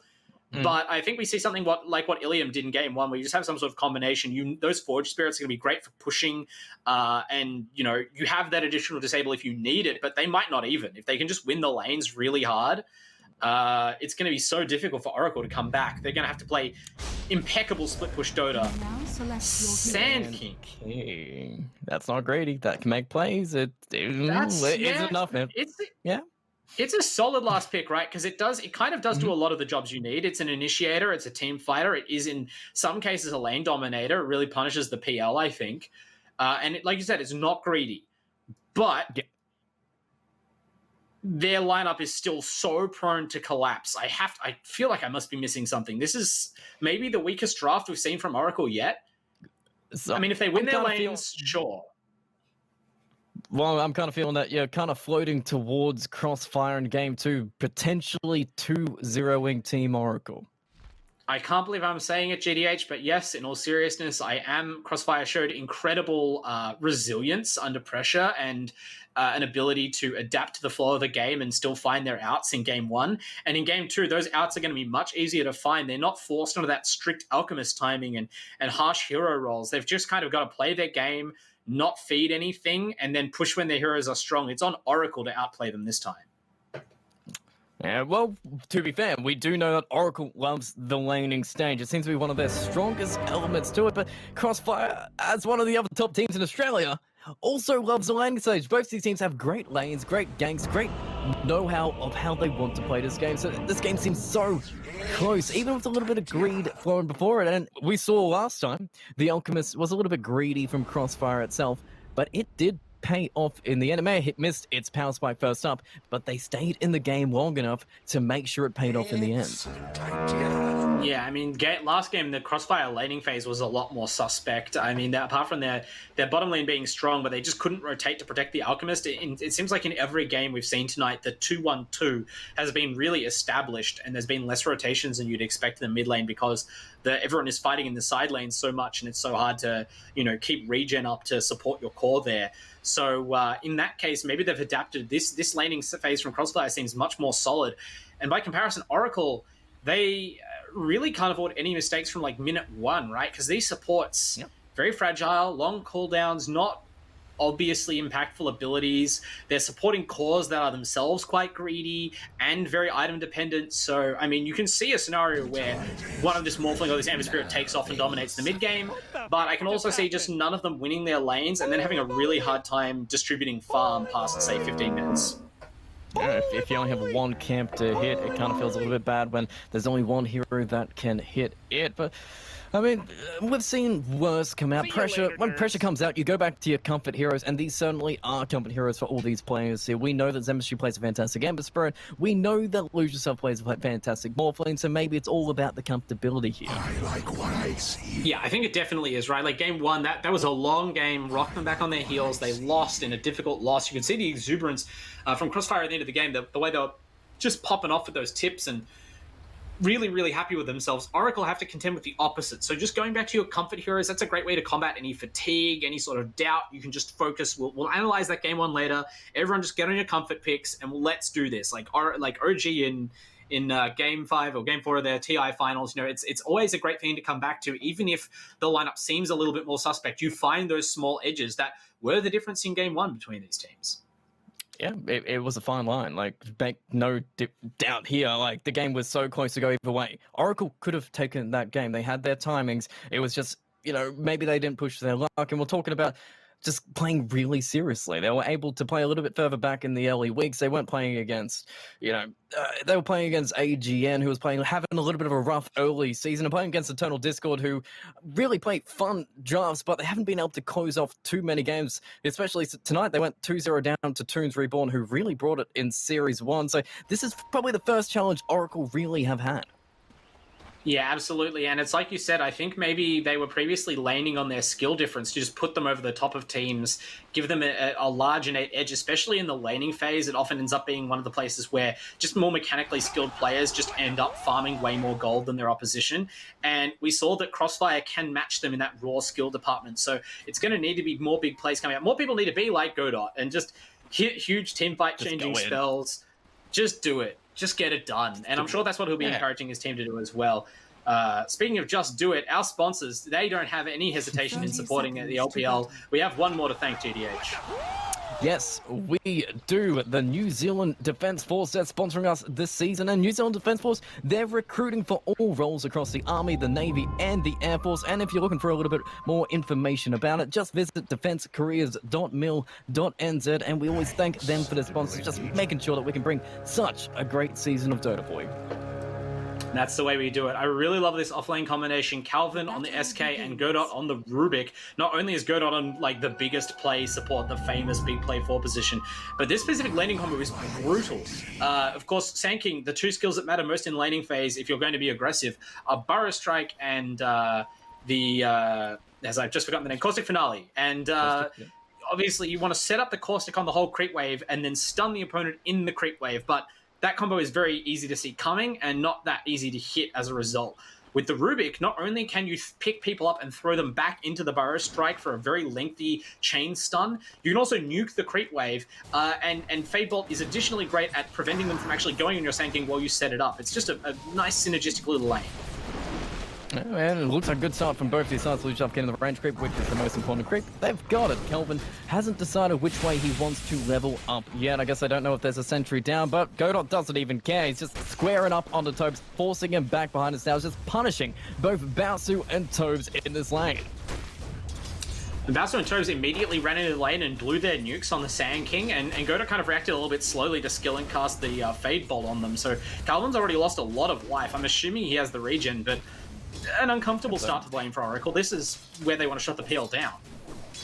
It is true, but right now, Lucius he is just pressuring him up behind his tower. Xavier is securing up some good last hits. Andros, they know he's isolated by himself because somebody else decided to pull a lane, so I guess we have to wave form back behind the tower and keep the pressure on Lucius again. First game, they kept the pressure onto him and it paid off a little bit later. This game, Morphling doesn't have the same power spikes as the Ember Spirit, so if you pressure him too much in the early game, maybe that's enough to push you over the edge here.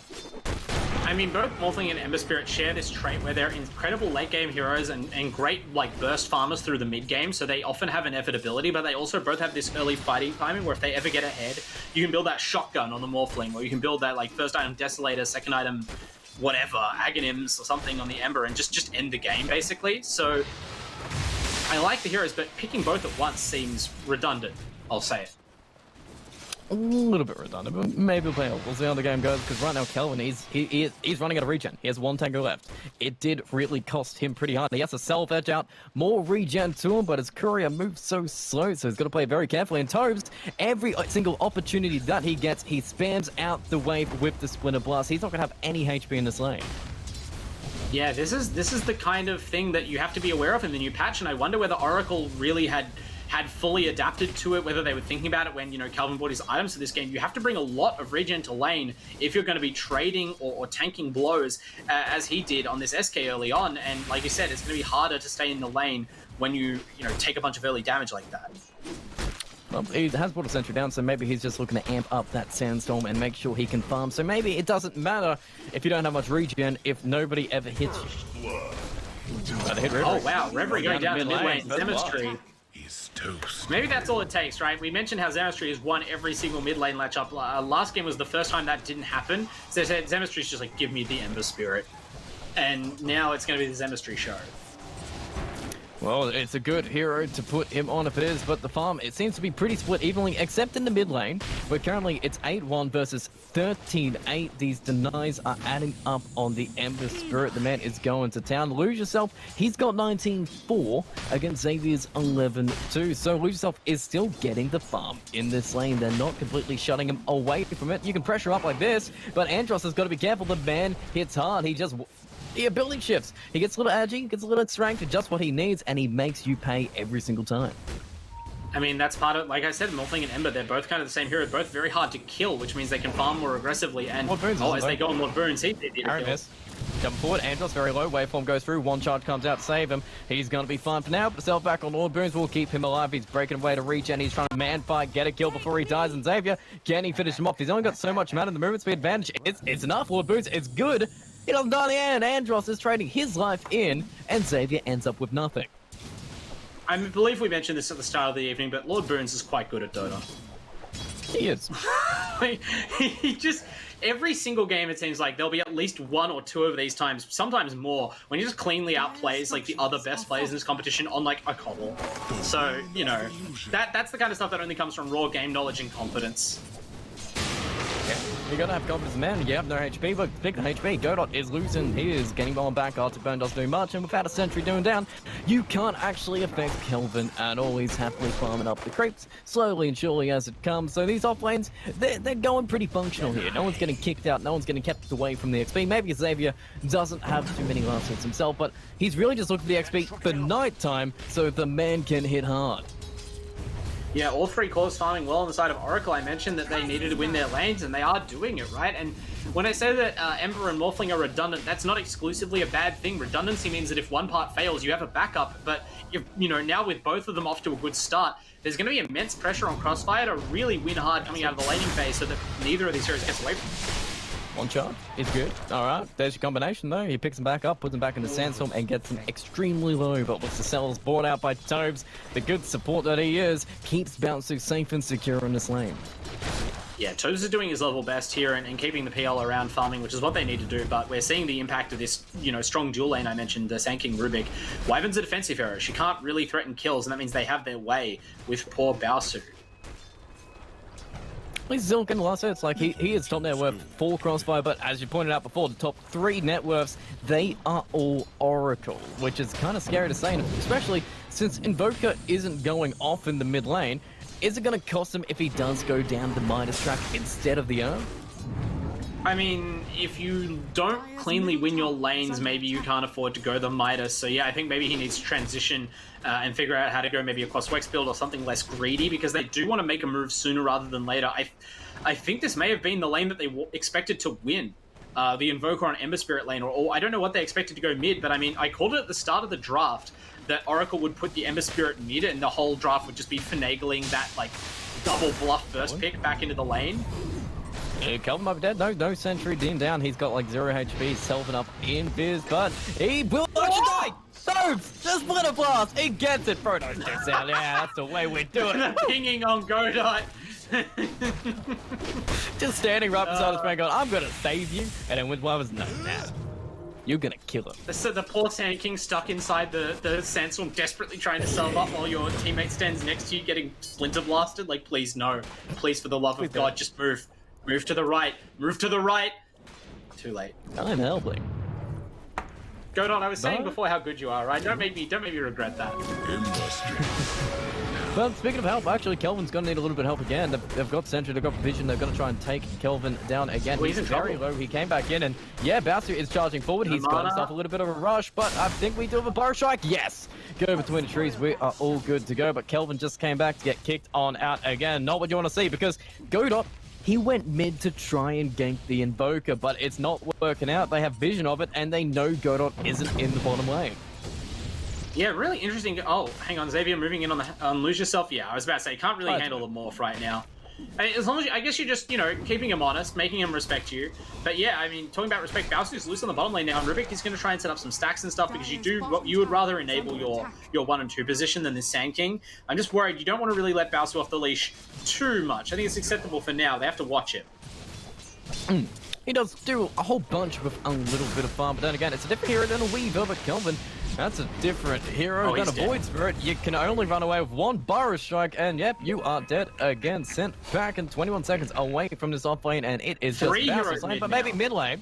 Yeah, mid lane, we've got some heroes going on now. Looks like Invokers might be caught out. Godot is set to go on up. The TP response from Tobes is coming in, but isn't going to be enough. Reverie, he actually, the body like to save him. He's moving up, but the side of fist is there. The Winter's Curse is awkward as hell. It misses every single hero. They just walk on back. Godot is out of here, and they get what they wanted. They kill on Reverie. Maybe Andros can get himself Lord Boons here, but Lord Boons is a whole bunch of HP, and I don't think Tobes has the same. Nope, it's another sacrifice to the Ember Spirit. Gets a double kill for Zemistry. I think there's an argument for just letting they had ward vision, right? So they knew something was getting set up, and their response was to bring over one and then eventually two supports to meet the game. I think maybe you just tell Reverie, like, good luck, buddy, you had a great run last game, and let him fare as he will against a 3-hero gank, because, like, this Rubik hero and this Coddle hero don't benefit a lot from being out of lane. They aren't great gankers. So if you just leave them and you just pressure the side lanes, like, I think you gain more there, but for whatever reason they decide to try and force it mid and they end up giving up extra kills, so kind of justifies the rotation from Oracle in hindsight. Well, Lou Self's actually following up pretty strongly. He's got 15 last hits, 13 denies. I believe top net worth on top of that. Power treads, ball mask, pretty safe timing for him. So he's had a good laning stage. They haven't really pressured him up too much, but Xavier, he's had a pretty good laning stage himself too. Do we really just need to start to get active here? The 10-minute runes are coming up. You could potentially take a fight, and I believe Xavier, he's got an ult he's itching to use. Yeah, they really need to start doing things on Crossfire. If you look at the net worth, big warning signs when you see the Ember 1500 gold ahead of your one position and the Morphling 300 gold ahead. These are heroes that you don't want to be ahead of you, like, ever, because they're very hard to catch up to. And they managed it last game. Can't catch up all boons. Dire's No, middle taste tower. Well, yeah, it's one of the worry things, and Alchemist was kind of their accelerating factor last game as well, but Epicenter being used, Bastards running, okay, yeah, Epicenter was Zeus. Almost got bounced. Get these kills, you want to fight here. You do. Here comes the Reverie's coming in. Well, Swags and Winter's Curse to set on up. You don't have anywhere to drain the mana unless you get an EMP, the arrow on top, but it awkwardly timed. Doesn't really matter if you drain the mana away from him, but in comes MS3. We find Reverie again. He's going to miss his Tornado. He does get Cold Embrace in the backside, but it should be a little bit magical damage to finish him off. With Illuminate, with Blinding Light, a slight of fierce. No, Godot is going to take it in the end, but you've still got yourself one massive kill. Baosu does get out. Tobes runs away. Andros is free and home free, but you lost Reverie again. He is being pressured so hard in these rotations. I mean, he got Kelvin out of it, but I don't think he expected to die. No, he definitely didn't expect to die, and that rotation was kind of like failed from the start as we watch. Xavier's playing so dangerously. I don't want to get too deep in anything right now because Luciusov is definitely going to look for this kill. We know he's got that mid-player instinct no matter where on the map he is. He always loves to go for a kill. Xavier may be trying to bait a little bit, but no, basically the use of the Winter's Curse, they can't just throw it out like that. It's just to disable, to set up a stunner hero when there's an enemy tier 1 to TP to. They were lucky to escape with only one death from that, like, clean Coddle Ember rotation. You know, you can't just disable the Sand King with your best spell. No, but 5 heroes in the mid lane can disable Reverie again. He came in just to die. Can he go and Viz? No, he can't. Okay, maybe he can, but it ain't gonna keep him alive. There's still a Sandstorm Swell, and so Reverie comes back just to die again. 26 seconds. The net worth is really just in the dumpster at this point. Godot is almost equal with the man himself, and these towers are going to crumble. It doesn't matter how much greed you have on Oracle. If you keep dying to them, you're going to make that greed pay off in the end. They gambled the whole game on winning the laning phase, and then they won the laning phase. So, I mean, I don't want to be a turncoat. I said 12 minutes ago, Crossfire looked terrific. I actually would like to reverse that. This is Zemistry's revenge. That's what this game is. He annihilated the mid lane, crushed the Invoker. Now, this is the Coddle Ember in full power, where the Ember Spirit is the biggest hero on the map, except for this pesky Morphling overtaking him, and presumably will just win the game in about 10 minutes. I'm going to put it at that. Okay. Prove me wrong, Crossfire. We'll find out. They found Xavier. I mean, he's walking away. It's daytime. So man moves real goddamn slow. Maybe fast enough to dodge an Illuminate. But Xavier, his item build doesn't seem too amazing yet. He hasn't got the Spirit Vessel yet. He isn't able to shut down the Morphling yet. And these opportunities aren't exactly enabling Bouncer too hard, who had to leave the bottom lane after getting pressured in. His net worth is equal with the Ember Spirit, and maybe he's going to feed himself a Godot. Okay, that is perfect. Andros just landing these arrows, and give credit to where the credit's due, but One hero is doing fantastically. That is Baosu, and you have two other heroes doing fantastically on Oracle here. What play can you make to turn this back the other way? I mean, the reason I predicted Crossfire in the drafting phase is because they do have the mechanisms to handle these calls from Oracle to a degree, right? Like, the key to everything is getting the Diffusal Blade up on Phantom Lancer, right? Because then they have two lengthy ways to disable these carries in the Nightstalker Silence and the Winter's Curse. Winter's Curse prevents you from dealing damage to the cursed hero, but it does not prevent you burning their mana. So PL just hits them, stacks up a ton of illusions on them, burns their entire mana, and they're not dead, but they're as good as dead. So that allows you to kill the Morphling or the Ember pre-Lincolns pretty much for free if you can set it up. But there's two of them. So they really need to produce something special in this team fight.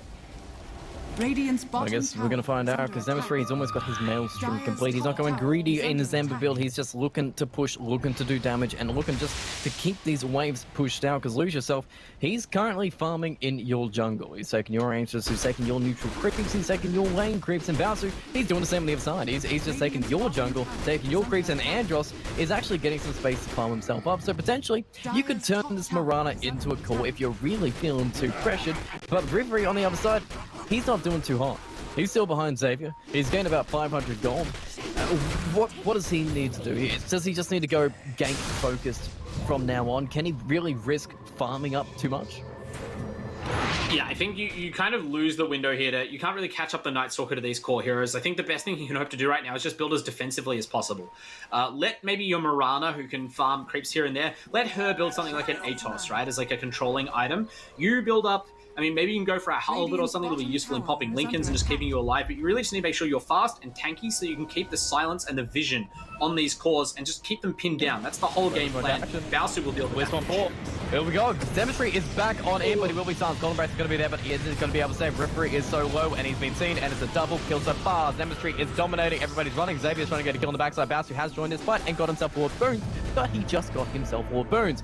Demonstry very low on mana, has a bottle charge. Kelvin is looking for an initiation target. Okay, misses that Burrow Strike, then maybe that's the opportunity that you wanted. They've got the vision, they've got the sentry, and they've got the initiation, but is the arrow good? No. Arrow is perfectly aimed, and now they're turning it back the other way. It cost them the buyback on Tobes, but it will get them Zemistry, and that is a buyback you'll use every single time, because Baosu, he's 4-0-3, the Diffusal Blade is picked up, and hella effective in the first team fight.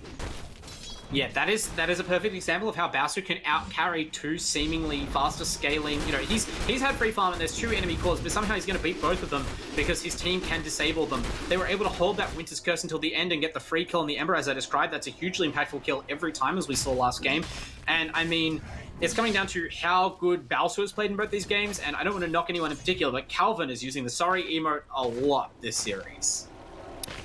He is, but it's always good to apologize because you improve on the next go, and that Burrow Strike was a little bit awkward. So maybe if they get a little bit of a better initiation with Kelvin joining the smoke, because it was just Rubik and Sand King smoking up around Zemistry there. So Kelvin isn't exactly working with the team yet.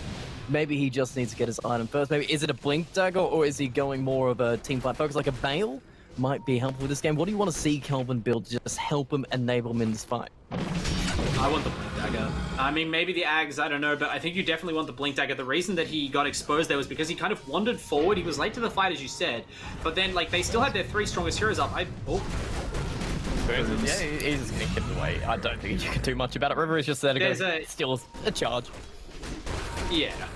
We were talking about how good Lord Boons is, but there is like a hard limit to how much you can actually do on a Coddle against a hero like that when the power differential is so huge.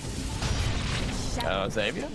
Moonlight Shadow. Do we have a nice. We have 1 to the left, maybe 1 to the right, but the Tornado is finding Luke yourself and he's dead. What? Huh? Alright. Stolen Cold Snap, but I can't steal you back a Morphling. Hell yeah. So Xavier has a Blade Mail. The new and improved Blade Mail that passively returns 20% of damage all the time. It also as an active return. So the active got slightly nerfed, but now, or it got reduced, and now it has a passive. I don't know if the active combines with the passive, because they took from 100% damage reflection active to 80%, but now 20% passive reflection. It's good. It's really good. Save. Tobes. The Wisp is going to be turning, but the safe is good. The silence is there, and maybe you can go back the other way. Bouncy wants to run in, but the Wisp is not dead yet. Toad's almost there, but they've got the arrow on the back of Zemistry. They need to kill him. Zemistry, he's side effecting, he's looking around, he's going to be running away, but they can charge on forward. They lost themselves 2 heroes in response here. Lose Yourself is back. They need to move on back, but the ultimates are down. I mean, Kelvin does have an epicenter, but he is dead. 22 seconds away from him. Maybe you can take the opportunity here with Bouncy with the defuse the blade. Winter's Curse is out, but everyone's going back to their side map, going back to farming. Bouncy's going back to doing what he's comfortable, pushing up on a wave, taking off ancients, taking up neutrals, keeping that farm going. But to say, saying what they need to do before with the Vambrace actually being picked up by Bouncy. Bouncy is getting a whole bunch of items, but it doesn't seem like Zemistry is responding quickly enough. The BKB is coming, but it is a lot of gold, and I don't think they want to keep the space around because it seems like Bouncy can do a lot of damage if he's just enabled, and these Winter's Curses, as you pointed out, are massive. Yeah, all they can do is just keep scaling on Oracle, right? They don't want to force things. They just want to make sure that both their cores are farming at least as fast as Baosu. Baosu has definitely gotten the jump on them after a rough start by that huge team fight, which is all just individual play. Himself and Tobes have been tremendous this series. Really big credit to probably the 2 MVPs. But like Zemistry with 1 item is just a slower farmer than Baosu with 1 item, and I mean the same on the Morphling, arguably. So Baosu obviously has to continue scaling, and they'll just... Epicenter? Kelvin. Okay, you found Andros. And you got Andros. You didn't get Andros. They're gonna leave out Andros. Fair enough. One boost is a lot, though. So, Epicenter, Winter's Curse. It's alright. It's very telling that in these last couple of little engagements, rather than try and force like an all-in engagement, even though they just won one, Crossfire are happy to let Baosu continue to split push and split farm, even if it means giving up a kill or 2. So that tells you what they feel. They feel confident that there's a mid-game timing still. This PL is going to have another 2 items. Oh, you love to see him try it, but nah, Boons is just charging it up. So more kills to Oracle, more gold for their side. Maybe they can push in some more towers. Morphling hasn't really needed to be responded either, so he's kind of doing the bounce who does. He responds to the fights he wants to respond to. He's pressuring up the mid-tier 2 tower just to get some attention to him, but the smoke on up from Oracle is going straight bottom where they find itself. Bouncy with the change, the instant telekinesis stun, and the control is enough. Bouncy is put down, 48 seconds, and that's a big kill. That opens up so many options for you, and that tier 2 tower, that's looking pretty tantalizing.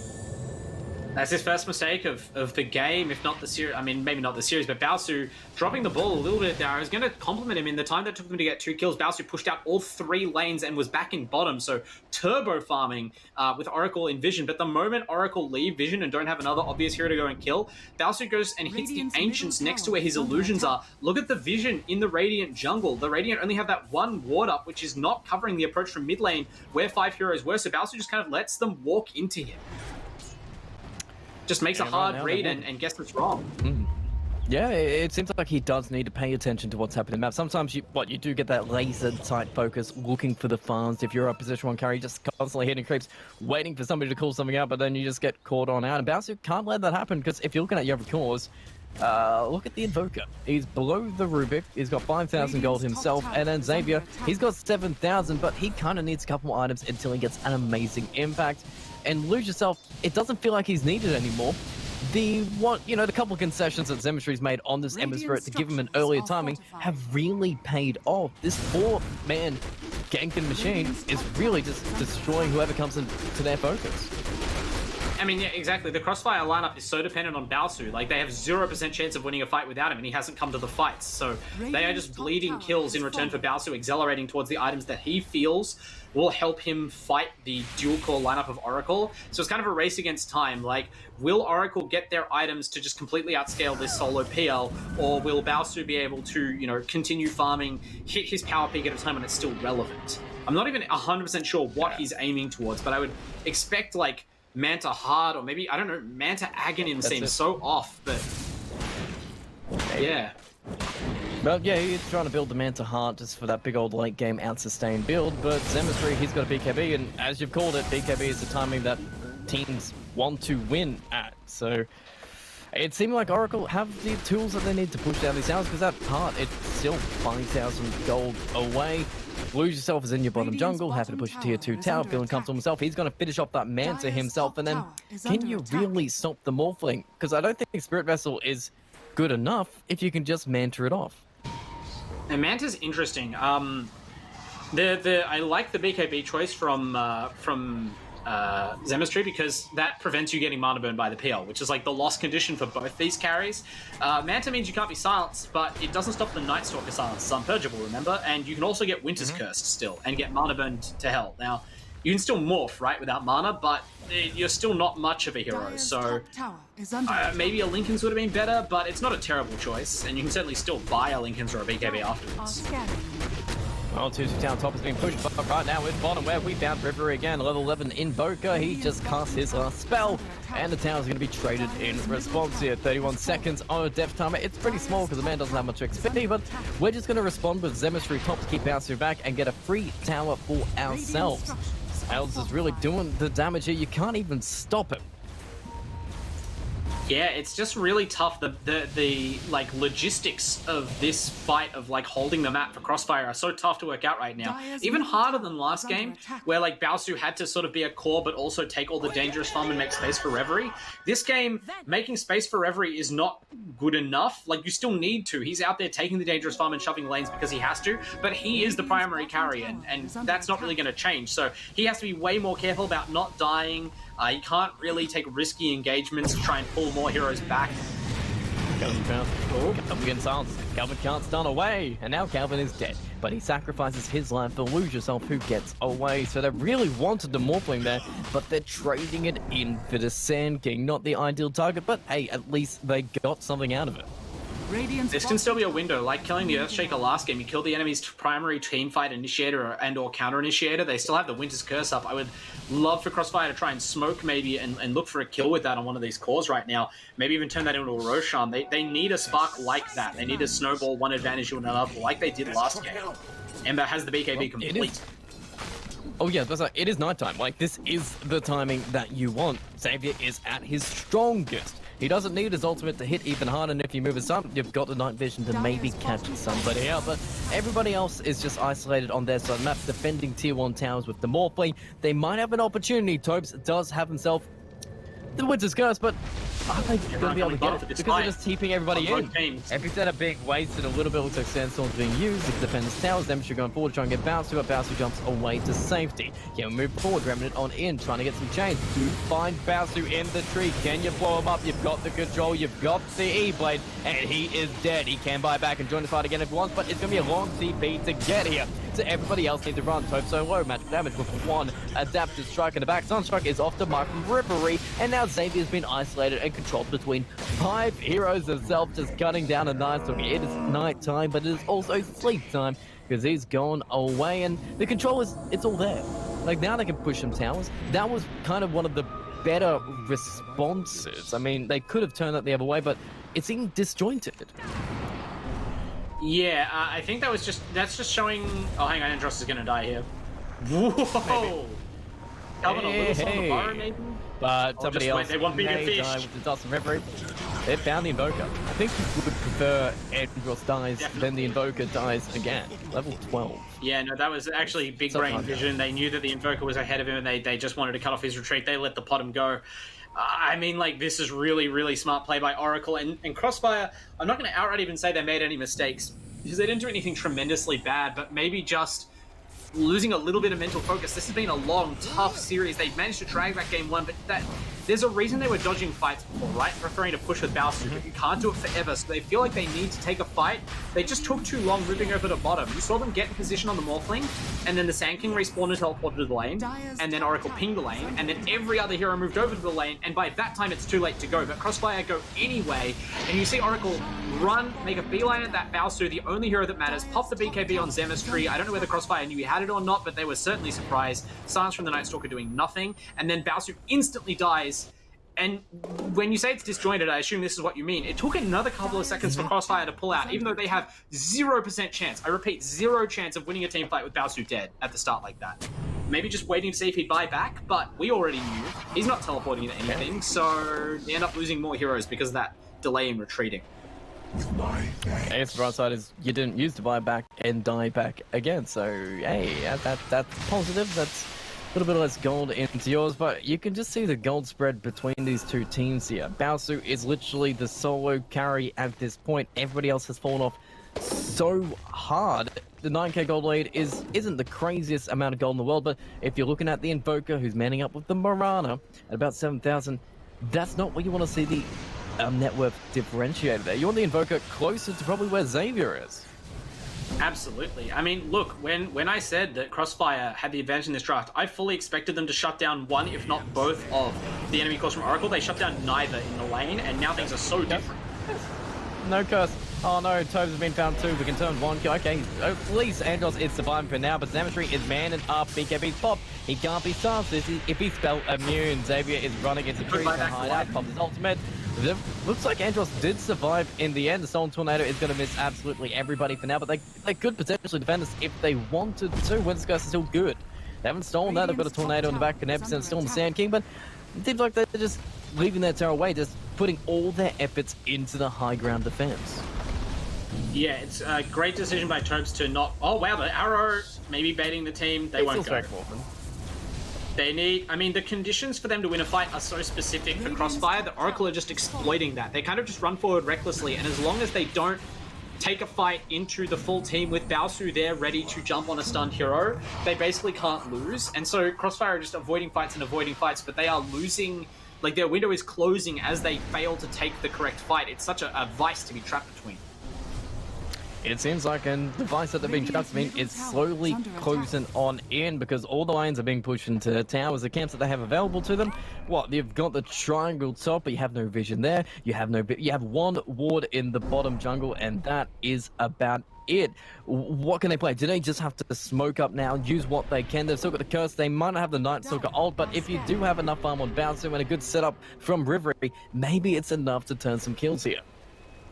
I do believe in their ability to continue to win a team fight. Like, Baosu, their game plan around this PL still works until both the cores have a few more items, and Baosu is just farming as hard as he can in order to keep that window open and stay in a position where he is a kill threat to the Ember and the Morphling, as well as the rest of the team. So by him doing that, even as the other heroes fall behind, they preserve their chance to win a fight through enabling this PL as they did the Alchemist last game. The problem is that just it's harder for them to do that against these cores from Oracle, especially as farmed as they are. And, you know, it won't last forever. Like, Baosu just cannot keep up with these two cores eventually, especially since the Ember kind of soft counters. It's seeming like that right now. The accept, you've got even more magical damage than Topes. He's gone 43 seconds, does have a buyback, and no also buyback. Winter's Curse for your high ground defense. Oh, wait, did he buy back before, or did he buy out an item since his last I think he bought day? out. He bought out. Yeah. I think he tried to get a Boomcape. And, yeah, it didn't save. He was too far forward then. I don't know, Splinter Blast has, like, global range, so very unfortunate that Topes gets caught there. I mean, it was Oracle jumping forward to catch him because they just know that the Wyvern's job is to push the waves out like that, but you cannot afford to die. He's as important as the PL to their chances of winning fights here, and now it's just up to Baosu. How much mana can he burn away before the engagement? The bait on have to go for forcing him into it and just taking down this tier 3. Oracle are playing Crossfire like a fiddle. They're moving on back for now since I see the Glyph. They can go back, but Tobes is back on up. The one thing you are scared about is that Winter's Curse. So I think they're just waiting for another pickoff here, right? They're just waiting for Tobes to get out of position, then they can just maybe just isolate him and then take a fantastic fight. Oracle are taking no risks. They feel very comfortable. They're going to wait for Crossfire to force something. They're not going to make a mistake by fighting into the one situation where Crossfire have a chance of winning with their full lineup up and Baosu ready to pounce on any exposed hero. And even with Baosu, you know, normally you'd be able to whittle away their mana and sort of force them to do something with the constant attrition of PL illusions. But not only do they have healing, they have Coddle to restore the mana. So the pressure is back on Crossfire. They really have to play their way out of this one. Well, at least they played Morphling out of your top lane, but just putting one Splinter Blast wherever he wanted to set up something to go down, but he's just going to cut the creep wave back and try and get back to safety. It's a very defensive mode from Crossfire, trying to give no edge. The only edge that they are giving out is Baosu's attempt to farm creeps. He's in the base right now, but he just pushes out a wave, waits for his TP to come back, TP's back to base, and rinses and repeats, but it isn't the most efficient way to farming. This gold lead is going to keep accelerating. Yeah, exactly. Like I said, Baosu is farming to try and like keep the window from closing on Crossfire to take this successful fight, but like it is inevitably closing. The Rubik is now higher farmed than the second most farmed hero on Crossfire, and this is what happens when you lose complete map control. Oh man, that's kind of scary itself because Rubik with an Ag Scepter with so many spells from Crossfire, it's pretty insane. There's some great accepted spells to steal if you want it, and then it doesn't really matter in the end because everybody else has so much magical damage. Is their best defense outside the base, or is it just in the base here? I mean, like, the temptation is to hold the base, but I think Oracle have shown that they are not going to go high ground until they're absolutely certain they can dominate the game.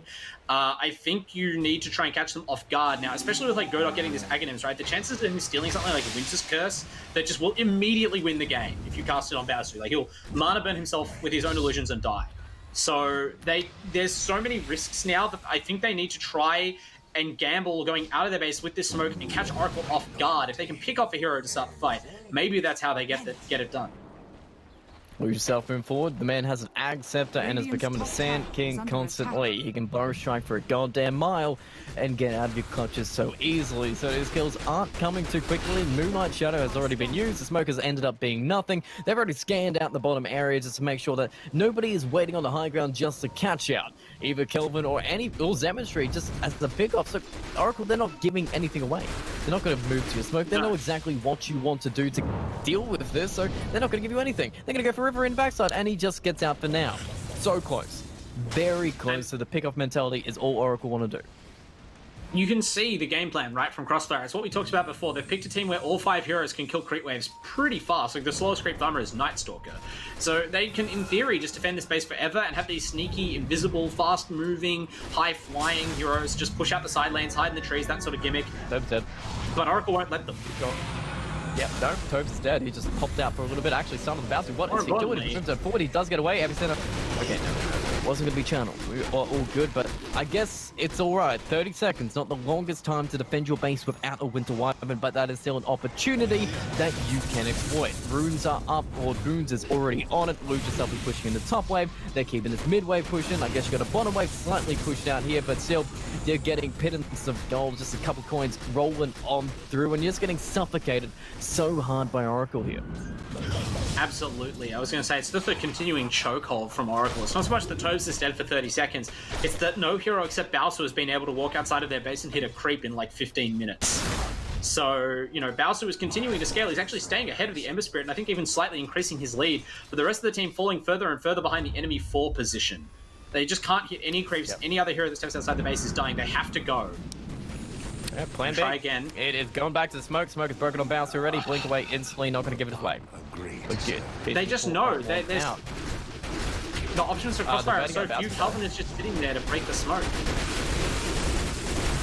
Bouncer going for Godot, but Godot blinks away, baits him out the entire time, moves on back, and yeah, Oracle, no, and now they know their Roche is up, so let's get 2 lives on a Morphling, and then we can just charge high ground this way. If you don't want to come to us, we'll just come to you, and if you can barely kill Luge yourself once, how are you going to do it twice?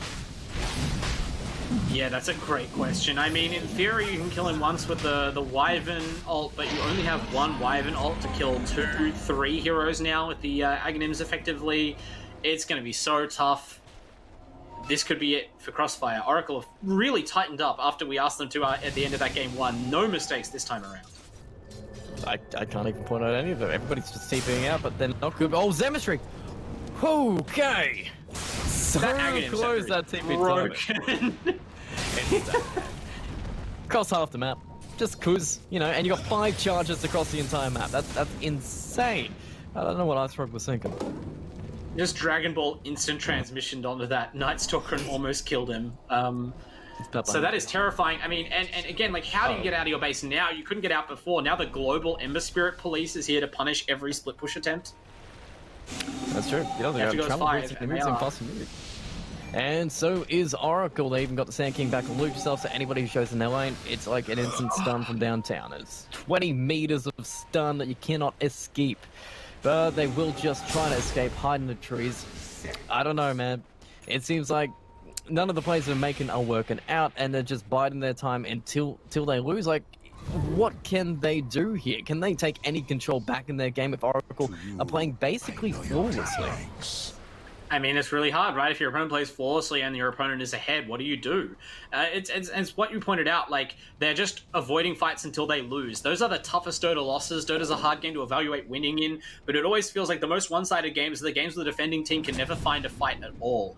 And that's what we're seeing here after such a close game one. Oracle are shutting Crossfire out, and Crossfire, they're smart enough to know that they can't take these fights, but at some point you have to choose your best bad risk, right? I almost thought that top lane engagement was it because they got 5 heroes out of the base and they were kind of enveloping the Oracle team. Their positioning was not predictable, but they still choose to retreat, and I just don't know how many more times you can hit that retreat button and still feel good about it. Basic, no, he can't be caught here. He is trying to get back to base, but they've got the damage, they've got the kill, they've got the curse back on the Morphling, but he's got a BKB, so you can't do anything about it. So buyback instant, towers melting, and it seems like the response, yeah, Crossfire, they need to bring it this time. They have no choice in the matter. Lose yourself is in your face. Okay, just going to stun you in the backlines, try and get the kills in the backlines, and kills up Toads instantly. Toads literally cannot survive for a couple more seconds in the remnants. Yeah, it's just Zemetry doing what Zemetry does. Kelvin the epicenter in the backside. Who is it even hitting? Is it just destroying it? Yeah, Crossfire, they're melting. Their BKB's picked up on the Sand King as well. Zemetry, he's moving on into Wisp. It's keeping everybody in play. Xavier's finally got a chance to use his own BKB, but everybody is just running away. The ult is there. The stance is still on Zemetry's big kill. If you can get it, but it's not back. Kelvin is going to save him again. Rivery is dead. Blew yourself so low, but he's got the Aegis. He's just looking to return, but now Bowser, it's a big Bowser show. He needs to carry hard, and his shoulders are feeling heavy. But the stance the E-Blade used on the Morphling, you can't drain any of his mana away. The Blink Dagger on the Godot, just completely playing around with Bowser, just like a fiddle. He can't get one note off, and everybody's running, but Godot will finally, goddamn, go down. But it means Lose Yourself survives, it means Zemetry survives, it means, okay, Lord Boons survives, and maybe your tier 3 Rax survive. But that's still not a fight you wanted to take. It seems like they're just holding on barely. Well, look, to be fair, when you consider holding on barely, I spent that fight composing their eulogy and what we were going to say on our way out of tonight's broadcast. So Crossfire actually did pretty well there. Considering Bounce, I mean, like, what we were talking about, avoiding fights until you lose, that's what it looks like, right? You dodge, you have a fight where it's kind of on your terms, but you don't feel confident, so you dodge it. And then you dodge the next one, and you dodge the next one, and then eventually they catch your core farming outside your base and kill him immediately for no return, and you waste your Winter's Curse doing nothing after the core is already dead. So to me, that's like, karma has come for them, they dodged fights for too long, their window has slipped away, and they're finally being caught and punished. Instead, well, he's popping a big. They might be actually punishing Zemetry right now. He is getting back, but Lose Yourself is going in. 2 people on a different time because now it's 4 heroes against Lose Yourself. What was he doing? Can he get away? He has to pop his own BKB, but now he has the man fight. He's got satanic damage, but Bowser is moving on back. He has the alacrity to get a little bit more attack speed, but maybe you just want to disconnect. Bowser has blood in his eyes, but it's not too much to distract him from running into the enemy team, just like Lose Yourself did, but nobody loses a single hero. Maybe a couple BKB timings, but nobody dies. That's the main point here.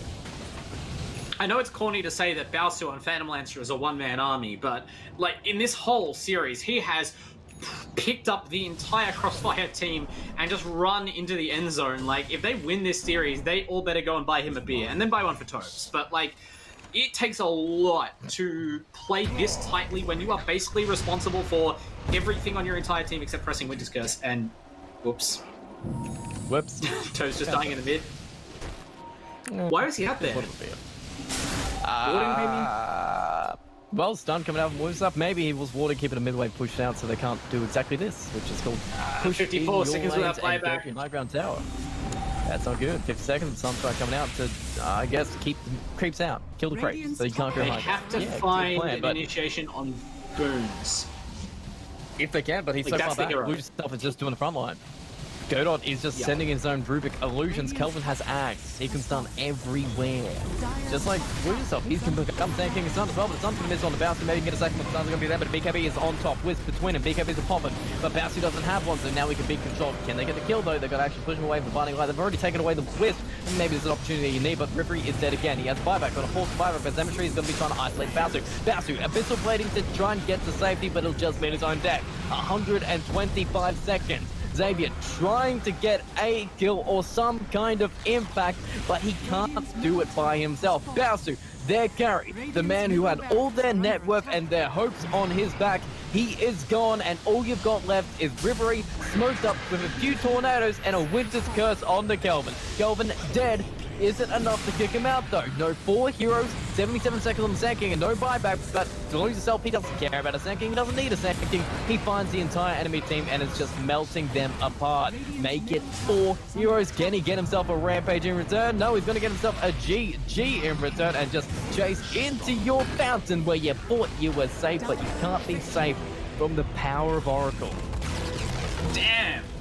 Crossfire had more left in the tank than I thought for a moment there after that team fight where they actually defended their Rax top lane after losing the Wyvern and losing the PL and not being able to set up their combo, and they still won the fight. I mean, look how hard it was to kill Baosu there. For a moment, I believed. But, like, you only have so many lives, and getting the Wyvern caught without buyback, another team fight without being able to use the Winter's Curse, that's too much. So, unfortunately, they can't hold on whether that was their plan or not, and Oracle do level up the series, as you'd expect. Okay, 1-1 between them. It was one hell of a showing. Game 1 was amazing. I'm still speechless. Game 2 really showed like Oracle, like, okay, we kind of slipped up a few things. We gave opportunities for Crossfire. Game 2, no opportunities. Not a single one. No, they didn't make one mistake, and Crossfire made very few, but it's that classic thing, and this is, I think, the purest expression of what I love in Dota, and what you see really at the highest level of the game, is when you reach a point where your team does not make mistakes, then the other team at some point has to force you to make one. They have to make a play to go over the top. You can't just sit in your base and defend. Crossfire just couldn't take it to that next gear. They couldn't find something new and dynamic to do. They did in game 1, but it's a tough ask 2 games in a row, and Crossfire, they correct the flaws in their game and manage to keep themselves within striking distance. I think they'll be tied after this round with Neats Uprising, so at least in second place. That is true, and from tonight's series, we actually had some fantastic series tonight. Toons Reborn 2-0ing Eternal Discord and Crossfire versus Oracle 1-1ing, evening between these two titans of a squad. What a night. About the most interesting results you could really hope for, because when we looked at the ladder here, things could have gone differently. We could have seen a continued separation. Instead, this middle of the table area getting all tangled up. Neats Uprising, we see at the top there, thanks to the bye this week and strong performance in previous weeks, but they have some tough matchups coming up ahead. Oracle AU starting to run into their tough matchups and having just dropped a game, facing some really questioning matches in their following weeks. FFYV2, they'll be playing tomorrow night and have the chance to establish themselves now as the clear frontrunner if they get a 2-0 over AGN. That's right. AGN versus FFY, a one-night showdown between these two teams. I'm excited. FFY have brought it every single week ago, but AGN, man, they just keep on getting better. Yeah, it's like two different kinds of unknown factors, right? FFYV2, they're no longer the dark horse we saw at the start of the tournament. We've now seen them play a couple of series, and they have looked absolutely dominant. And now that Oracle have run into kind of stiff resistance and faltered, it does look like FFYV2 might be the new heirs apparent to the throne, at least of favoritism through the season. AGN, though, they're the perennial underdogs. They have taken rounds off strong teams before. Can they steal one from FFYV2 to leave us with a three-way tie on the top of the ladder? It's salivating to think about. Oh man, I am excited to find out, but that is going to be all from us tonight here at LPL, and we'll be seeing you guys 6:30, I believe, tomorrow night for AGN versus FFYV2, but all the goodness of Dota, it's more to come in the coming weeks in, and we'll see you 6:30 there in the action. We'll catch you then.